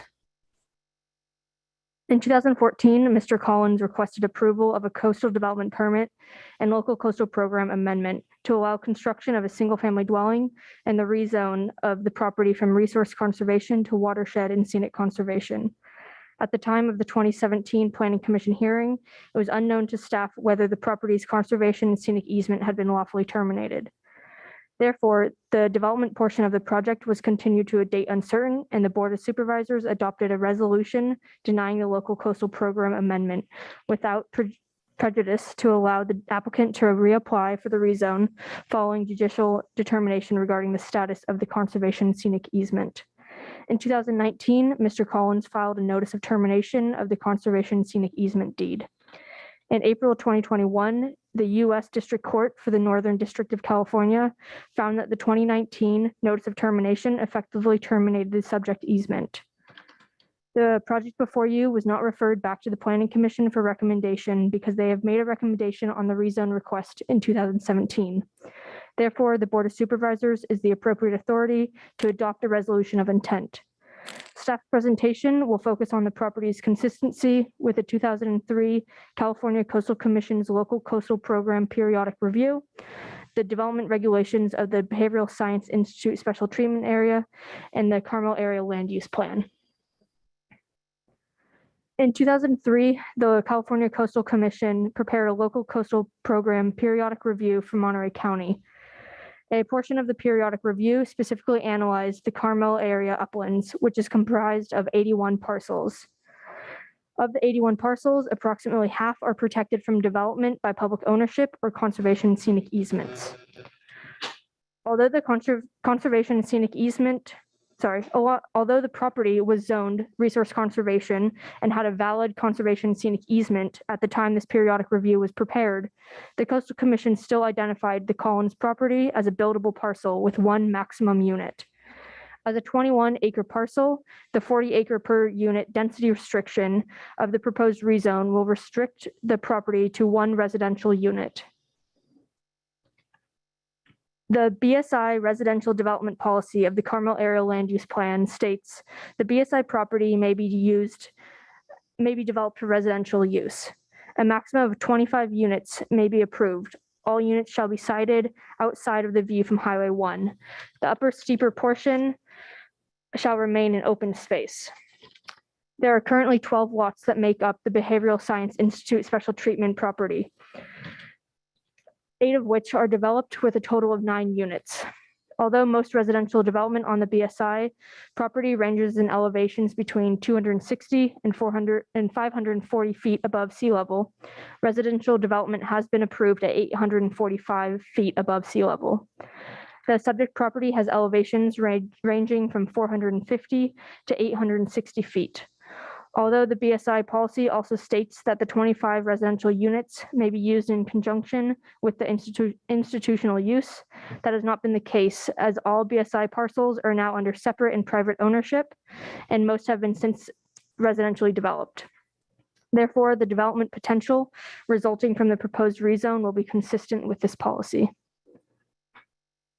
No development is proposed in this project. Therefore, the project will not result in direct impacts to any resources. As described in detail in the staff report, discussion and draft resolution, existing policies and regulations of the Carmel Area Land Use Plan will ensure protection and preservation of the property's natural and scenic resources. In using the property's previously denied combined development permit, staff anticipates that future development, if proposed, will have potential impacts to visual resources, environmentally sensitive habitat areas, soil resources, and hazards. According to the Monterey County Geographical Information System, the entire property contains slopes exceeding 30% and has the potential to contain Smith's blue butterfly, monarch butterflies, and Monterey pine, all of which are considered environmentally sensitive habitat. All future development proposals shall include submittal of a biological assessment to determine impacts to environmentally sensitive habitat areas. For example, the previously denied project's biological assessment identified the occurrence of Monterey pine forest and Yaden's piperia. To be consistent with the Carmel Area Land Use Plan and Carmel Coastal Implementation Plan, future development shall require dedication of conservation easements over these resources. Before staff responds to received public objections, staff would like to clarify for the record and for the public that the use of the terms grant, grants, and granted are to denote the transfer of property ownership from one party to another and does not refer to the giving of property for no compensation. The current owner, Mr. Collins, bought the property in 1994 from the Cactus Trust. The recorded grant deed does not include any indication regarding the purpose of the property. Staff would also like to note that all public comment regarding the previously denied combined development permit and local coastal program were not included as part of today's record because they've already been previously considered by the Planning Commission and Board of Supervisors in 2017 and 2018. The proposed project has been noticed accordingly, and public members have been given the opportunity to comment on the proposed rezone. All received correspondence has been forwarded to the clerk of the board or is included in the staff report. Staff has received objection from the public and from the Coastal Commission. Multiple public members object to the property because of the purpose of conservation and scenic easements. The property's conservation and scenic easement was lawfully terminated by the court in 2021.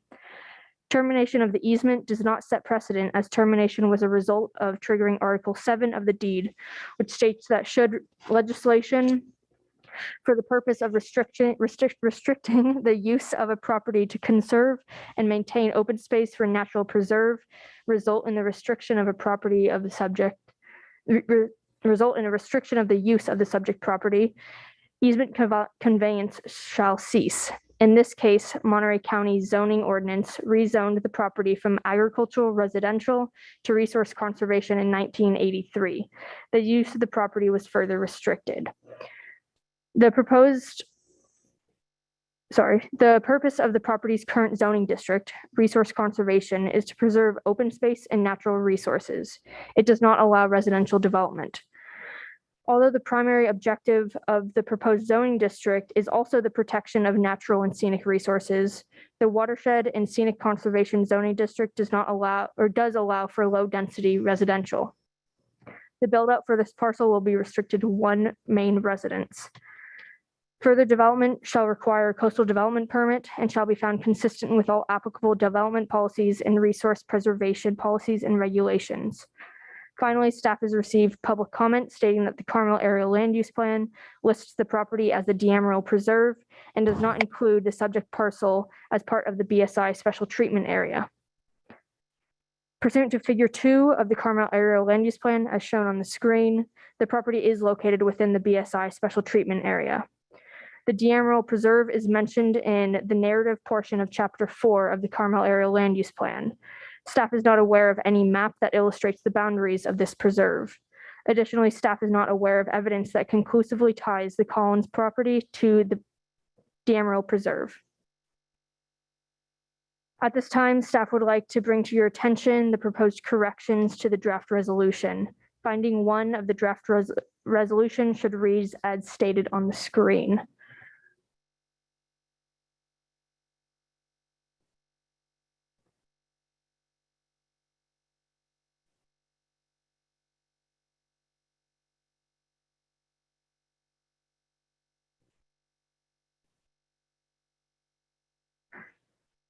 Staff recommends that the Board of Supervisors find the project statutorily exempt pursuant to Section 15.625 of the CEQA guidelines and subject to the requirements of Public Resources Code Section 2108.5 and adopt a resolution of intent to approve the local coastal program amendment to rezone the property from resource conservation coastal zone to watershed and scenic conservation, 40 acres per unit, design control overlay, special treatment area, coastal zone, as presented and subject to the errata changes previously mentioned. This concludes staff's presentation. Staff is available for questions. Thank you. Thank you for your report. I'll start with the Board of Supervisors and see if there are any members of the board that would like to make comments. Supervisor Phillips. Supervisor Phillips. Supervisor Lopez, would you like to make any comments at this point? None. Supervisor Alejo, have you any desire to make any? No, I'll wait after public comment. Thank you. Okay, thank you very much. Okay, I have just a couple of comments before we do go out to the public. So I'll just ask a couple of quick questions here. On the special treatment area map that was provided in the report under B, the property does not have the cross hatches in the designation, and the language in the policy talks about housing in conjunction with the institutional use. This was all about the BSI, and I don't know why that is even relevant to the proposal before us. I mean, what about this application would warrant special treatment at this point? Application of the special treatment area would make the property consistent with the surrounding zoning districts. Okay, thank you for your response. And then can you clarify why this changed zoning designation is being requested? I would like to defer to the applicant to respond to that. Is that Kelly Davidson? Rob Carver or Mr. Collins should be available. Are you out there, Rob? If you are, you can press *6 to unmute yourself. Yes, I'm here. This is Rob There you Carver. are. So the question is, if you could clarify why this changed zoning designation is being requested? Well, yes, I can. Right now, the parcel is unbuildable and it's zoned RC, resource conservation. It's the only fully RC zone parcel that's privately owned in the coastal zone of Monterey County.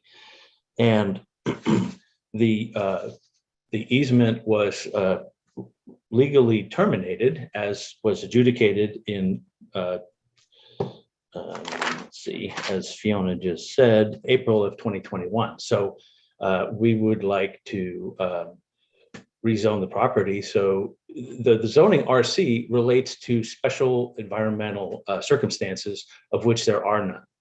And I think that Fiona, frankly, said it very well, wraps up the whole situation on Exhibit A, page 8, top paragraph.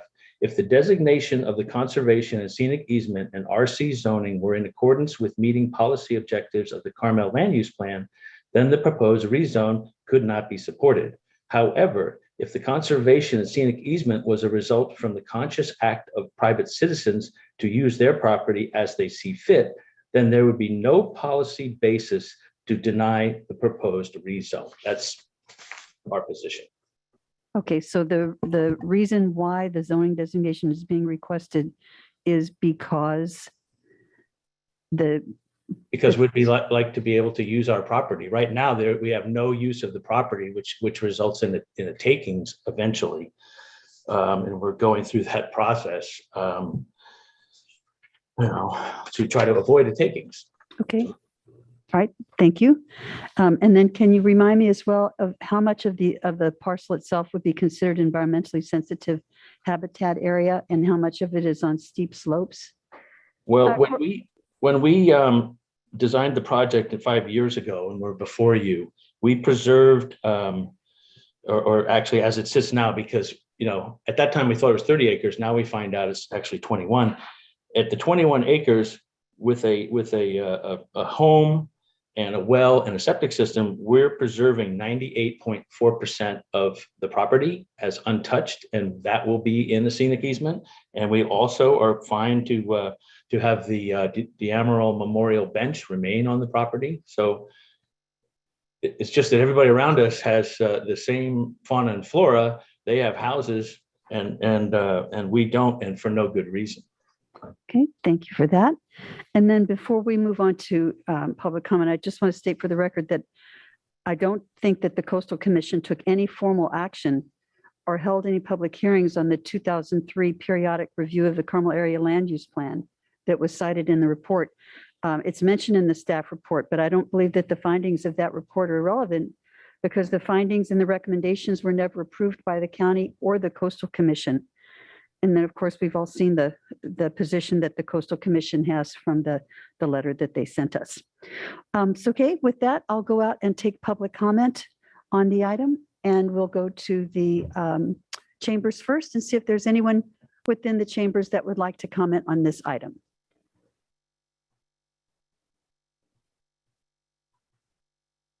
Hi, before I begin, I did call yesterday to verify that there would be an overhead access to do overhead. And they assured me there would be.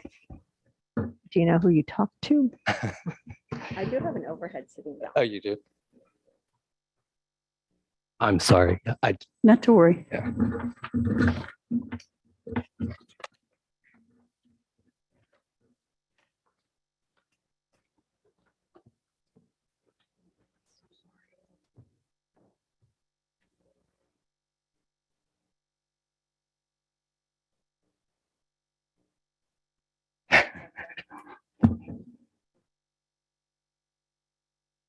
Let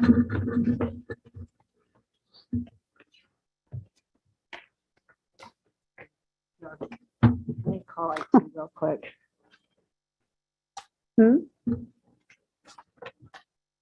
It'll be a moment then. Okay, let if me it just was only see as here. easy as cannabis, right?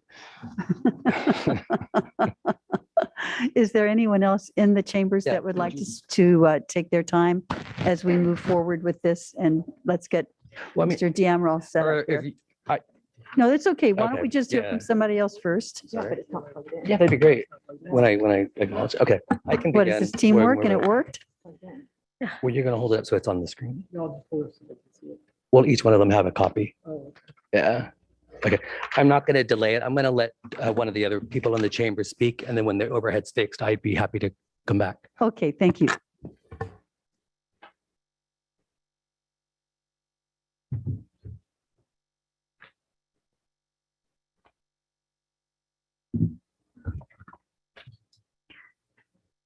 Hello, my name is Tracy Leeton. My husband and I, Michael Leeton, reside on 58 Mount Devon Road in Carmel, California.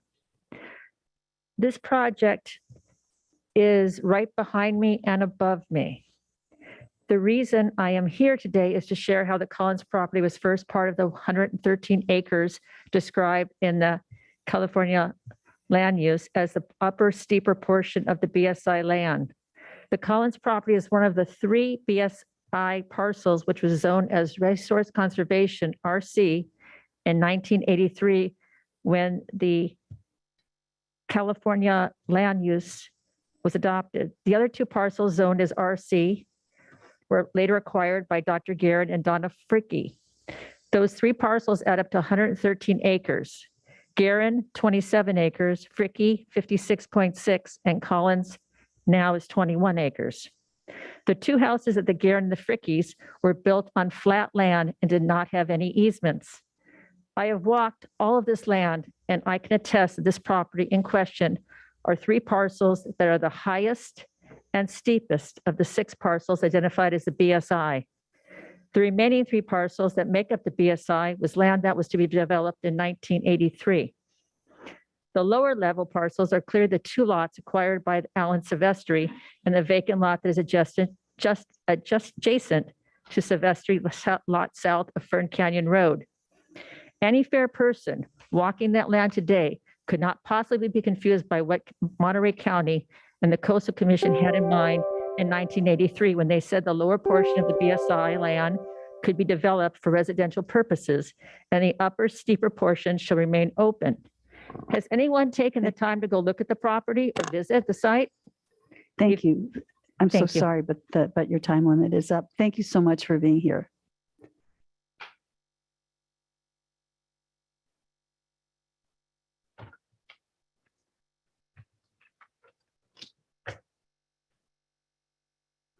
Is that a beautiful Carmel Highlands sunset that we're looking at here? Yeah, that's it.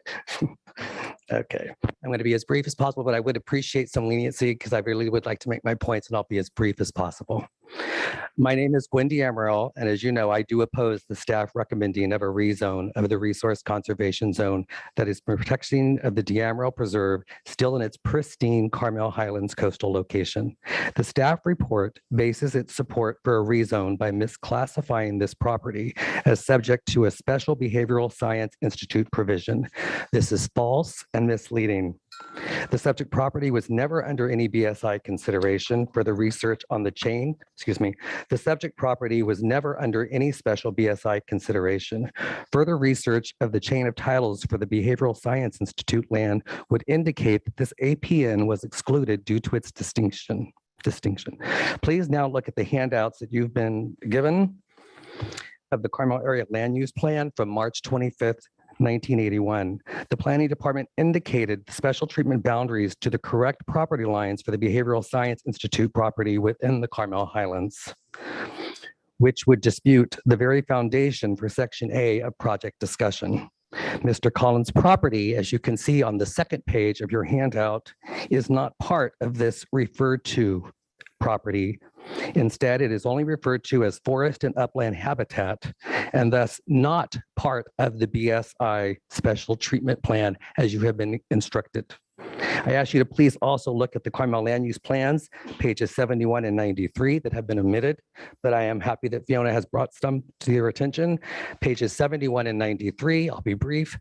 They outline the D'Amaral Preserve in detail, and the project and recommendation from staff now can only be approved if you choose to ignore the Planning Commission's denial for a rezone, deny the intensification impact, ignore public comments and other comments from the Sierra Club and the Big Sur Land Trust and Carmel Valley Homeowners Association.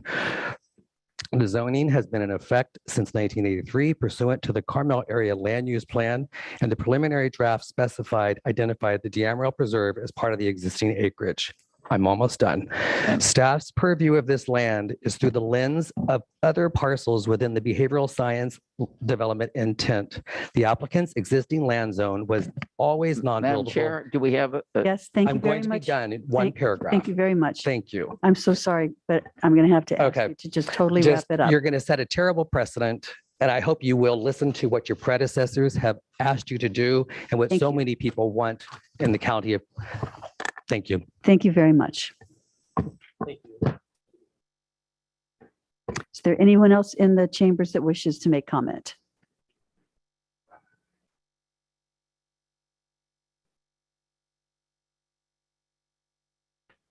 My name is Jim King. I'm going to lower this down because if I get my glasses on, they fog up, okay? I'm sorry about it, my time is running. I'd like for you to think about why the change? Why the change? Collins has owned this property for almost 30 years. And all of a sudden, he wants to make a change. I think when he purchased the property, he purchased a very reasonable rate of money. And he's thinking he was gambling down the road. It's going to develop into something make me a lot of money. And he's made this proposal. This sheet that came out, notification, I live within 100 yards of this property. And even in this statement of project description, it says no development is proposed. Well, why would you have to change the zoning if it's not proposed something? Right? Does that make sense? Why would you change the zone that he paid for almost 30 years ago, knowing, I'm sure that his real estate person said, hey, you're not going to be able to build on this. He had to know that because he knew the memorial was already there. Thank you so much for your comments. Thank you. Is there anyone else in chambers who wishes to comment on this item? And we'll see if there are any hands raised for public comment. There are two. The first is Kelly Davidson. Kelly Davidson, you are up. Hi, my name is Kelly Davidian. Sorry. Oh, you know what? I actually have a favor to ask. I had dental surgery yesterday, so I'm wondering if I can get a few extra seconds just because my mouth is not working. I live on Mount Devon. I'm here today to ask you to vote no on the rezone. I will say that the court revealed that Mr. Collins was fully aware of the prohibitive zoning when he purchased it. He purchased with knowledge of the restrictions. Since then, he's been able to sue his title insurance company and receive the full purchase price for the property. The easement was terminated in 2019. That means that anyone who purchased their property before 2019 detrimentally relied on the fact that that space would remain open either through the zoning or through the easement. The easement was only terminated because the court said that the zoning protected the property. Now, Mr. Collins is asking for the zoning to be removed, even though he used the zoning to remove the easement. It's basically a shell game that this guy's playing with the property. I've seen ads in the local paper for the sale of similar situated properties on the same road. So with the recent passage of accessory dwelling unit law, we're looking at not one, potentially two, potentially 6 additional houses on a narrow, single lane, dead end road in a higher fire zone with limited egress and access. I ask you not to rezone this property. Thank you. Thank you, Ms. Davidian, for your comments. Nikki Nadeth.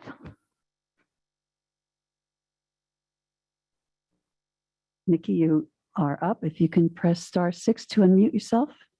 Can you hear me, Madam Chair? Yes, we can. Thank you. Thank you. I'm the Associate Director of Conservation for Big Sur Land Trust, and I'm speaking this afternoon on behalf of Jeanette Tuateli-Lewis, the President and CEO of Big Sur Land Trust.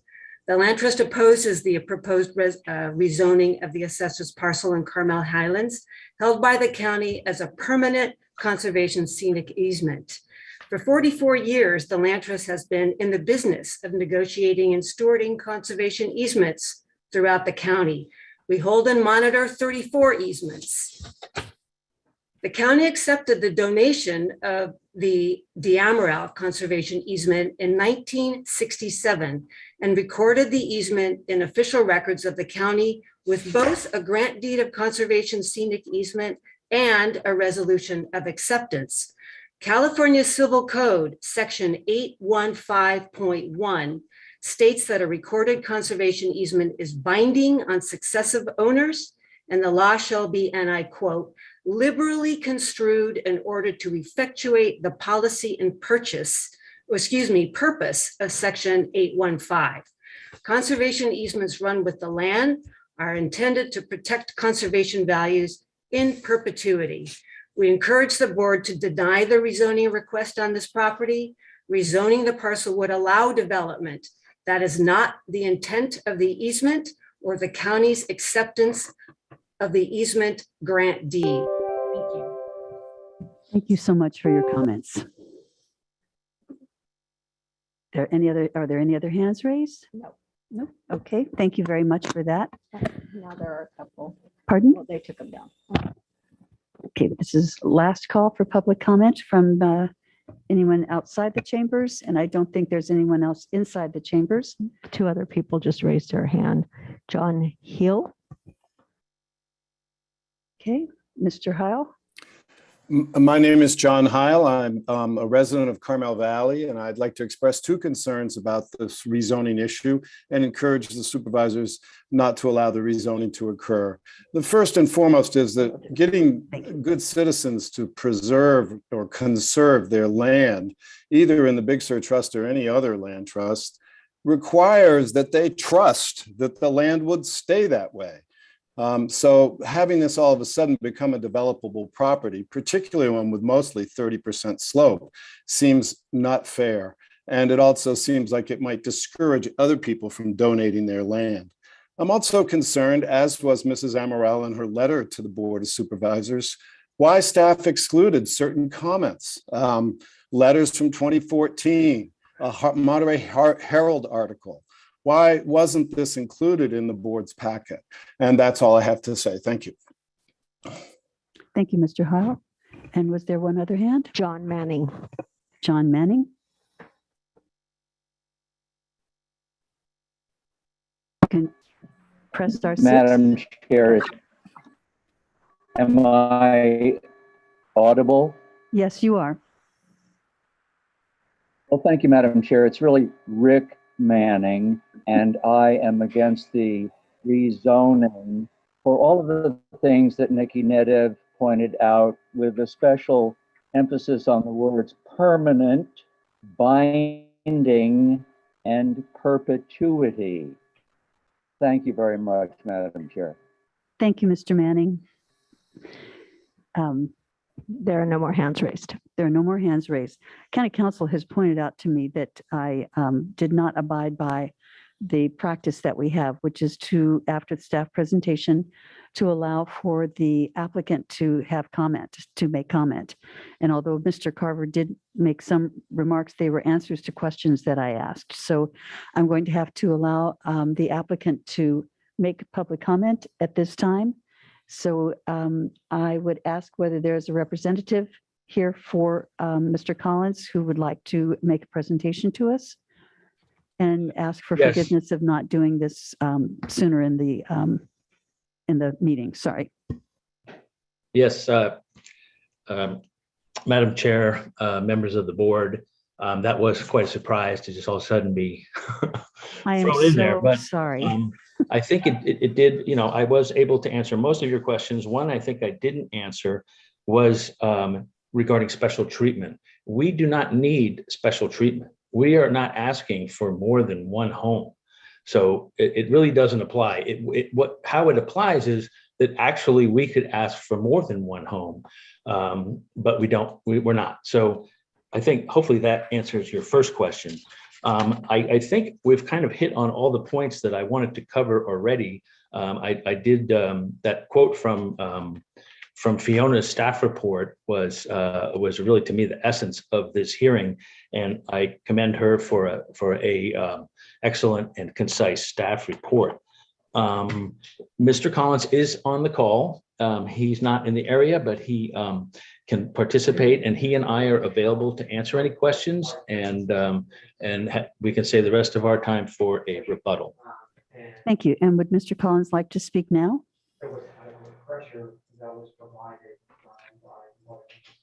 I think he'd probably prefer to answer any questions. If Gary, do you want to say anything about some of the things that have been said, or just? I can't see all the people that are on the call. Just want to let you know that he has his hand up. He does have his hand up. So okay, great. you're muted, Gary. So you have to unmute. Press star 6 to unmute. No, Rob, I've got nothing to say. I think I've heard the same comments for the last 3 years or 4 years. So If there's any questions, I'll answer them. Okay, thank you.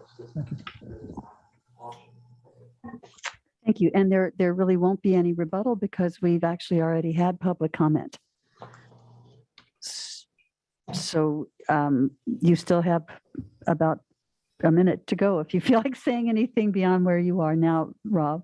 No, I'm fine. Thank you. Okay. All right. Thank you so much. And again, I really do apologize for my out of time order. You certainly got my attention. Well, good. I'm glad for that. Okay, thank you. So with that, I will bring it back to the board for any questions or comments that we have at this point. Looking to see if Supervisor Phillips, have you any comments you'd like to make? I will make a motion to support staff recommendation and approve it. I don't think we've treated this man fairly in the process. And I think he is entitled to do something with his property. If we deny this, all he can do is maybe can sell us that he can raise butterflies on the property, but he has no other use. And immediately around this area are residences. And I think with the actions we've taken before this, we've cost the county some money and we're going to end up some more. So if we're really serious about we deny this, I think we'll end up in a lawsuit. And if I was him, I'd sue us too. And I think if we feel that strongly about it and with us and the Big Sur Land Trust, if we feel that strongly, we ought to buy the property from them and turn it into a preserve. But the man has offered, I think, over the years, some pretty reasonable things. All he wants to do is build one house and he'll turn 98% of the property over for a preserve. And I think there's still a question whether the D'Amaro Preserve is on this land or somewhere else, but that's something we'll litigate down the road. But we're going to spend a lot of county money on it. So I at the appropriate time, I'll make the motion to approve staff recommendation. Thank you. Thank you very much, Supervisor Phillips. Supervisor Rudasky, have you comments? I have many thoughts. I'm going to, I think, try to keep my comments brief. We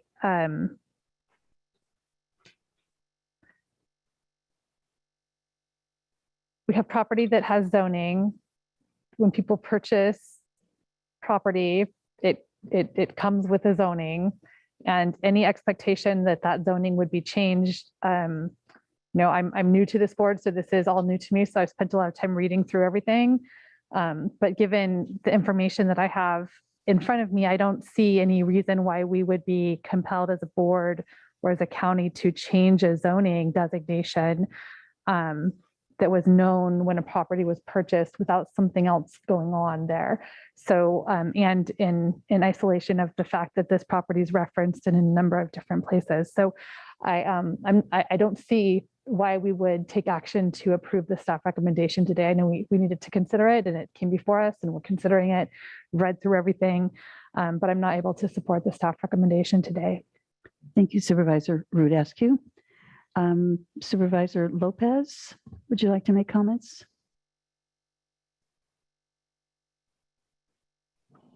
Not at this time, Madam Chair. I'm still mulling over the information. If there's others who want to go first, I'm good with that. Okay, we're just about ready to wrap it up. I'll go to Supervisor Alejo. Yeah, Madam Chair, I'll be brief as well. I'm in the same page with Supervisor Askew on this.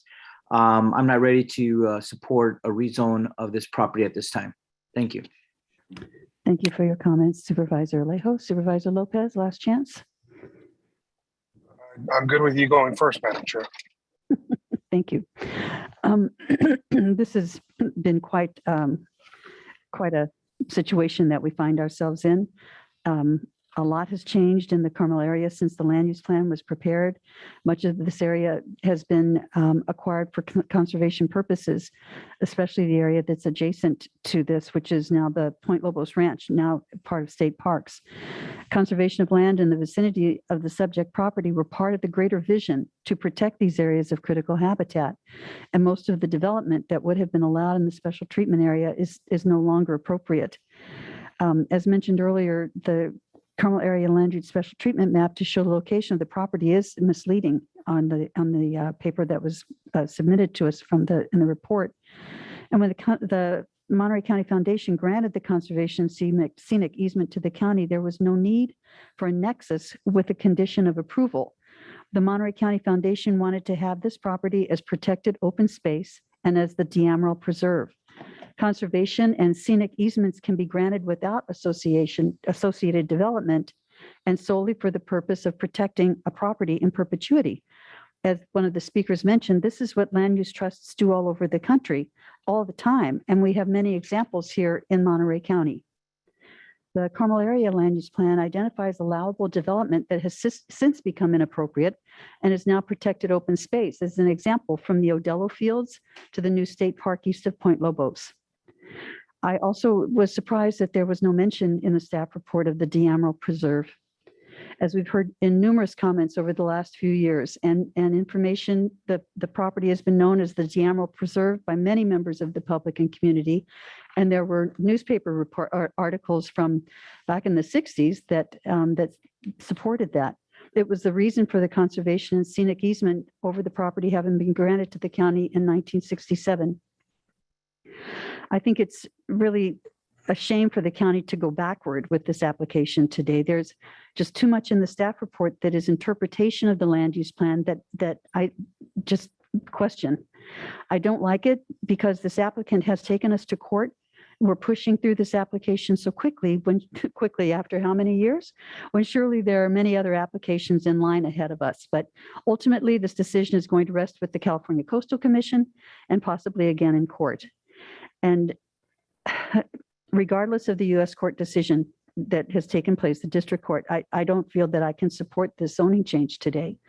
Although I believe that we're on solid ground legally to reject this zoning change, more importantly, it's the spirit of maintaining this parcel as resource conservation. It's the right thing to do for the community and for the memory of a fallen warrior.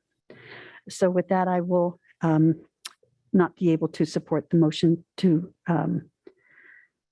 accept the staff's recommendation. Supervisor Lopez, last chance before we make a motion to. Yeah, thank you, Madam Chair. I just, after listening to everybody, it's obvious where the majority lies. I carried concerns on both sides, specifically about, hearing a lot of concerns about no more houses here and no more ADUs, that kind of stuff. It's not what we need right now. And I think somebody buying a parcel with the intent of building a home is not a bad thing. And so I'm of both minds, but I also understand the emotional attachment somebody else has to this property, but it has been sold. So, and in this case, I would have to side with Supervisor Phillips in terms of his arguments. But I see where the majority is. Thank you, Madam Chair. Thank you. And I will entertain a motion to move forward. I move to deny the staff recommendation. Is there a second? I'll second. Thank you so much. If we could have a roll call vote. Supervisor Salejo, Aye to the motion. Supervisor Phillips, No. Supervisor Lopez, No. Supervisor Askew, Aye. and Chair Supervisor Adams. Aye. Thank you very much. And we will now close that item. Through the chair. Sorry, I'd like to just make a point of clarification. Did you want staff to return with a revised resolution for denial? Yes. Yeah. Okay. Thank you so much. Thank you. Everybody's having to pick up after me today, and I thank you for doing it with very gracefully. Thank you.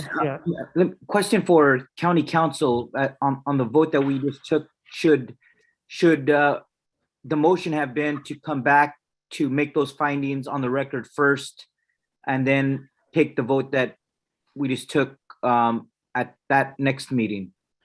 Supervisor, you're correct, and I neglected to point that out. The motion should have been to adopt a resolution of intent to deny the project and return with the findings for denial. I apologize for not picking up on that nuance. So now that we've I taken think the you need a motion, motion to reconsider, which could be made by somebody who voted in the affirmative, and then adopt the correct motion. I'll make that motion to reconsider. I'll second that. Roll call vote, please. Supervisor Lejo, Aye. Supervisor Phillips, Aye. Supervisor Lopez, Aye. Supervisor Askew, Aye. and Chair Supervisor Adams. Aye. And now the appropriate motion. Yes, Supervisor Alejo. Supervisor Alejo, I don't know what I would do without you. Go ahead. If you could state it so we get it right, County Council, and then Supervisor Askew could make that motion. I'll second. The motion would be to adopt a resolution to deny the project and have staff return with the appropriate findings for that purpose. Just to clarify, resolution of intent. Yeah. Yes, resolution of intent to deny. Supervisor Rudaski, are you interested in making I'm that just motion? writing it down so we can say it. I would move that we adopt a resolution of intent to deny Resolution of intent to deny the application for a rezone and direct staff to return with the appropriate findings at a later date. I move exactly what Lester just said. And I'll second that. The resolution of intent to deny the application for the rezone and to direct staff to return with the necessary findings. Second. Roll call, please. Supervisor Alejo, Aye. Supervisor Phillips, No. Supervisor Lopez, No. Supervisor Askew, and Chair Supervisor Adams. Aye. Thank you all very much. And thank you, staff, so much for your presence here today. Thank you. Okay, we are closing that item and we will now move forward with item number 17, which is to receive an abbreviated COVID financial summary and direct the Budget and Finance Division to begin a 3 to 4 month process for a comprehensive report if desired. And we have with us Gary Mollet, who's going to be doing the presentation.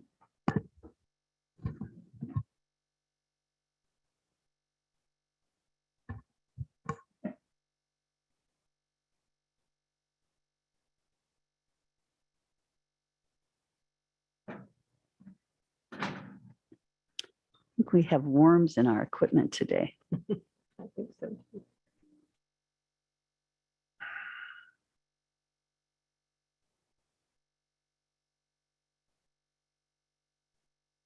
All right. There we go.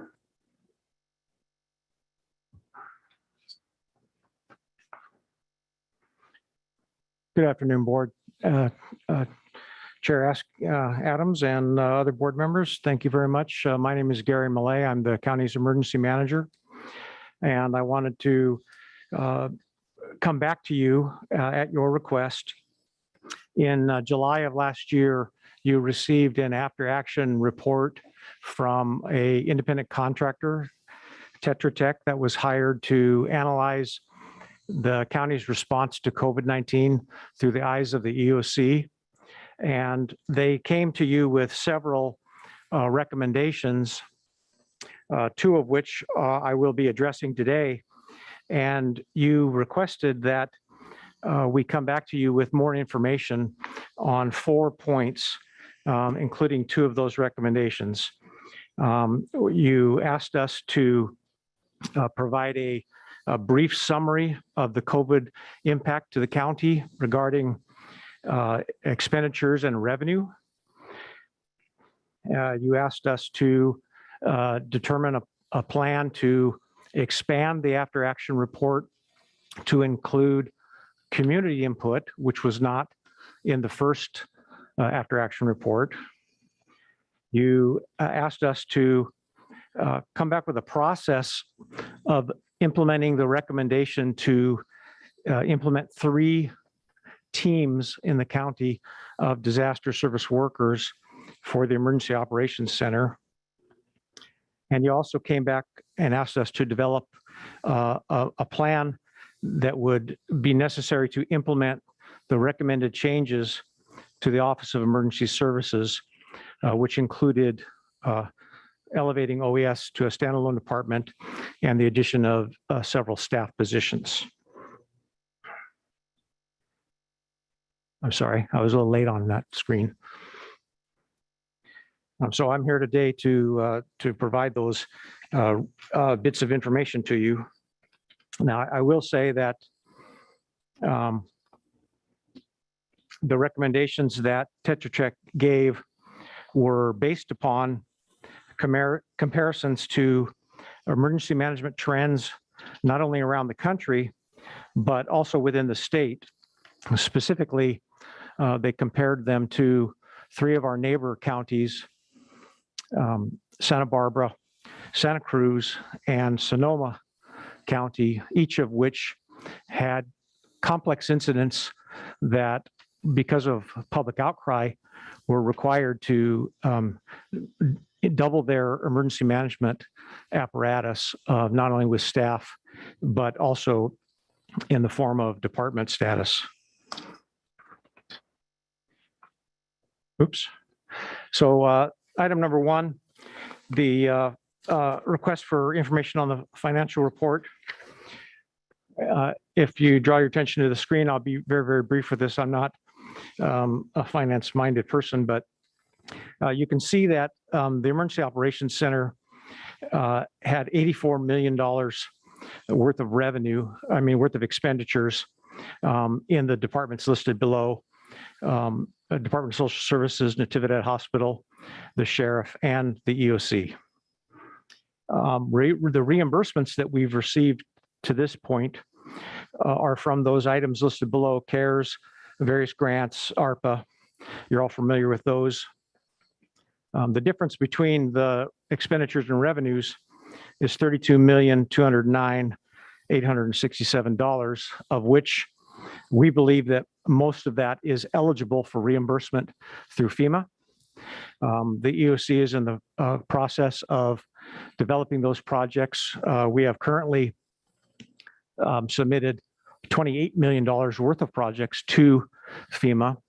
We have received $1.6 million in checks from FEMA that have been deposited with the county, and we are obligated for $2.4 million of money that we have not received yet, but which should be coming in the next month or so. In addition to that, we expect another $2.5 million to be obligated sometime before the end of the fiscal year. Would you like me to go through all 4 of the recommendations and ask for questions after, or would? Okay. So request number 2, we went back to Tetra Tech, and I'm not endorsing them as the sole company, but they did provide to us an additional estimate to augment their after action report, to include a wide variety of community import, which not only the private nonprofits, but the community organizations and the public itself. They estimated that augmentation to cost $24,800. If you direct us to do that, we will then seek some funding for it, because right now it's not identified. The number 3 is the plan to implement the disaster service worker program into 3 separate teams. So that's a pretty large project. What it would require is each, as you know, the Emergency Operations Center has 66 positions. So we would require 178 disaster service workers be identified within the county to be on one of those 3 teams. And as you also know, the EOC is comprised of the management, the general staff, the command staff, which we all know is the finance section, the operations section, the logistics section, and the planning section. Each of those sections have various branches, divisions, and units underneath them, forming a command tree, if you will. That's where we get the 66 persons that make up that. So we would be required to seek people that have an affinity or specialty in any of those response positions. Obviously, as an example, our finance section would probably mostly come from our budget managers, finance managers, and budget office.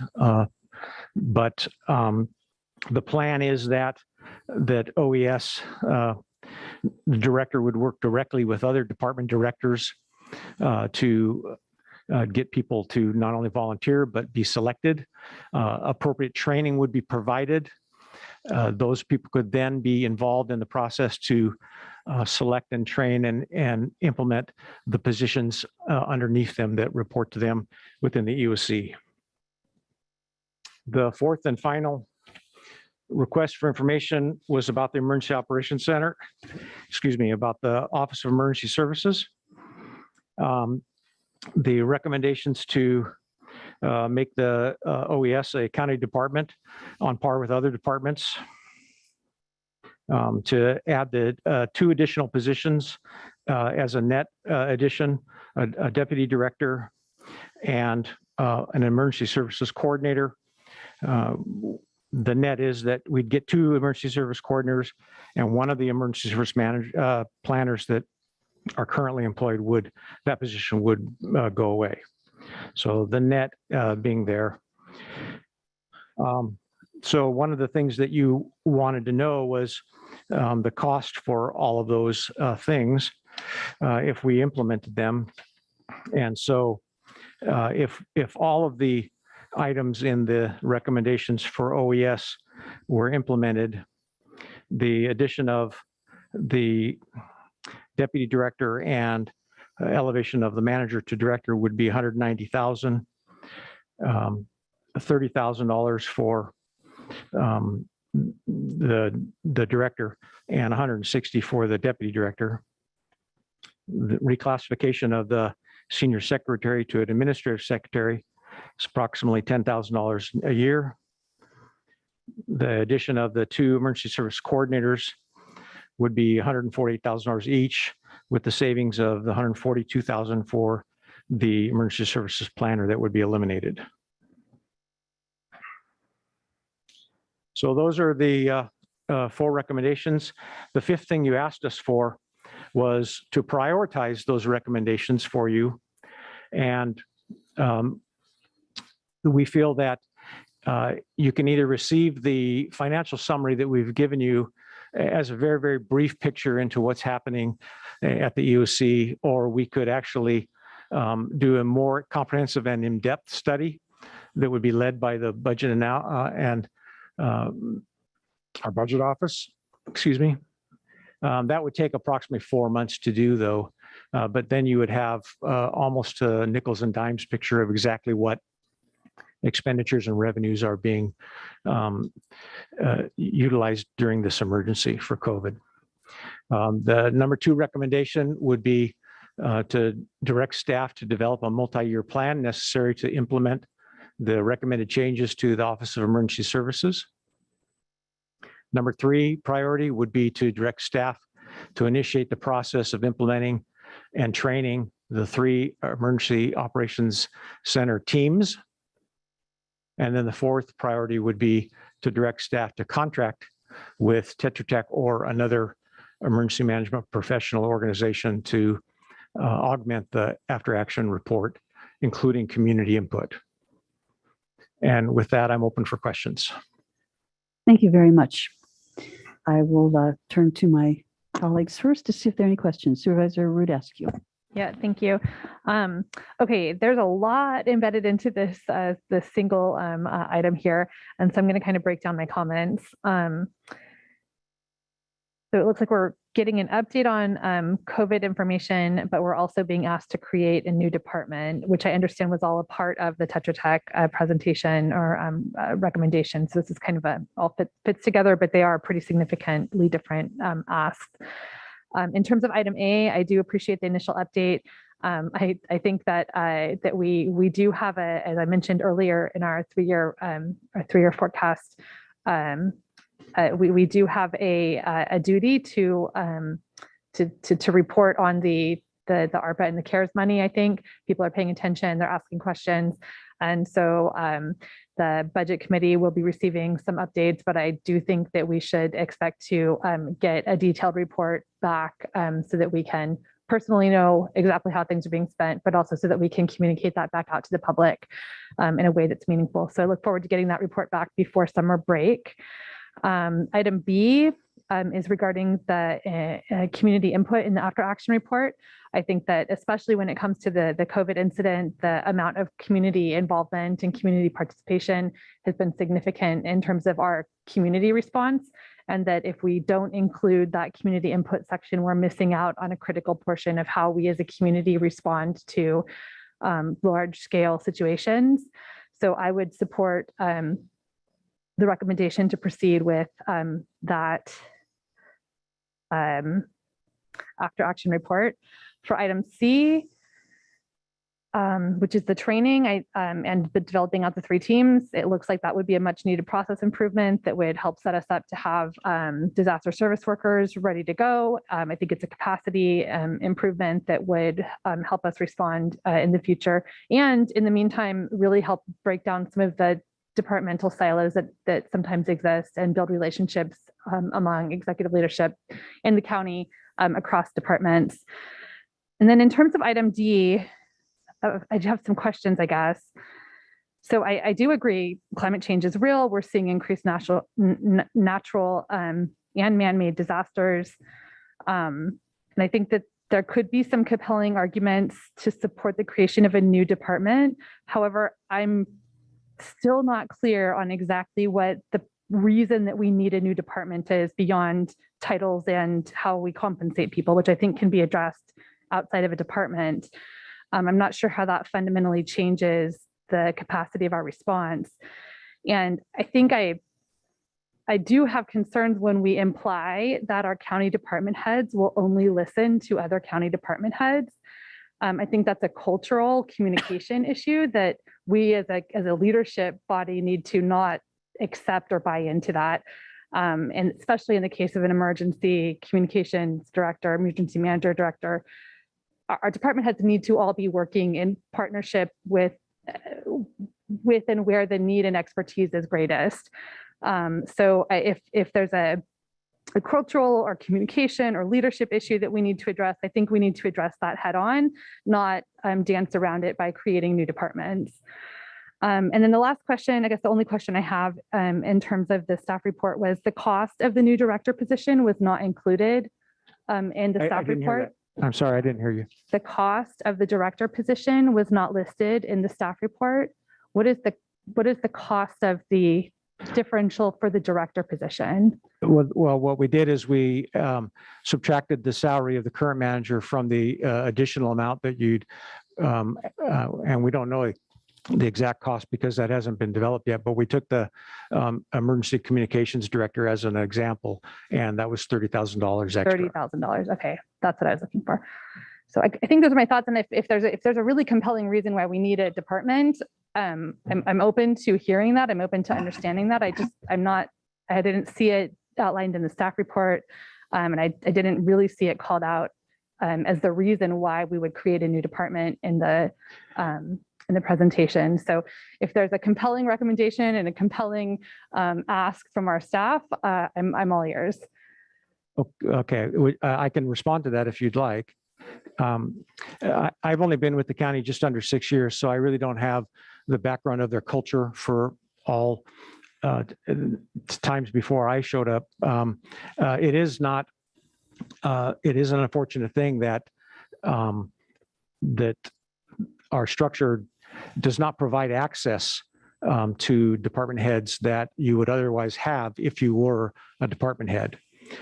We believe that emergency management is an executive function of the county and that it needs to be elevated to that level to not only provide that access and influence to not only department heads, but all of the other myriad of people that the emergency management deals with, from elected officials at the state level to executives in other cities and police and fire chiefs that you deal with on a regular basis.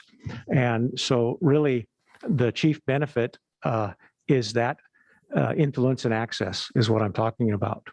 And we just feel that it's obviously that the amount of workload is not aligned with the amount of staff. And so that is a very, very, very big need. And that as we grow as an emergency management organization, it's natural to be that department to then take on more executive level activities that can be managed.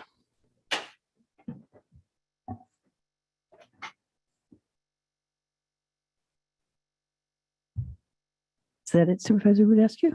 Okay, thank you.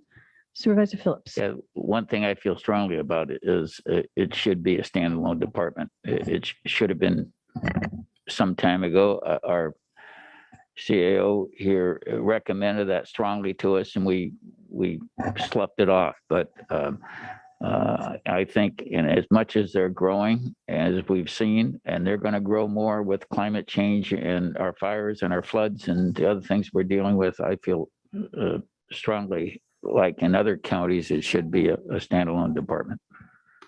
Thank you, Supervisor Phillips. Supervisor Lopez or Supervisor Alejo? Thank you, Madam Chair. Yeah, just, I sort of agree with the concept of a standalone department, but some of the other big picture questions, I'm not there yet. I think we need some additional conversations specifically around the staffing levels with the budget picture that was painted for us earlier today and what that would mean. Specifically for me, I look at some of the pieces in terms of our response. I think there's no better time to consider this than the window that we're in because of our recent experiences with COVID. And I saw a real demand for people, especially at our alternative housing site, that fell short. And I have, some clear questions about how we make sure structurally that does not happen again. And I just don't know that more executive sort of authority is going to put us in that position.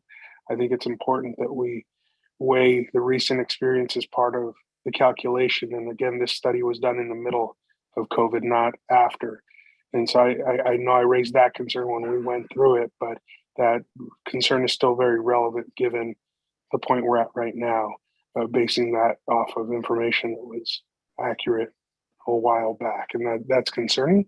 But overall, again, I'm still supportive of the concept of a standalone, but structurally and what sort of investment in the department is necessary, I think is something we have to weigh with the conversations around budget as we go into the next fiscal year.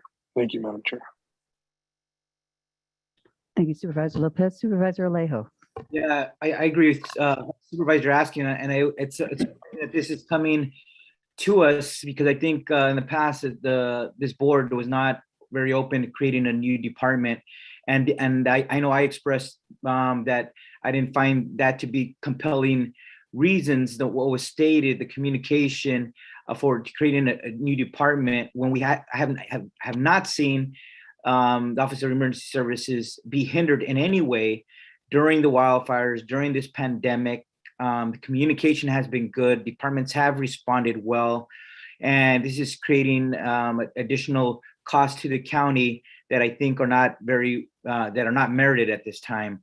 It's a relatively small department that has been functioning well. And I want to praise Gary and all his team for doing such a good job. But just to say, it needs to be its own department without seeing any compelling reasons to make that change and to add on those additional costs, I do not think it's wise. We just had a forecast of the increasing costs our county is going to have. So it's all these small things that add up. At the end of the day, at the end of a year or two, all these changes that I think are unnecessary at this time do add up, and they'll have long-term implications. So I cannot be supportive of the recommendation today. Thank you very much. Supervisor Phillips, you look like you're ready to jump. I'd like to make my comments. No, I all I wanted to do is hear Charles's comments since he's the leader of the team, but Okay. I didn't mean to interrupt you, Madam Chair. Thank you. I was just going to quickly say that I agree that there's more and more for OAS to do and is doing. And I feel like I should offer an apology because so much of the disasters that you guys have to face with come right out of District 5. So whether it's the fires or the winter storms, you've managed an unbelievable amount of work in the last several years. In fact, from the very day that you started, we've managed a couple of things, including a surprise helicopter drop, which was really good. At any rate, I am supportive of having the department be standalone. And I think following the example of places that are comparable to us, like Sonoma, Santa Barbara as an example, I think just shows that it's something that we should be in line with. Regarding the additional costs that were discussed, Santa Cruz County, by the way, has the same circumstance. As far as the costs go, I know that OAS has been incredibly successful in getting grants. So much of the coverage that they have has been, so much of the work that they do and the expenses that they have been covered by grants that staff within OAS have been able to bring in. So I'm supportive of them being a standalone department, and I'm supportive of the staff lineup that they have, because I think that they will be able to continue to bring in funding that would be very, very helpful to them. At this point, I think I'm ready to support their recommendation to make OAS a standalone department and the other recommendations in the report as well. Supervisor Phillips, I'll let you go back, although we can just immediately go to CAO Mckee. Thank you, Madam Chair. A couple of things. I have brought this issue up before, and it is the responsibility of the county administrative officer to address the organizational structure. I had recommended it previously, and it didn't seem to get board support. And it is a little bit perplexing in the sense that it's really down into the weeds. That I think that the board, pardon my frankness, but it's not an area that the board should be into the weeds. There isn't going to be a huge impact in creating a department, as there will be some, obviously, but not a huge impact. And it's just something that I would recommend as an organizational structure. And the reason is not necessarily that there isn't communication, because I think there is communication between the departments and OES and Nick and myself. I think the challenge there was that the pandemic is such a different type of emergency, and the request for disaster service workers was really only responded to by a few departments, and it wasn't as broadly responded to by all the departments. And the fact that it has lasted so long has created such a challenge and a feeling by some that it's not, that they're not getting listened to. The flip side of it is that departments have a lot of work to do themselves. And so it was it's a challenge for them to be providing those kinds of staff to staff the Offices of Emergency Services, the Emergency Operations Center. And if you're the leader of that, it's hard for you to grasp why people aren't stepping up, and I think the challenge is it's not like they're coming out to help with a fire or a flood where it's kind of this short-term thing. It's immediate. You can kind of see it. So that being said, the need for the benefit to having a department would create a more pyramidal structure, less flat organizational structure that would provide some opportunities for people to promote, provide some opportunities for backup for the leadership there, and provide them with an ability to have that department cohesiveness that they can have within the CAO's office, but it's not as strong as when it's a standalone department, and you don't have the same ability to have the kind of that structural benefit that you get from a pyramid. It's very, it's a flat organization at this point. And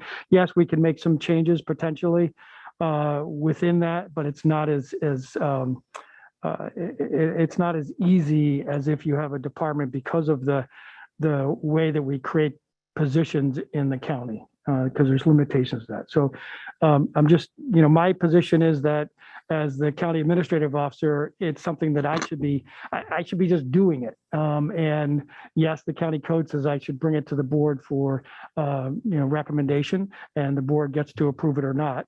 And that's why we're here. Supervisor Phillips, are you leaning in? No, I found to make a motion, but what are your thoughts that we approve that and then have you and the new department head work out the details and further recommendations of where you're going? Well, I think, the recommendation at this point is that it's part of a phased approach, that it's something we would bring back to implement if that's the direction of the board, and we'd come back with a plan to do that. Oh, sorry, Supervisor Rudescu. Yeah, thank you, CEO Mckee, for the additional context and information. And I think, I'm not sure if you caught my comments at the beginning of this, is, I'm not opposed to the recommendation, but I think that I worry that when we imply that the creation of a department is going to solve other communications and we call it access and influence issues, I think that's problematic to me. And I don't want to assume that just simply creating new departments is how we solve for, I need to know that everyone in our county is listening when an emergency management director is speaking, right? Regardless of their official title, how much money they get paid, if that is their role in our county, we need to be taking their communications seriously and prioritizing them. And if that's not happening, that's a whole different issue that we need to deal with. So I was looking for what you kind of alluded to. If there's some, if what I hear you saying is that you're making a strong recommendation in support of this today. Yes, and just to be, maybe I wasn't clear, I did hear your comments. I was in the back room there. I did hear your comments, and that's why I was saying, I understand Mr. Malay's point about communication being heard. I don't necessarily agree with that.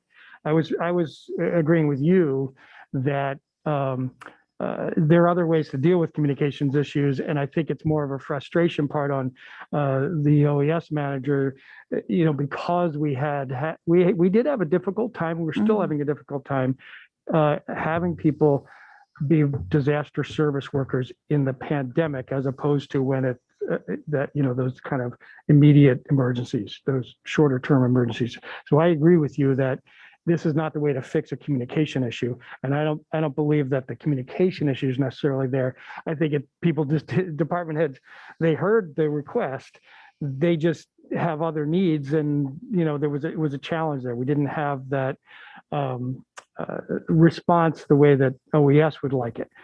But my point is that as an organizational structure issue, I support the idea of creating the office, so the Department of Emergency Services, because I think it is important for especially the future of addressing emergencies, for one, and two, for the staff to have the organizational opportunity for promotion. Okay, so and that's where the creation of the second in command comes into play. I do know how difficult it is to recruit and retain high-level staff right now. So we're also talking about compensating at levels that are commensurate with other counties who are forming the same type of structure. That's what I'm looking for, is help me understand why the recommendation is coming to us. And if it is a strong recommendation from our CAO, and that is part of your role as code. Otherwise, when it just shows up and says, "What do you think, Wendy?" Well, given the information I have, I didn't have enough information to be able to say yes, of course. So I think given the information you've shared, I'm inclined to support our staff recommendation and our CAO's recommendation. But I do want to make sure we're all doing it for the same reasons and for the right reasons. And if we do have other challenges within our county family, we need to handle that, and we need to address those other issues. And not just think that this is going to solve for that. So thank you for hearing me. And And like I said, no one else commented on the other items, but I'm hopeful that we can have support for the other 3 recommendations as well. And I think we've got a couple of hands up. We've got. Thank you. So we have Supervisor Alejo's hand up. Yeah, I just wanted to respectfully disagree with our CAO on this, because we are the elected body and we do make decisions, especially on this one where a reorganization of a department is going to have budget implications of over $500,000 alone. Not to mention, it's likely going to be more than that. I would say, you know, when all benefits and other costs are factored in, it's probably between $600,000 and $700,000, and it does create more upper management positions. And we still have yet to hear any compelling reasons why it's needed, except that I think this is my recommendation, and that it's needed at this time. And we haven't seen where something that's fallen through the cracks or did not perform well. And I think we all agree that the communication among department heads is really something that doesn't have any factual basis to it. I raised that back then as well. And the fact that the board previously did not give direction to go this way and that is back again, well, there's no surprise why I think there's continued concerns and pushback on this proposal. But I don't think it's just this, the CAO says, I want to make these changes. It has hundreds of thousands of dollars in cost implications, and therefore the board should just go along with it. That's not our role as elected officials. Our on every aspect, whether it's changing former RMA and reorganizing that and approving the cost that went along with that came to the board. And same with this department. If reorganization is going to happen and changes are going to be made and there's going to be significant cost implications, that's also within the purview of this board. So I just want to make clear that somehow this board should just defer and not have opinion on budget and organizational implications. And especially when there's still a lack of the reasons why this is needed at this time. And I think we've been supportive of in the budget of OES getting additional staff over the last 2 years to have additional resources to be able to meet the needs and the challenges of today.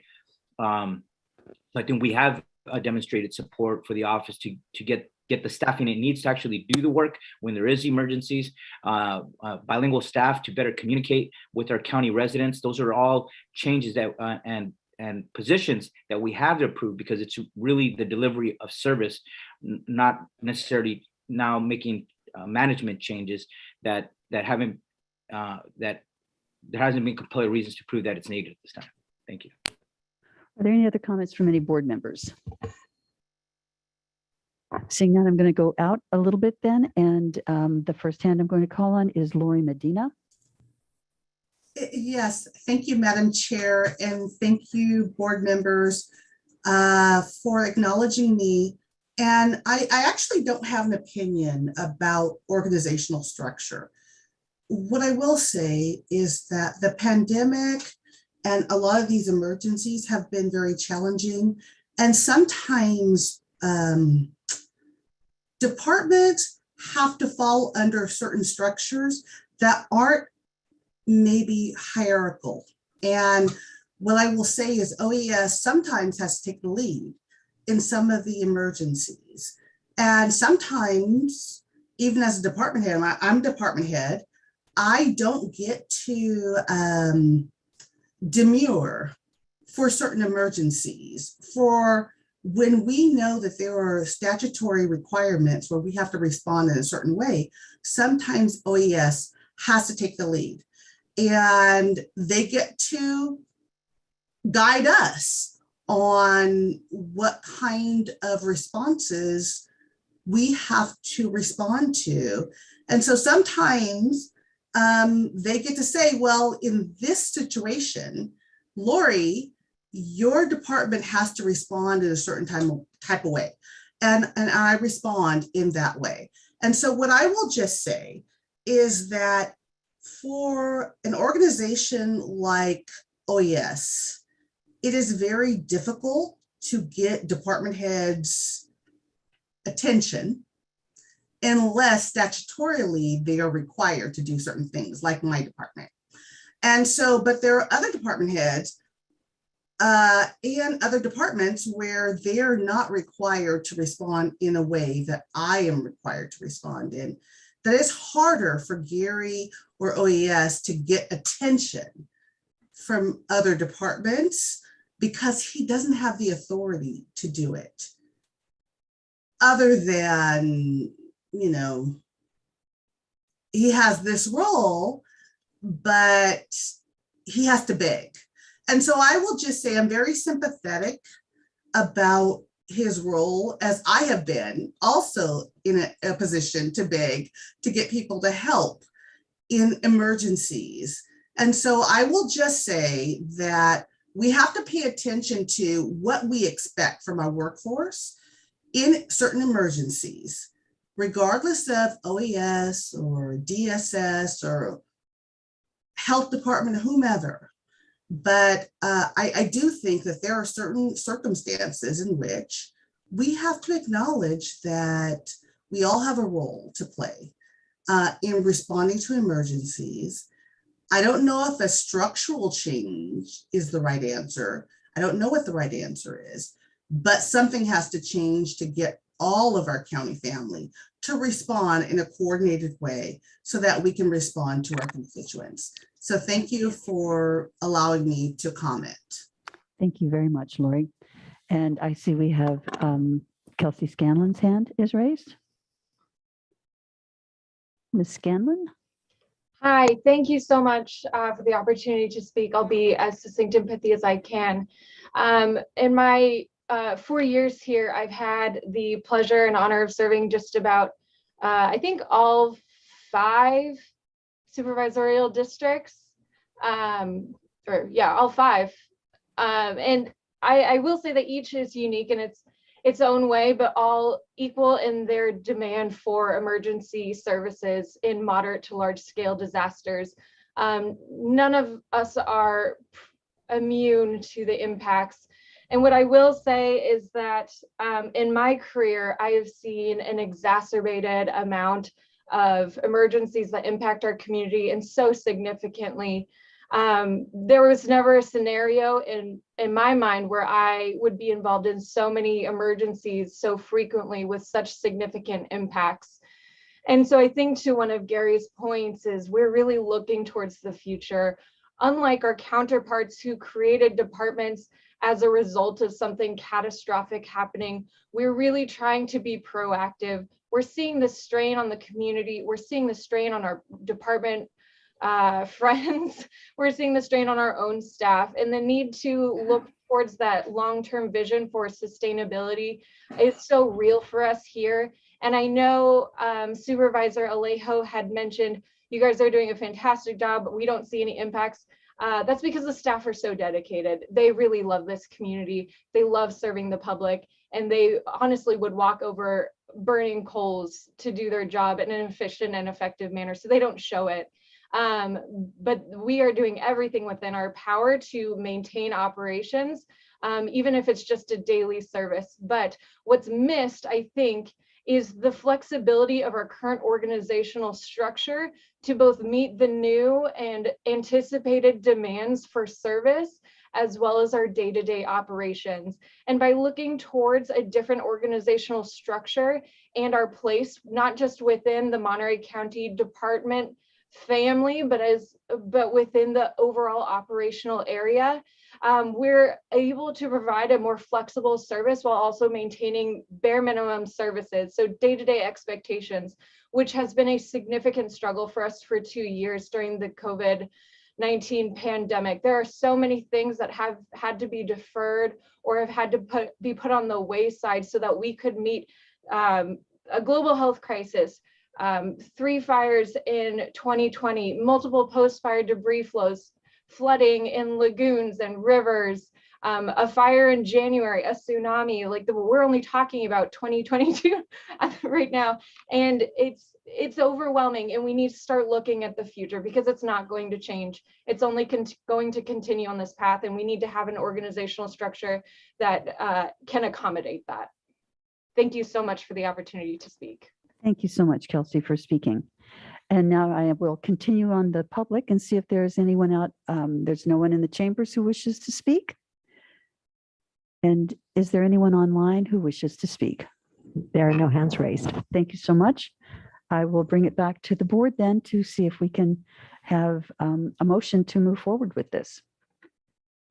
I'll move approval of the staff recommendations on, I have them listed in my notes as items 1 through 4. And is there a second to that? Thank you very much. We have a motion and a second. Could we have a roll call vote? Supervisor Salejo,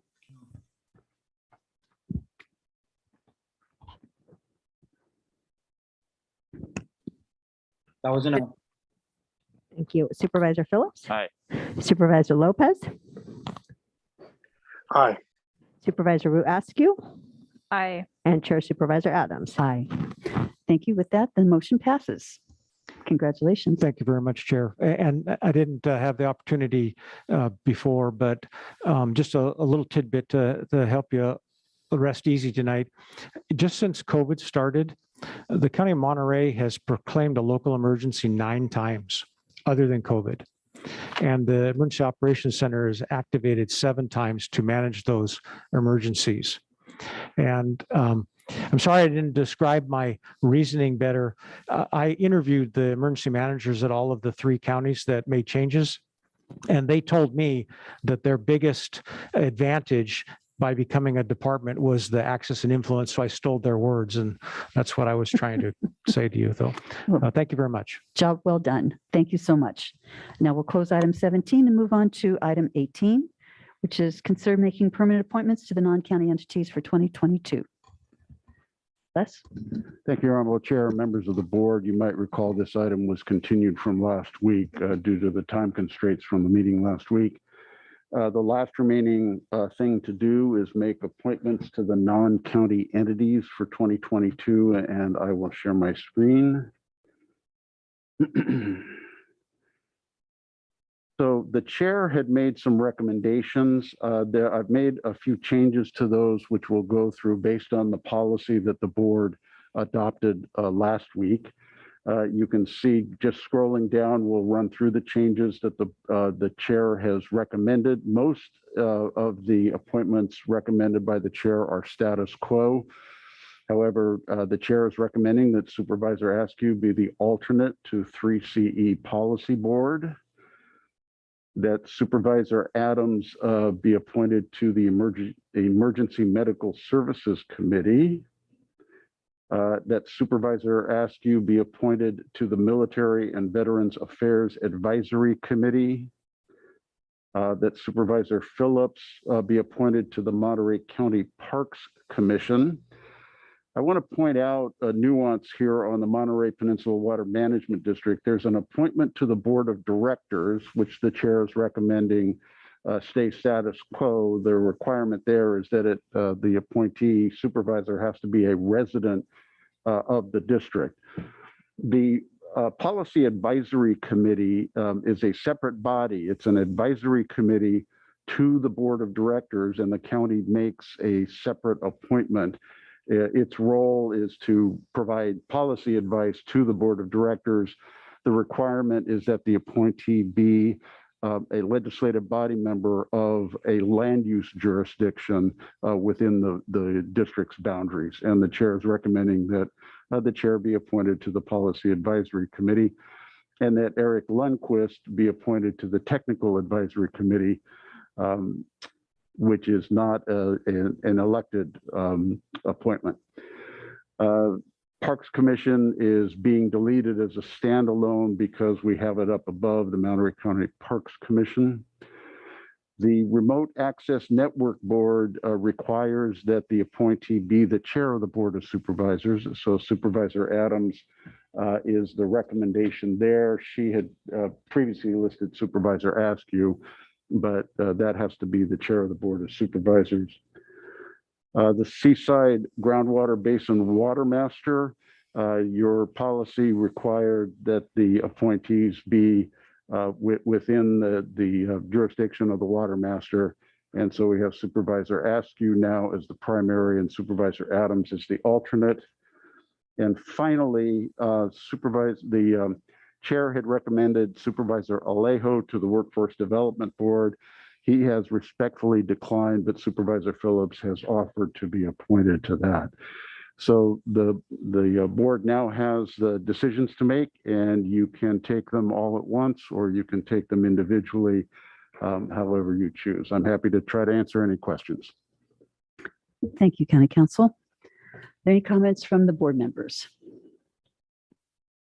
Madam Chair, I got my hand raised. Yes, thank you so much, Supervisor Alejo. I just wanted to, I raised this last time, but I will raise it again since we continued this discussion, that I wanted to just voice to my colleagues that I'd like to continue to remain at least till the end of this year, perhaps next year, as we're just embarking on this heavy lift to try to bring a veterans home to Monterey County. And I have been working closely with Jason, but we're going to be working even more closely with commissioners as we are moving to gain support from all 5 area county boards of supervisors, all the cities, veteran organizations, and we're meeting with state and federal agencies to move that effort forward. So I would respectfully ask that my colleagues allow me to continue to serve on that commission.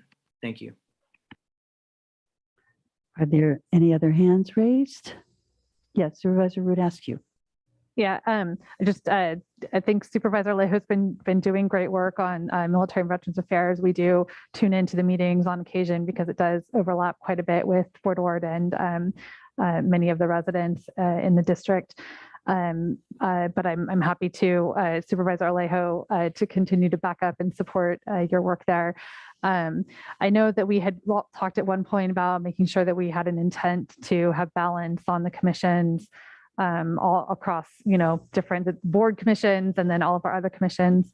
And just wanted to see if there was anything else that we wanted to, that you were looking to trade, Supervisor Alejo, as we just try to make sure we've got balance on all of these. I'll just pose the question. But I think generally I am supportive of keeping you on military and veterans affairs. Supervisor Alejo. I'm not sure what you're asking of me, Supervisor Askew. I was just asking to see if there was anything that you were looking to not serve on that I could might be interested in. Just opening the question since this is our chance to have that conversation here. Well, I did decline serving on the Workforce Development Board, and then I did step down from the RAND board, and you assumed that last year. Okay, right. And I think the RAND board, they noted the correction that follows the chair of the board seat. So that'll be following chair of the board. And I think Supervisor Phillips, were you interested in serving on the Workforce Development Board? I was, but if perfect. All yours. Okay, I think we've got, just making sure that we all have a chance to chat through the different seats. Can you scroll up just a moment, Les? To which?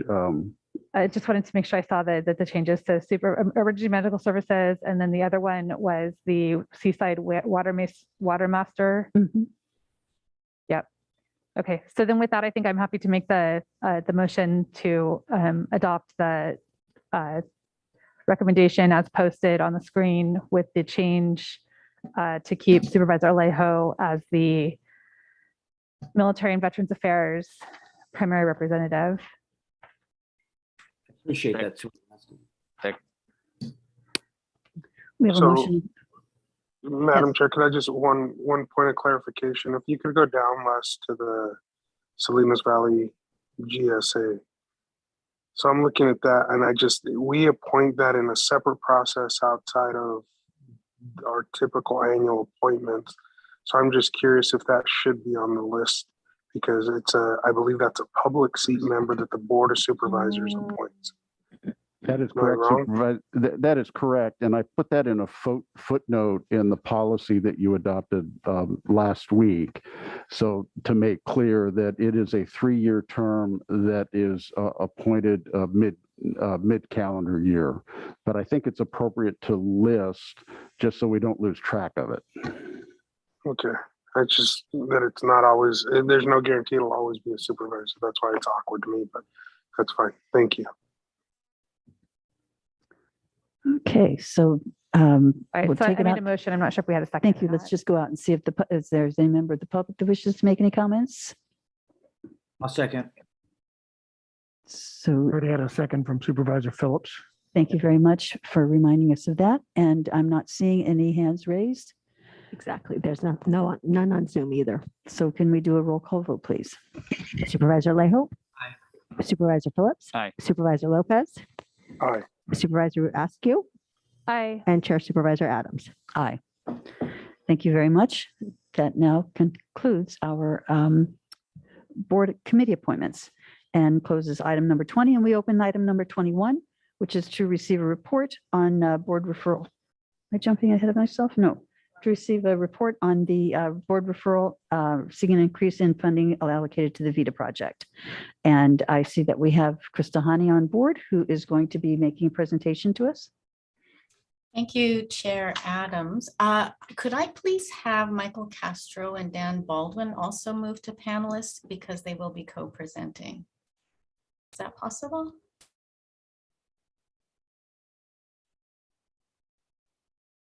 And you're able to hear me? Yes. Okay. I'm not seeing them show up yet. Hi, Chris. I was just moved to panelist. Okay, I'll go and share. Great. Michael will share his screen.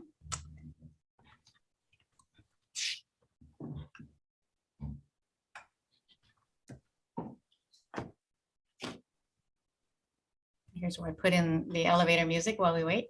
Yeah, I think it might have froze. Let's give it a second while it loads up.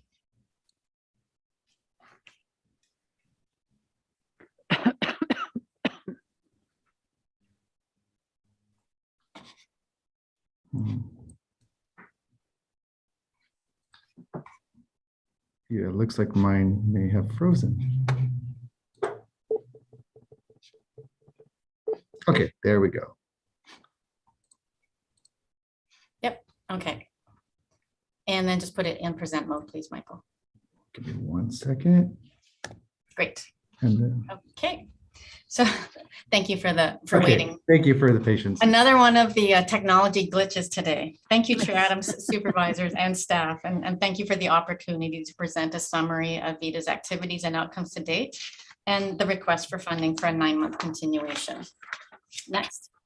VITA partners have created architecture for equitable change to reduce COVID-19 impacts.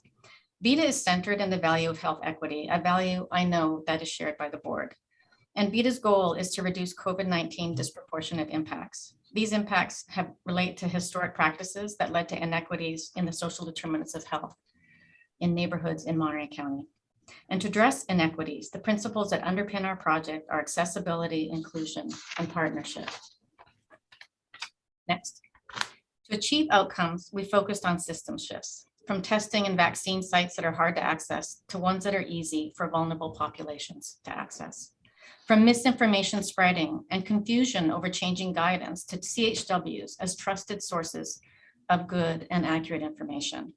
And from a safety net with few CHWs to one where CHWs have become trusted navigators. And we did this while also being nimble to respond to the changing pandemic. Actually, back, Mike. We started with 125 CHWs focusing on outreach and education, shifting to vaccination supports by late spring, and then right-sizing twice, once in June and again in September to our current capacity of 50 CHWs, while simultaneously adding pop-up COVID testing to the CHW activities by late summer. As I mentioned, accessibility is an important principle. Next. And as shown on the map,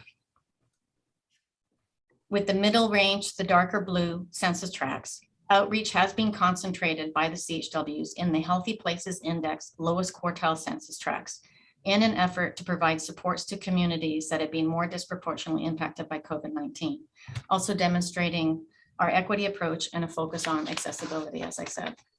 Next. Also, the dynamic nature of the pandemic necessitated quick strategy changes. Early on, as shown by the chart with the green bars, the strategy was developing relationship with community through education and communication around reducing exposure and protecting one's family, resulting in over 390,000 interactions with the public. And then in summer, while continuing messaging and outreach, the chart with the orange and brown bars shows how they began to implement outreach and supports for vaccinations, eventually helping 8,766 get vaccinated directly, as shown by the orange bars. And by late summer, we began to develop testing supports, allowing us to be there for community during the Delta and then the Omicron surges, and helping in January alone over 9,000 people with directly observed rapid antigen tests during the Omicron peak, of which those over 28% were positive and several hundred people were helped with isolation supports. So our county's COVID case rate in the summer was among the lowest in the state, and our peak case rate during the Omicron surge was generally lower than neighboring counties. And we have very high vaccination rates, with some of the highest being in several of the Healthy Places Index lowest quartile census tracts. Now, we're not saying that we're the main reason for these outcomes, but we are contributors along with many other players in the public health space. Next. And VITA started as a means to break the chain of COVID transmission and to help those who were, for various circumstances, finding it hard to isolate and quarantine. The community-based organizations address the needs of over 2,500 individuals through the isolation or quarantine supports from February last year through January of this year. And for those that we have complete data for, the average age was 37 years old, 90% were Latinx, 57% were female, and 70% of the case management was done in Spanish. 95% of the individuals reported completing isolation and quarantine successfully, and 95% of those with the needs supported reported they were completed successful isolation as a result of their needs being supported. And so while food-related supports in the in the blue have continued to be important, income replacement in the yellow has grown to about 20% or more of those being helped, attesting to the challenges community members still face. I'll now hand it over to my co-lead for VITA, Michael Castro from the Community Foundation. Thank you, Krista, and thank you, supervisors. So I want to bring your attention to some key VITA statistics. VITA has had over 396,000 interactions in the community, has registered over 7,000 people for the vaccine, and has done over 21,000 rapid tests. VITA has been a very successful program. We have heard countless stories about the compassion and empathy VITA has brought to the community. One story that stands out for me really is a local resident was hospitalized due to COVID. She was a single mother of two. The resident was referred to VITA through the county as she didn't qualify for a county wage replacement because she missed the qualification period by a single day. However, she was connected with one of the CHWs and referred to the Action Council that was able to get her wage replacement and food delivery to her children while she recovered in the hospital. The resident was in critical condition on a ventilator and could not speak, but the BHC VITA team worked closely with her to connect her to the needed resources in delivering the wage replacement and the groceries upon her discharge. These key stats represent thousands more of these individual stories. These are not just data points, but actual families, parents, and children that have been helped. Asking for help is not an easy thing to do, but VITA's constant presence in the community really helped bring that barrier down. They have gained and earned the community's trust. It's important for VITA to always focus on quality improvement.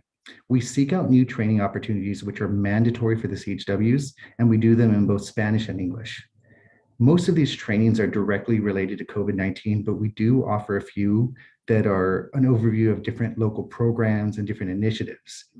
They have a lot of discussion with community members, so this baseline knowledge allows them to refer people to the proper resources needed.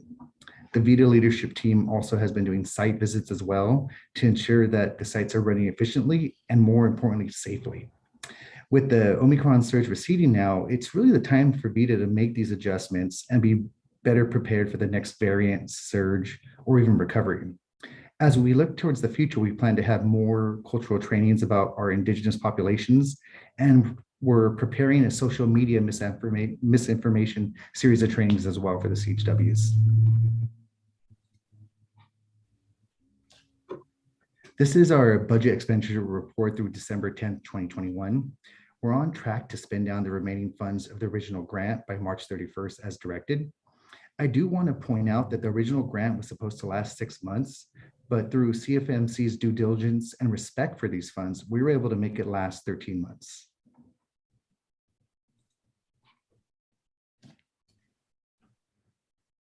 So now you've heard about some of our activities and our outcomes. The board referral also asked for us to come back with a request for funding VITA at current capacity through the end of December this year. So as you can see from the budget summary here, VITA would need 1.57 million to continue at current capacity at 50 part and full-time CHWs for 9 more months. The county funding would be primarily to support the CHW positions and is matched by the funding from the Health Literacy Grant from Health and Human Services and some community foundation funds as well. And then operating costs would include printing, training, PPE, and other field supplies that were formerly covered by outside funds to the community foundation. We also wanted to provide a potential revenue source for your consideration and decision for this funding ask. So our proposal is that the funding would come from unspent ARPA Great Plates Delivered program allocation to Department of Social Services. Health inquired with DSS, and DSS is willing to make this reallocation of these funds. And ARPA funds were meant for COVID response and recovery, thus this would be an appropriate use of the funds. The funds would be transferred to the Health Department and presented as part of the DSS presentation to the Budget Committee later in March on their ARPA spending to date, if the board wishes to allocate these funds to the VITA project. And then also, we'll be hearing a bit more about other funds that have come in, but on the horizon is Medi-Cal providing reimbursement for CHW services starting in July. We're really looking forward to working with partners to really help how Medi-Cal billable entities can then bill for CHW services for health, education, and navigation. But there will be a transition period, and not all CBOs are able to bill Medi-Cal, so there'll be the need to support them through that, probably for a few months longer. And so the funding request through the end of December will really help us in our capacity to keep going at the current CHW level. Next slide. So COVID-19 has been an unpredictable virus. There's not a lot we could be sure about, but it is likely that there will be new variants and people will continue to get sick, especially in desperately impacted communities. VITA CHWs have evolved with the pandemic, adjusting to be able to provide the services the community needs. As we plan for the future, there are a few things that are at the top of our minds. VITA complements the governor's smarter plan of living with the virus, but preparing for its uncertainty. We need to continue bringing our booster and pediatric vaccine numbers up, especially once the under 5 vaccines are approved.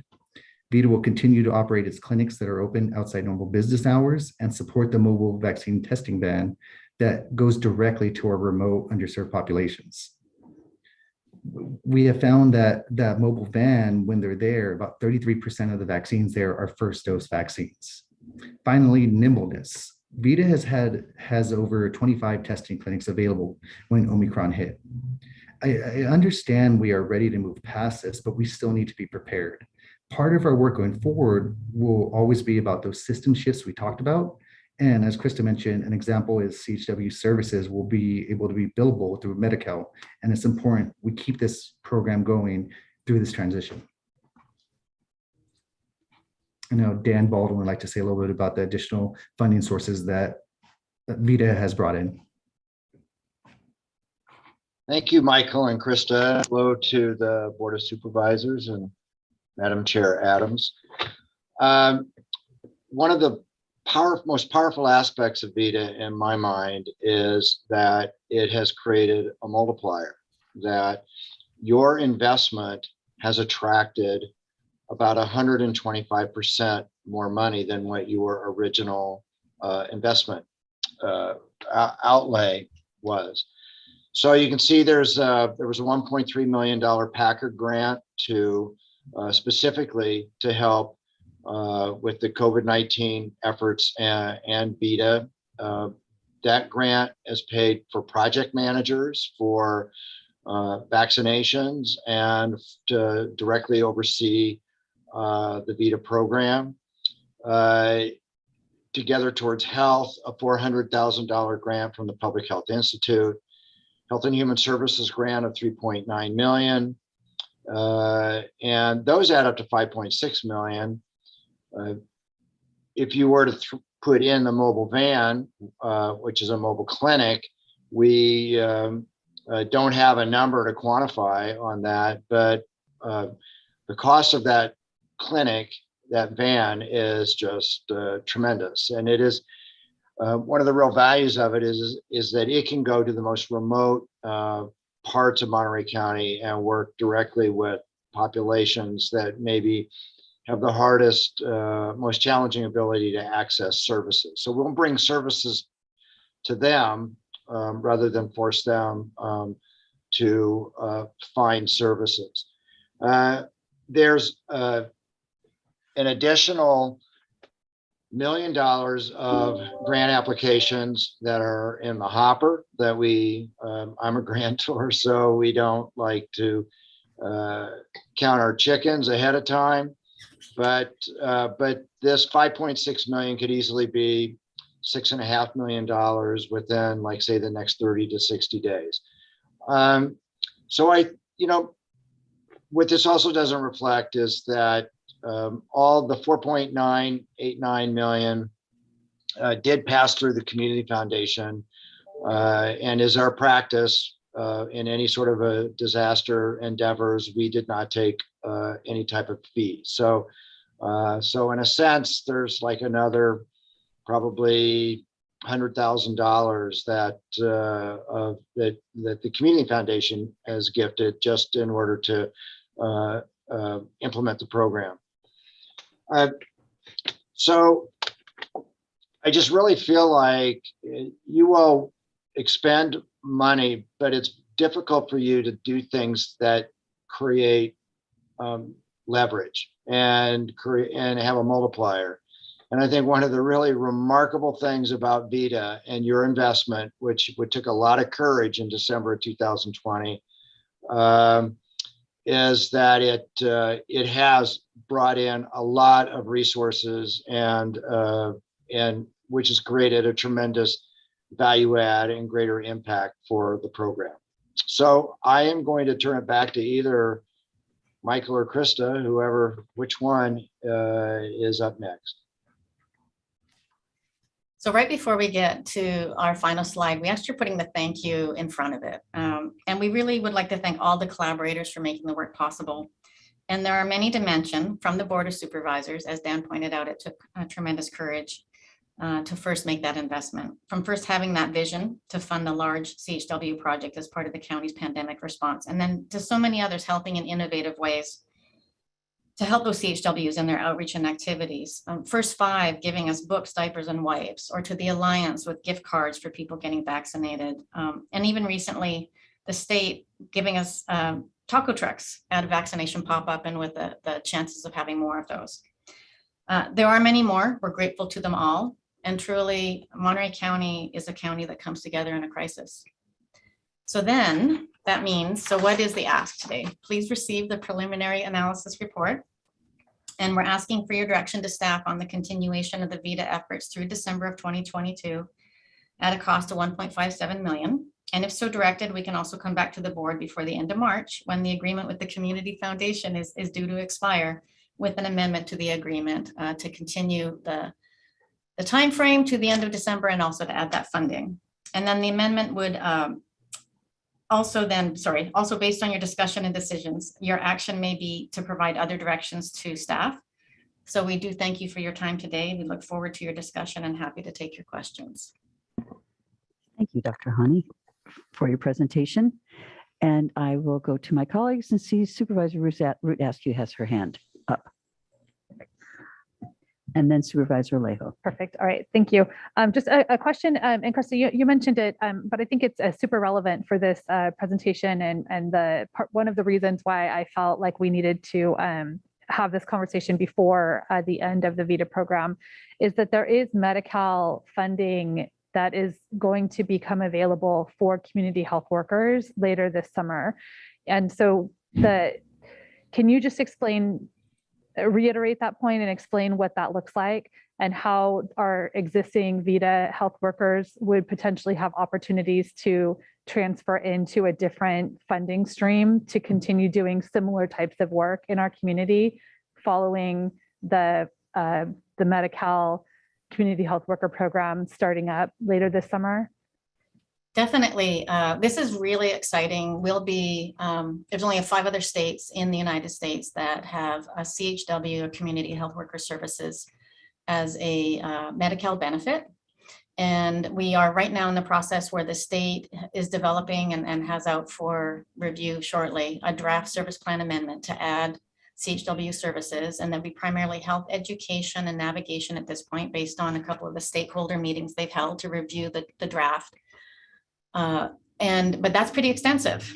And so it will be for CBOs and healthcare facilities that can bill Medi-Cal. So community-based organizations will be set up and have a particular billing component that the state has setting up for them for this.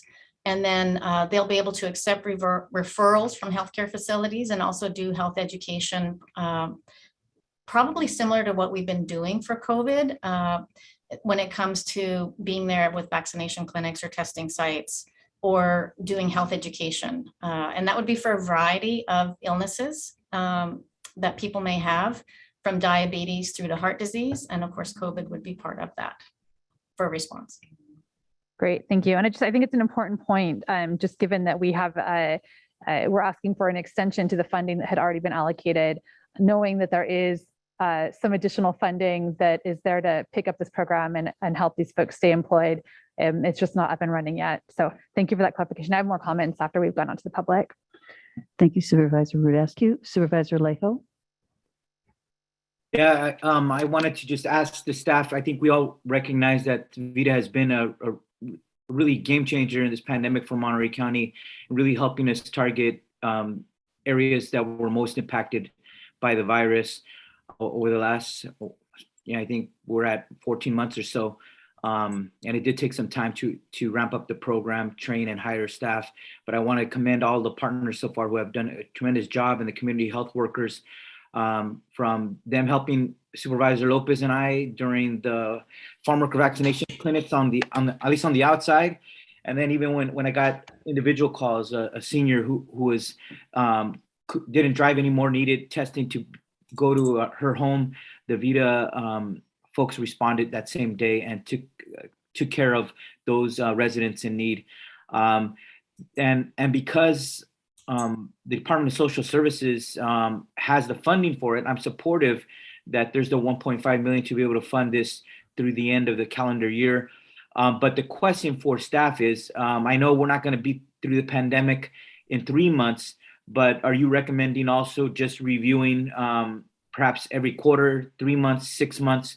I don't know where we will stand in September, but just your thoughts on how do we review and match a program to meet the needs. And certainly new state resources is an exciting thing, because if we could have that be a permanent part of services in Monterey County past the pandemic, I don't know how long the state is intending to fund that, but that's an exciting new possibility for these workers who have been trained. They love doing this work. I've talked to some of them that they love doing this. And I also get the fact that these workers, if we had only extended it 3 months, they got bills to pay, families to feed.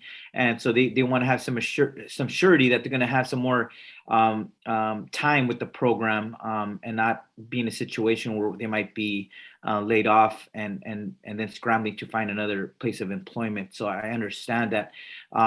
But just what are your thoughts on just how do we evaluate the program and meeting needs of our county in 3 or 6 months from now? Thank you, Supervisor Salejo. We have been fiscally responsible throughout by having that constant checks and balances in place, where first with Rosemary Soto and myself, checking in with Michael Castro and looking at the budget every month. He gets information back from the CBOs, and we're looking at how we're expending the funds. And then we're also looking at what we are doing and the areas that we need to focus our CHWs in and on those activities. So we would continue to do that. And so we have meetings every other week right now. We meet with the data analysts as well every other week to be reviewing the data. The data comes in, they have a weekly reporting schedule, which we tend to see monthly, and we are in the process of automating that. So we'll be able to see the data as it comes in weekly. And then for the testing, Kim Stemler has set that up. So it's working really well. And we have another program manager now, Alejandra Carranza, working with the Community Foundation, who's keeping track of all of that testing data and the deployment of the CHWs and the testing sites. So basically, in summary, we have a variety of checks and balances to keep track of the data. And then we actually pay attention to all of those COVID reports, and through the COVID collaborative, getting direction on where we might need to redeploy or refocus on.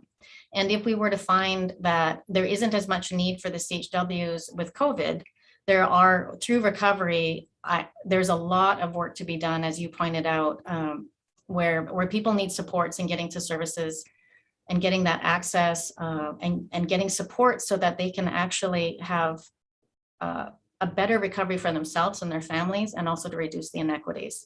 So one example of where we can really tie in with COVID, besides getting vaccinated, is Medi-Cal expansions starting May 1st for people who are 50 and older, irrespective of documentation status. And I can just imagine having these really wonderful fairs to get enrolled, but you could also potentially get vaccinated or boosted at the same time. And you could bring family members to do it. So it would be a great combination over the summer to really ensure that our Medi-Cal enrollment rates are going up the way they should with that expansion. I like that example. Certainly a big endeavor, and something exciting that our governor is committed to. And you're right that we are going to need some more extensive outreach efforts to enroll as many people as we can. The only other last thing I'll raise is that there's been some concerns of our lag, or not making as much progress as we would like with our African American and Indigenous communities in Monterey County. And so I know that that's of important that we're reaching as many residents, but especially VITA is always intended to target those communities that are not being reached as effectively. So I just wanted to raise that, because I think we do need to make more progress there. And I hope that VITA will continue to help us to try to reach those communities, take vaccination and take testing and other resources to those communities who need it the most in our county. But I know that's an ongoing struggle for us, but it is in our purview of things that we want to do better at. And I know VITA is going to be key for us to be able to reach those communities. So Madam Chair, I would support staff's recommendation to continue funding to the end of the year. So I'd like to make the motion at the right time. Thank you, Madam Chair. Thank you. Supervisor Lopez. And then. Thank you, Madam Chair. Go ahead. Never mind. Okay. Just there was, for me, one name missing from the presentation, and it's really important to me that we remember where we came from. And I want to thank Rosemary Soto, who's no longer part of this program, but I was the one who officially threw her under the bus at a meeting. And I've never let her forget that when I recommended that she keep her census group together to see what could be formed. And that's where VITA was born. So just want to congratulate her for the point that we're at today, which is having a conversation about creating something that's going to be around for some time. I know for us, there's always a big concern around budget, and I'm supportive. What I want to dig my teeth into and ask some more pointed questions on, and I realize that a lot of the information may not be readily available yet, is that information on reimbursements through Medi-Cal. Because to me, I agree that a CHW program is necessary long-term. And my key question is, how soon will we know the definition of a CHW so that we can make sure that the folks that we have doing the work qualify so that we get the reimbursements? And then at what rate will those reimbursements take place? And long-term, in terms of a vision, do those positions have to live somewhere specific in order to qualify for reimbursement? Those are my out-of-the-gate questions that are, I think, critical to this question of how much further we go. But overall supportive, love that we're here. I just have these key questions about really long run, and I just want to share my reasons why before I ask Krista to maybe give us some answers there. And it's because in South County, often we hear promises. We're coming, we're going to do this, we're going to bring all these great resources, we're going to show up for your community. We see a season, maybe two of help, and then folks disappear. And that's why I've cautioned from the beginning, committing to long-term, this is going to be here. For my communities, they often feel like we're overpromised, under-delivered. We're trying to do it the other way around. And so understanding the structures that could create something that's around a longer term is really important to me. So Krista, to the extent you can you illuminate or provide some answers for any of the questions that I was threw out there? Supervisor Lopez, I have generals, but not specifics, which I know what you really want. And some of it is because it's in part of this draft service plan amendment that's there's still, I don't think is out, but if it is, then they may be in there and I can get them for you. But there is in there some aspects of the community health worker definition, and they are getting a fair amount of stakeholder input on that because the community-based organizations, CHWs, want to see a more expansive project and go definition and going into more of the Promotora framework as well. And then for the reimbursement amount, I do not know how much that is, and I don't think that was in there yet, but I will find that out. And then you also run, so for the other thing the state is doing really is building this as it's going along. So they're looking at what would be the requirements to qualify as a CHW. And what I do recall from what they presented was that there can be time worked doing certain CHW type roles, as well as then having like a 2-year time frame to get certified. And then they are working on deciding which programs in the state that are already operational might qualify to be the certification programs.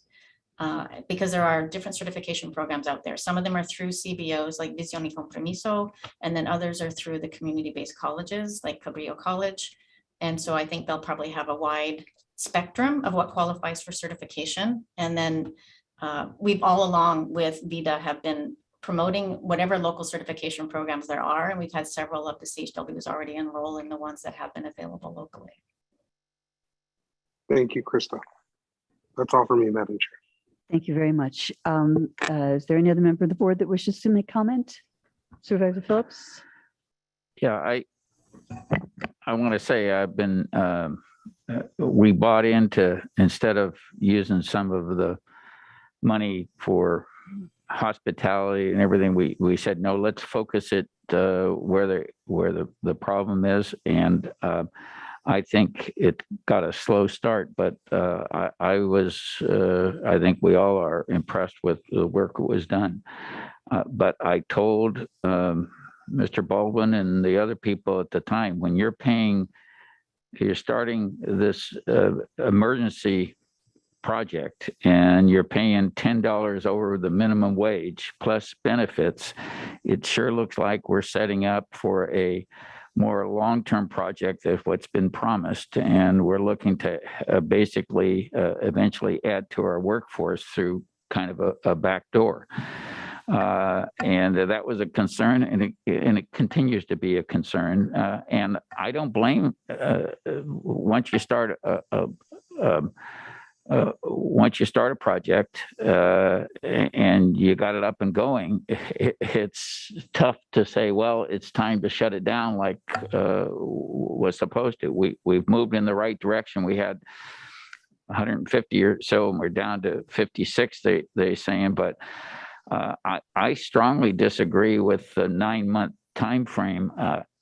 That's going to be the worst time because it comes up on 9 months. We're getting ready for the Christmas holidays.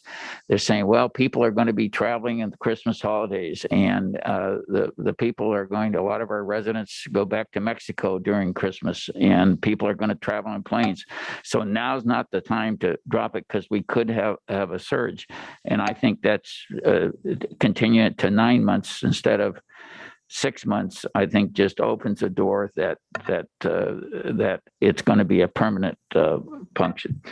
I think we have the education in place, the protocols in place. So I think we have the resources that it can manage itself as we go. And I think anything else, we're going to be adding to a permanent workforce. I would point out, the county, we had these kids we were talking to today. The county has something like 450 vacancies. Hopefully some of these people can be transferred over, especially in the health department and social services, and doing it in that way. But I would support something where we continue for 6 months while they're phasing out of it. And I would say I'd put up half the money, 700,000, with whatever leverage they can, but I can't support the 9-month faction, and I can't support putting that much money into a project that's supposed to be phased down and out 6 months ago. So. Thank you, Supervisor Phillips. And I'm going to go out to the public, and then I have a couple of final questions. Is there anyone in the chambers who wishes to ask questions or comments? I'm seeing none there. And I am looking online to see if there's anyone who has their hands raised online. There is one person or two now. Okay, if we could please have the first person speak. That's Kevin Dayton. Kevin, you've got 1 minute, 30 seconds to speak. Thank you for being here.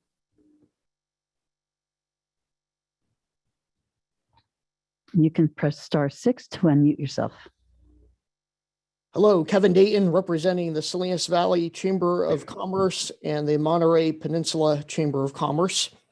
Our members have been impressed with the VITA project over the past 15 months and what they've done. I can tell you one thing that was very exciting was seeing those numbers briefly mentioned in the fall of 2021, where Monterey County was a little blue dot in a country with a map is full of red. It really showed how effective this program was. And from the perspective of our leadership, we still remain nervous. Supervisor Phillips mentioned resurge in December. You know what? It's likely that will happen again. And both of these chambers say, you know what? Maybe it is not time yet to disassemble the structure and end the program, because we may be dealing with this again. As you know, COVID really took a bite out of some of the industries in Monterey County, including hospitality. The statistics, they made a difference. And right now, we'd like to encourage you to figure out how to continue this program and at least keeping it an appropriate size, but not eliminating it altogether, because you may be needing it again soon, even just for COVID. Thank you. Thank you, Mr. Dayton. And the next person? Yes, Janine Chirikrat. And now we have Janine Chirikrat. Good afternoon, Madam Chair Adams and Board of Supervisors. I'm Janine Chirikrat here representing the Monterey County Hospitality Association. It was 2 years ago when the pandemic rocked our world. It put us all into a reactive mode, and as a community, we had to scramble as we watched people that were becoming terribly sick and sadly, in some cases, dying of COVID-19. In times of darkness, there's always light. In our case, it is the creation of VITA. This program is a role model, not only for our community, but something to be shared well beyond Monterey County. Unfortunately, COVID's not over, nor is the work of VITA. We need to continue to test, we need to continue to vaccinate. Most importantly, we need to do everything we can to protect our children and help them understand the importance of a vaccination. VITA has created the roadmap to help expedite the vaccination process for children in our community. No one has always prepared when the pandemic hit. This time we have an opportunity to be prepared. On behalf of the entire hospitality industry, we ask that you continue to support VITA and approve the additional funding to keep this program functioning at its current high level of success. Thank you. Thank you, Ms. Chirikrat. And I see that we have Deacon Scott Taylor, who has his hand raised. Yes, thank you, Supervisors and Madam Chair. I'm Scott Taylor, an Episcopal deacon speaking on behalf of COPA.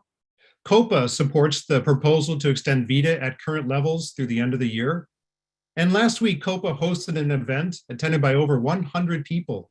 And we heard many, many stories about families that have been helped by VITA program, help with testing, help with vaccinations, help with material resources that they needed to isolate successfully. And one of the most remarkable things about VITA are the linkages. If people test positive, then they're connected with someone from VITA right away, often within hours, who then asks, do you have what you need to isolate? Do you need housing to protect other family members? Do you need food or medicine or diapers? And helping people isolate successfully has helped break the chain of infection and save lives. In addition to testing, VITA has played an important role in helping people get vaccinated. And now VITA has helped businesses, schools, and religious institutions reopen and stay open. And so although the number of infections are down compared to the holiday peak, we don't know if there'll be another variant or how deadly it will be. And that's why we support extending the VITA program at current levels through the end of the year. Thank you. Thank you. Are there any other hands raised? Well, there is one hand with the phone number ending 519.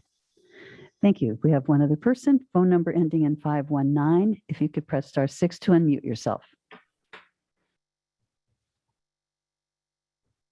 Hello, my name is Euphemia, and I'm speaking in regards to the Village Project, who is partnered up with the VITA project.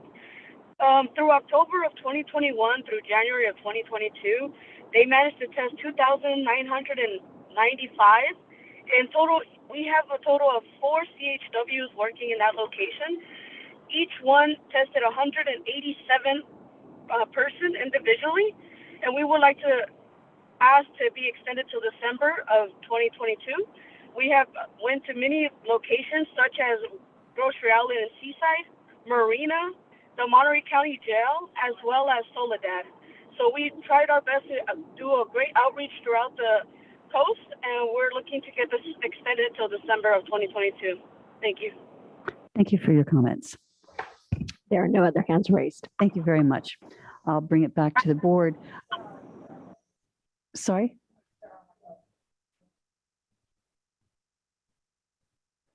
Yes, please. If anyone wishes to speak, please raise your hand now so I can gauge what the timing is. Yeah, they're gone. I'm sorry, I can't see this. There you go. Thank you. Marianne? Yes, I have a quick question. This is addressed to Supervisor Phillips. I was taken by your remark when you say that the county has the resources to continue. Do you believe that the things that VITA are providing will be done by existing county employees should we have a resurge, as Mr. Dayton mentioned?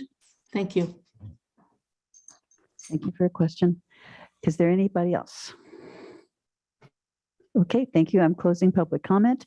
I'm going to bring it back to the board, but before I do, I just have one question for Krista Hani or whomever would be the right person. I am conscious of one thing. Of course, I'm just so delighted with the success of the VITA program, and seeing the 93905 with a 100% vaccination rate is just absolutely amazing to me. It just really is fantastic. I have a question though about the concern that I have that I've voiced regularly, and I think Supervisor Salejo mentioned it, and that is that we've really noticed a very stark difference in the vaccination rate for Black, African American, and Native American people.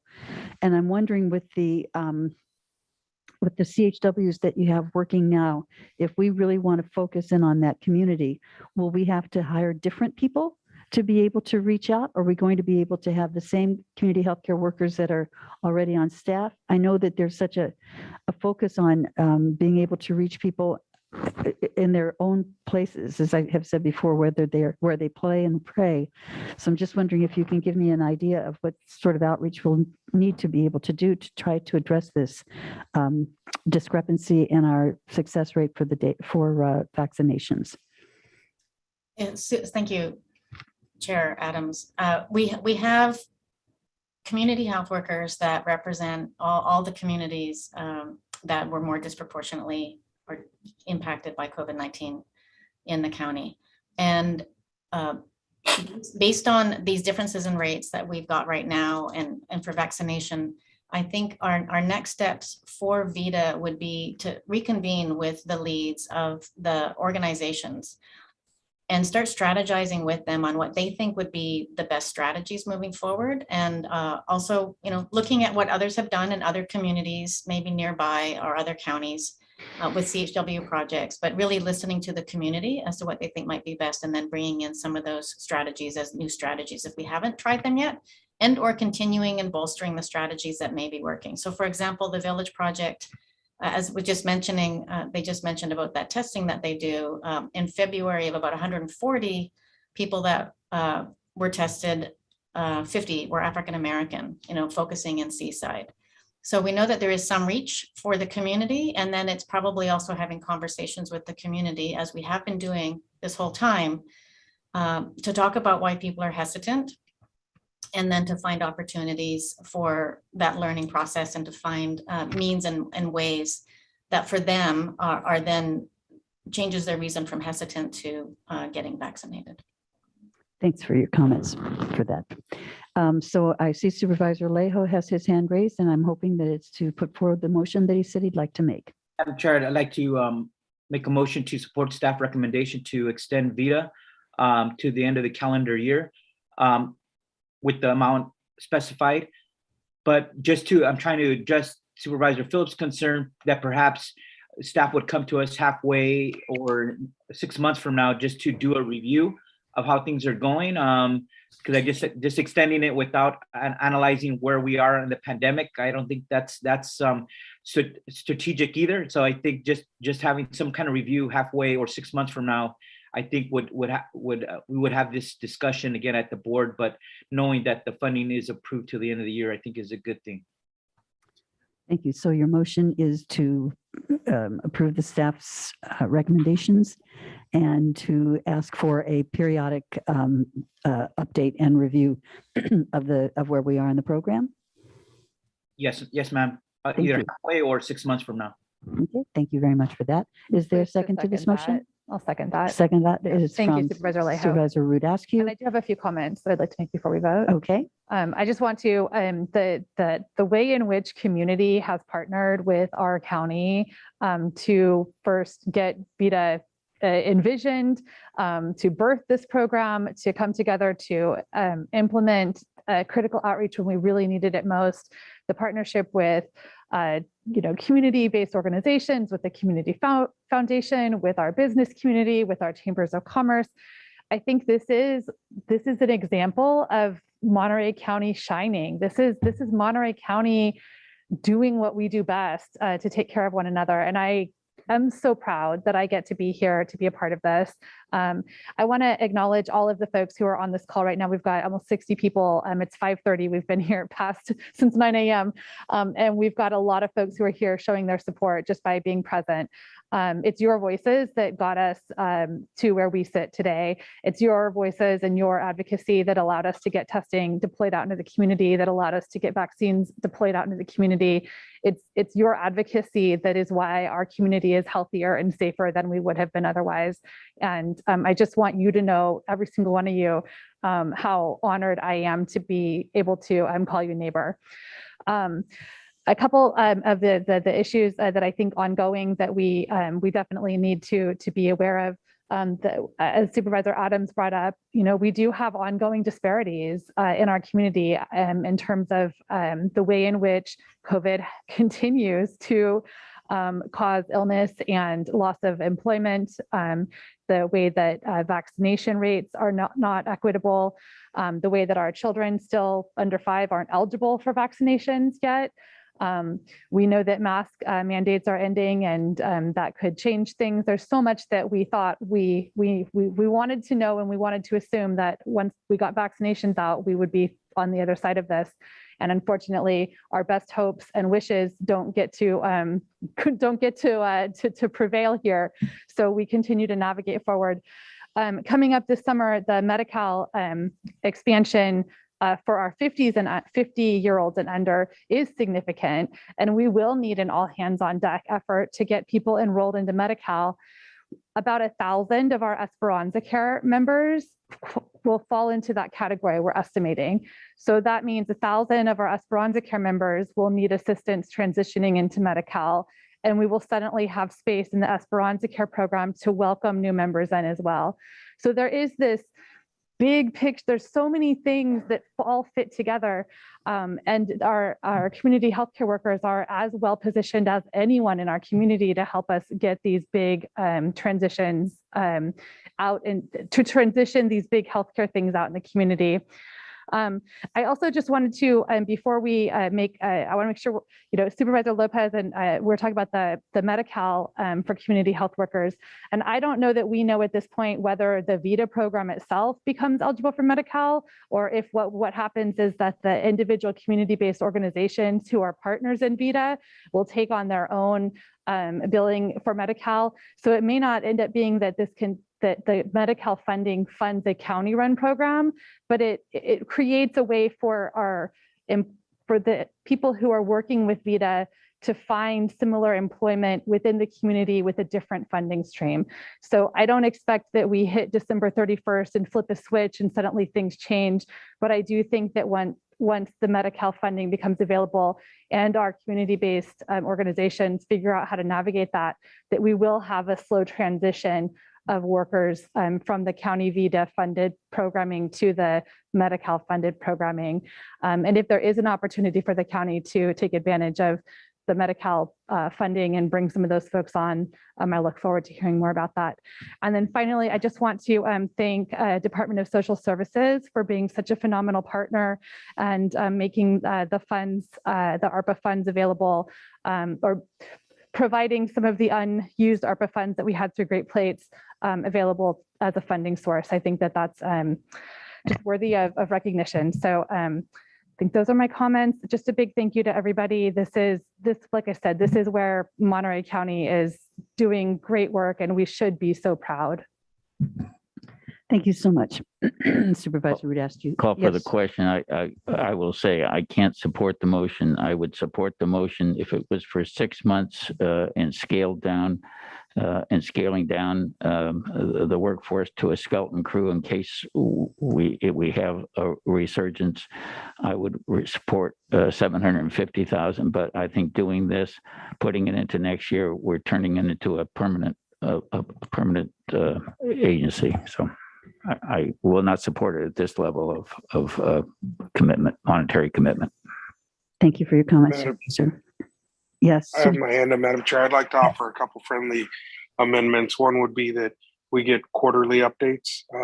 You written or in person, I'm fine with.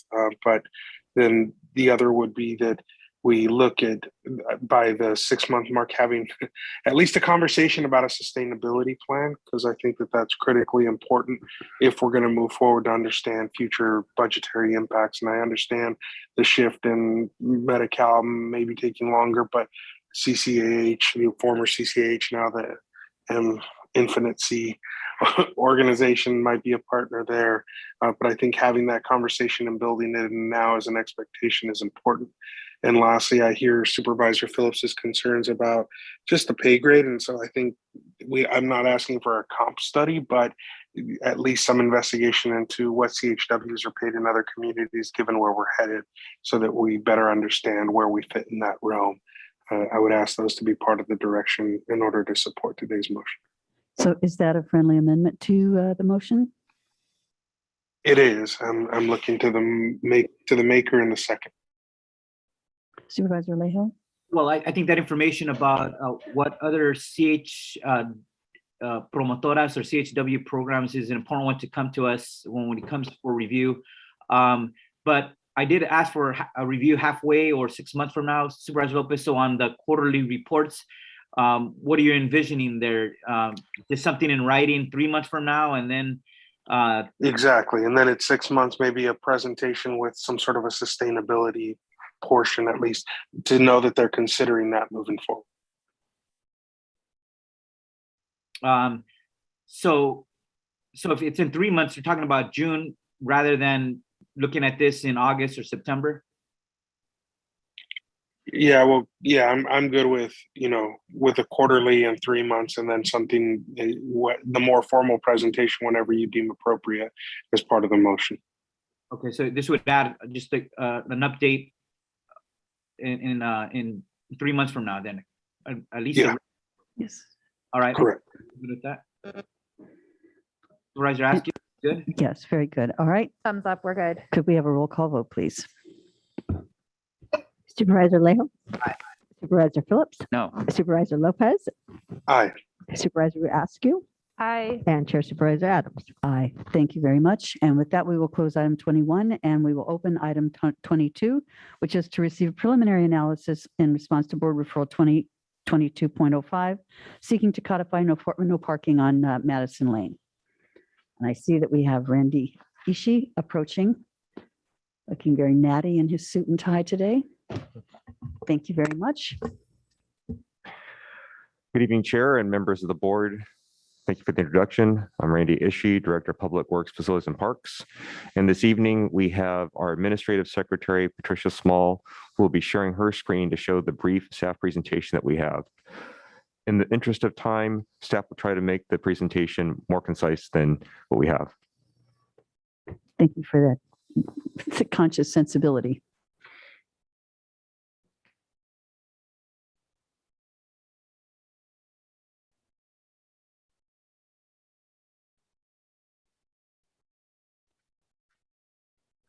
Mr. Ishii, are you able to see my share? Yes. Yes, that we can. Thank you. Please go ahead and push F5 or start the presentation. Thank you. The item for you today, as mentioned, is the preliminary analysis report for board referral 2022.05. Next slide, please. This slide represents the overview of the presentation. We'll talk about the background concerns, process, and the recommendations. Next slide, please. As mentioned in the staff report / board report and the board referral, there's concerns about roadside parking on Madison Lane in the unincorporated community of Baranda, just west of the city of Salinas. And there's possible traffic hazards due to the one-lane traffic caused by vehicles parking along the road shoulder. We understand that a traffic engineering study needs to be performed, and that in order to make the parking prohibition effective, there would need to be changes made to Monterey County Code Title 12. Next slide, please.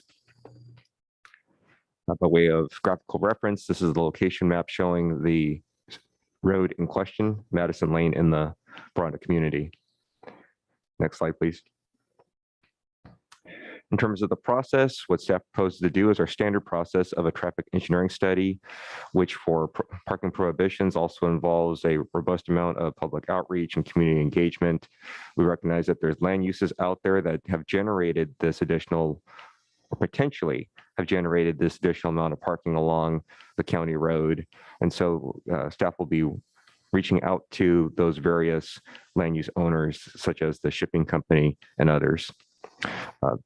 After the study is completed and should the warrants be met, staff will then prepare an ordinance to be brought back to the board. As enumerated in the board report and on the slide, you'll see that there's resources required of county staff, as well as some costs associated with it, which in this case will be within our current funding capability. And you'll see our timing at the bottom of the slide. Staff would also proffer that due to these concerns and this being brought forward as a board referral, we would recommend doing an urgency ordinance, again, if the warrants are met. Next slide, please. Working with individuals is always a challenge that we work with, and that's part of our duties as county staff. So our challenges we've just noted for reference is that there's coordination with stakeholders, which could take time to find the right person and talk to them and get them engaged. And that's all part of our community outreach process. Next slide. So again, by way of summary, the recommendations are to either continue with the process as staff has recommended, or to modify the referral or to rescind the referral. Next slide, please. And this concludes staff's presentation. We open back up to your board. Thank you very much. And that, let's go ahead and stop sharing screen, Patricia. Thank you. Thank you, Mr. Ishii. Supervisor Phillips? Yeah, I would hope that we could move forward on this on an urgency basis. Madison Lane is already dangerous, and in 3 months, we'll be moving, Sun Street will be closing down, and all the day haulers will be moving out there, and that's going to increase the traffic on that one Madison Lane considerably. And we're already having, with these cars parked, the trucks can't get by, and they're knocking each other's windows off, and it's a dangerous situation. So I would ask if we could move that forward on urgency, especially with so much more traffic. You're talking about several hundred more cars a day being on Madison Lane. This is Lopez. If that's a motion, I'll second it. Thank you very much. Any comments from the board? Seeing none, we will any comments from the public on this item? Seeing no hands raised and no one in the chamber speaking, then we will move to the motion that has been made. Could we have a roll call vote, please? Supervisor Lejo, Aye. Supervisor Phillips, Aye. Supervisor Lopez, Aye. Supervisor Root Askew, Aye. and Chair Supervisor Adams. Aye. Thank you very much for that. And now we will move to item number 23, which is another board referral, preliminary analysis report in response to board referral 2022.04, seeking to improve traffic circulation due to the increase in traffic on Baranda Road. And this is again from Phillips and Lopez. Mr. Ishii. Thank you, Chair and members of the board. With me today is our Administrative Secretary, Patricia Small, who will be sharing her screen to show you the brief staff presentation.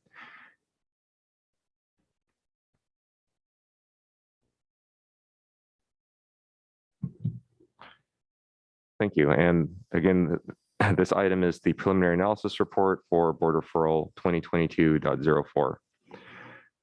Next slide, please.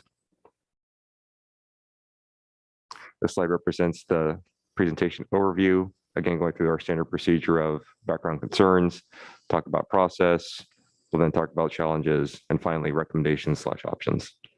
Next slide, please. Our understanding of Board Referral number 2022.04 is that the community of Baranda, which is an unincorporated community on the west side of the city of Salinas, but in the county, is located directly west of Salinas, approximately 1 square mile, has its home to over 3,000 residents and 30 businesses.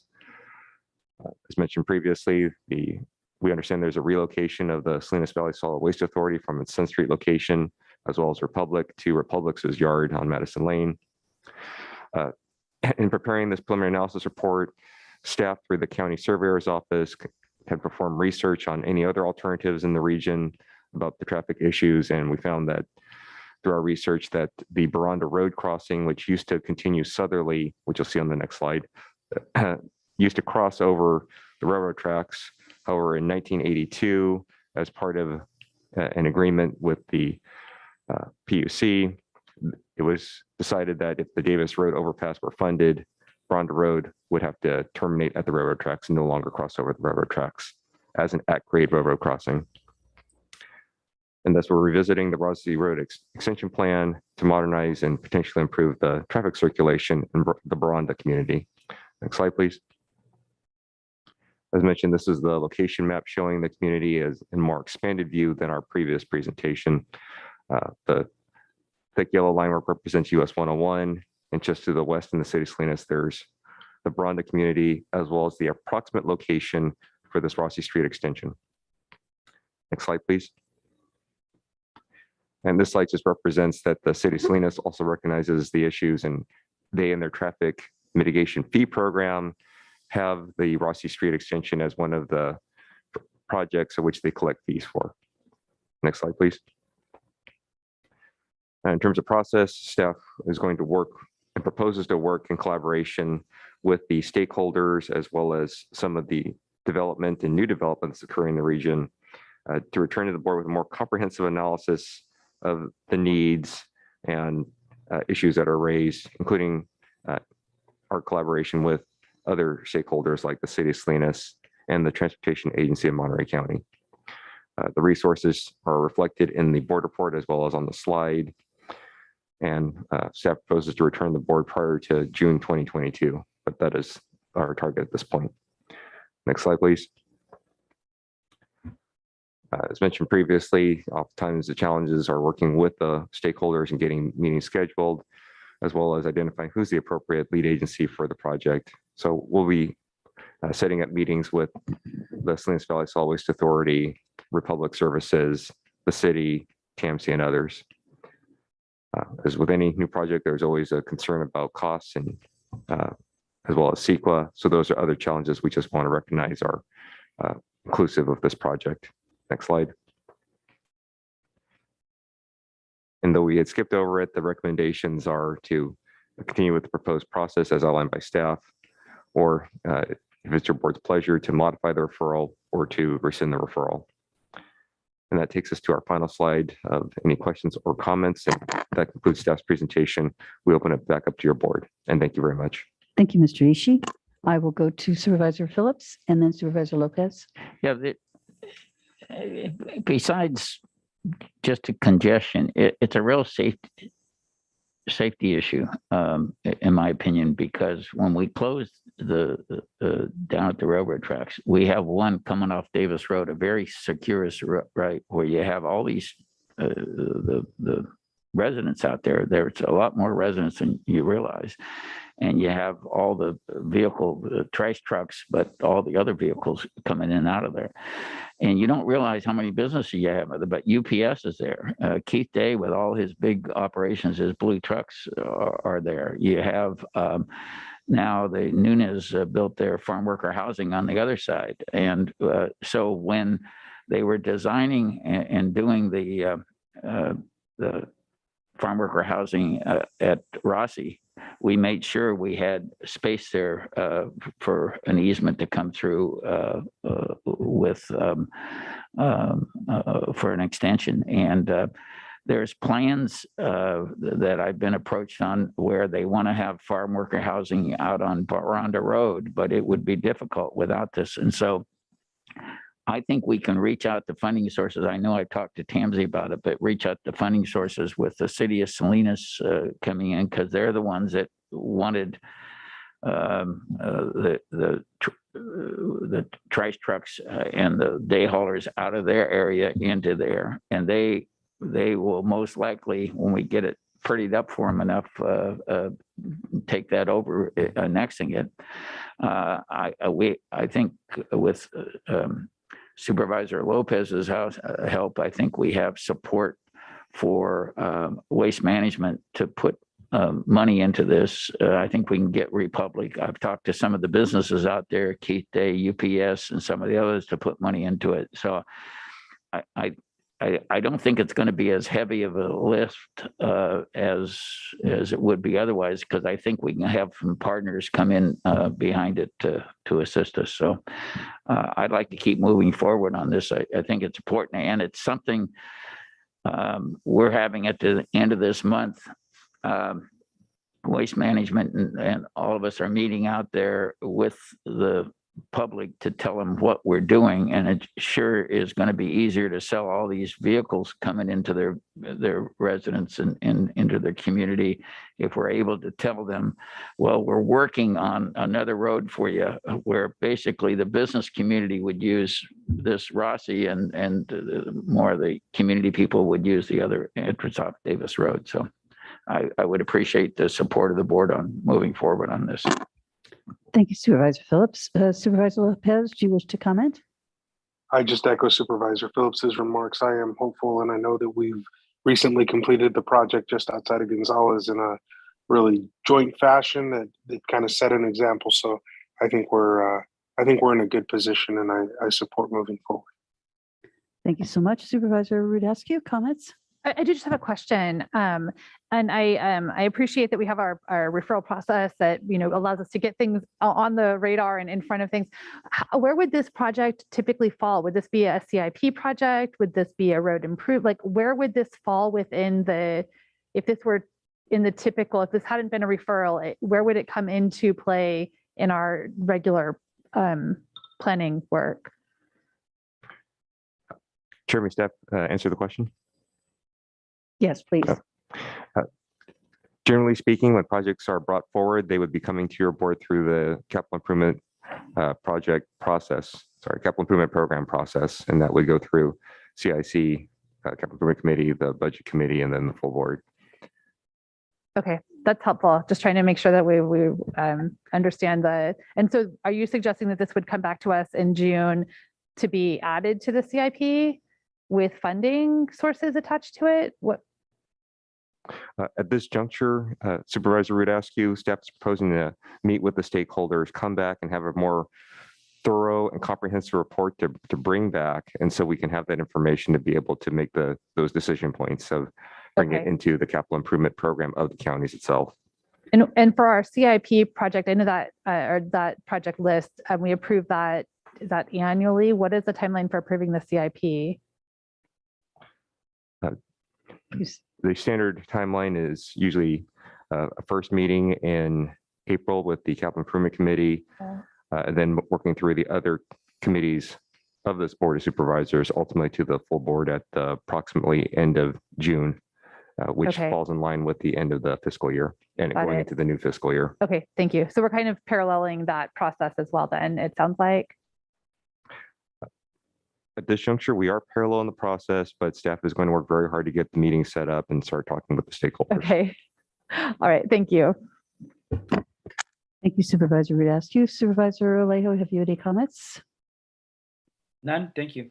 Thank you very much. Okay, with that, we will ask the public if there's anyone who wishes to comment on this item. Seeing no one in the chambers, is there anyone online?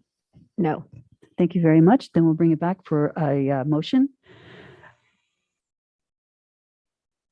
Supervisor, Do we need a motion to move forward? I think, Yes, you do. Just to keep moving forward and Yes. yeah, so moved. support this. So Second. Thank you very much. So we have a motion to support the staff recommendations, which is to move forward. So we could have a roll call vote, please. Supervisor Lejo, Supervisor Phillips, Aye. Supervisor Lopez, Aye. Supervisor Root Askew, Aye. and Chair Supervisor Adams. Aye. Thank you very much for that. We will now close item number 23. Although it's not listed on my agenda, generally at this time, we go to the CAO for comments.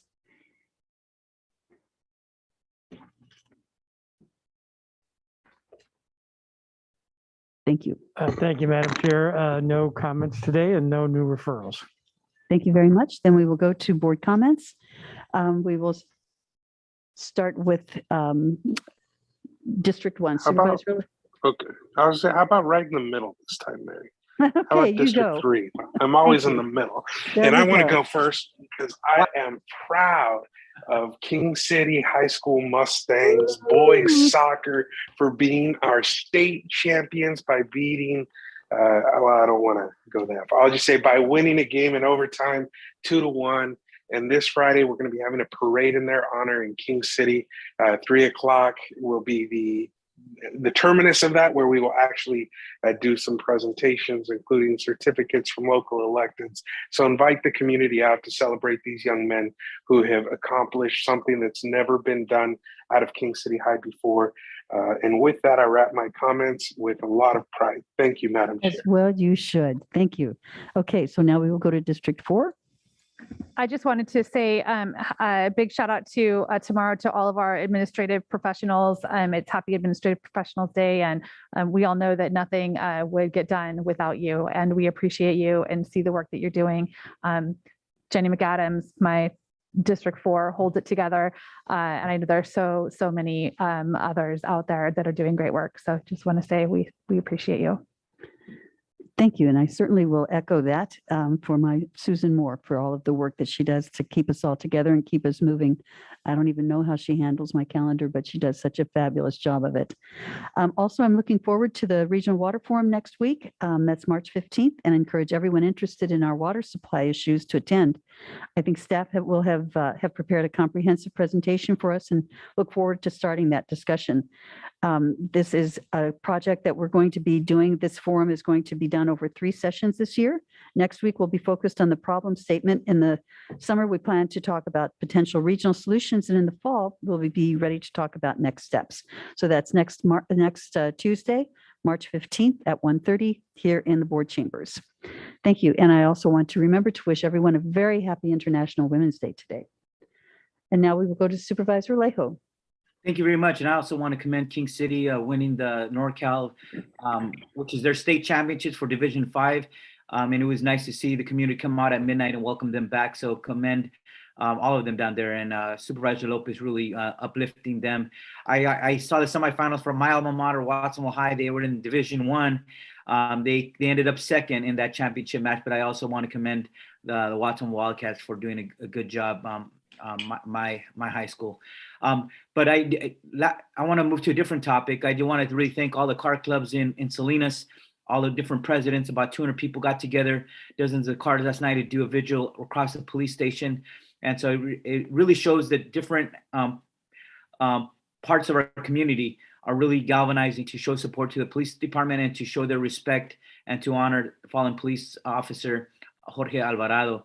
So I want to invite the public this Thursday at 10 o'clock in the morning at Rabobank Stadium. There is an opportunity for all the public to come. We hope that we can fill up that stadium to pay our last respects, but also to show love and support to his fiance, to his family, and to all the Salinas Police Department. I know there will be law enforcement coming in from everywhere. So I would encourage residents to come in a little early to find parking and get situated, but that ceremony is expected to start at 10 o'clock. And then after that day, there is a groundbreaking for our new behavioral health clinic in East Salinas on Sanborn and Circle at 12:30. That is an exciting opportunity to bring behavioral health services to the Alisal. And I want to thank Elsa Jimenez and all her team, all the behavioral health team, for focusing on that and providing those resources to do something like this that I think is really going to help serve the community in a profound way. So I'm excited. I look forward to those events. Thank you, Madam Chair. Thank you, Supervisor Salejo. Supervisor Phillips. No comments today. Thank you very much. Is there a readout from closed session? Nothing to report today, Chair. Thank you very much. And with that, we will adjourn at the hour of 6 o'clock. Thank you all so much for your attention, and we'll see you next week. Bye-bye.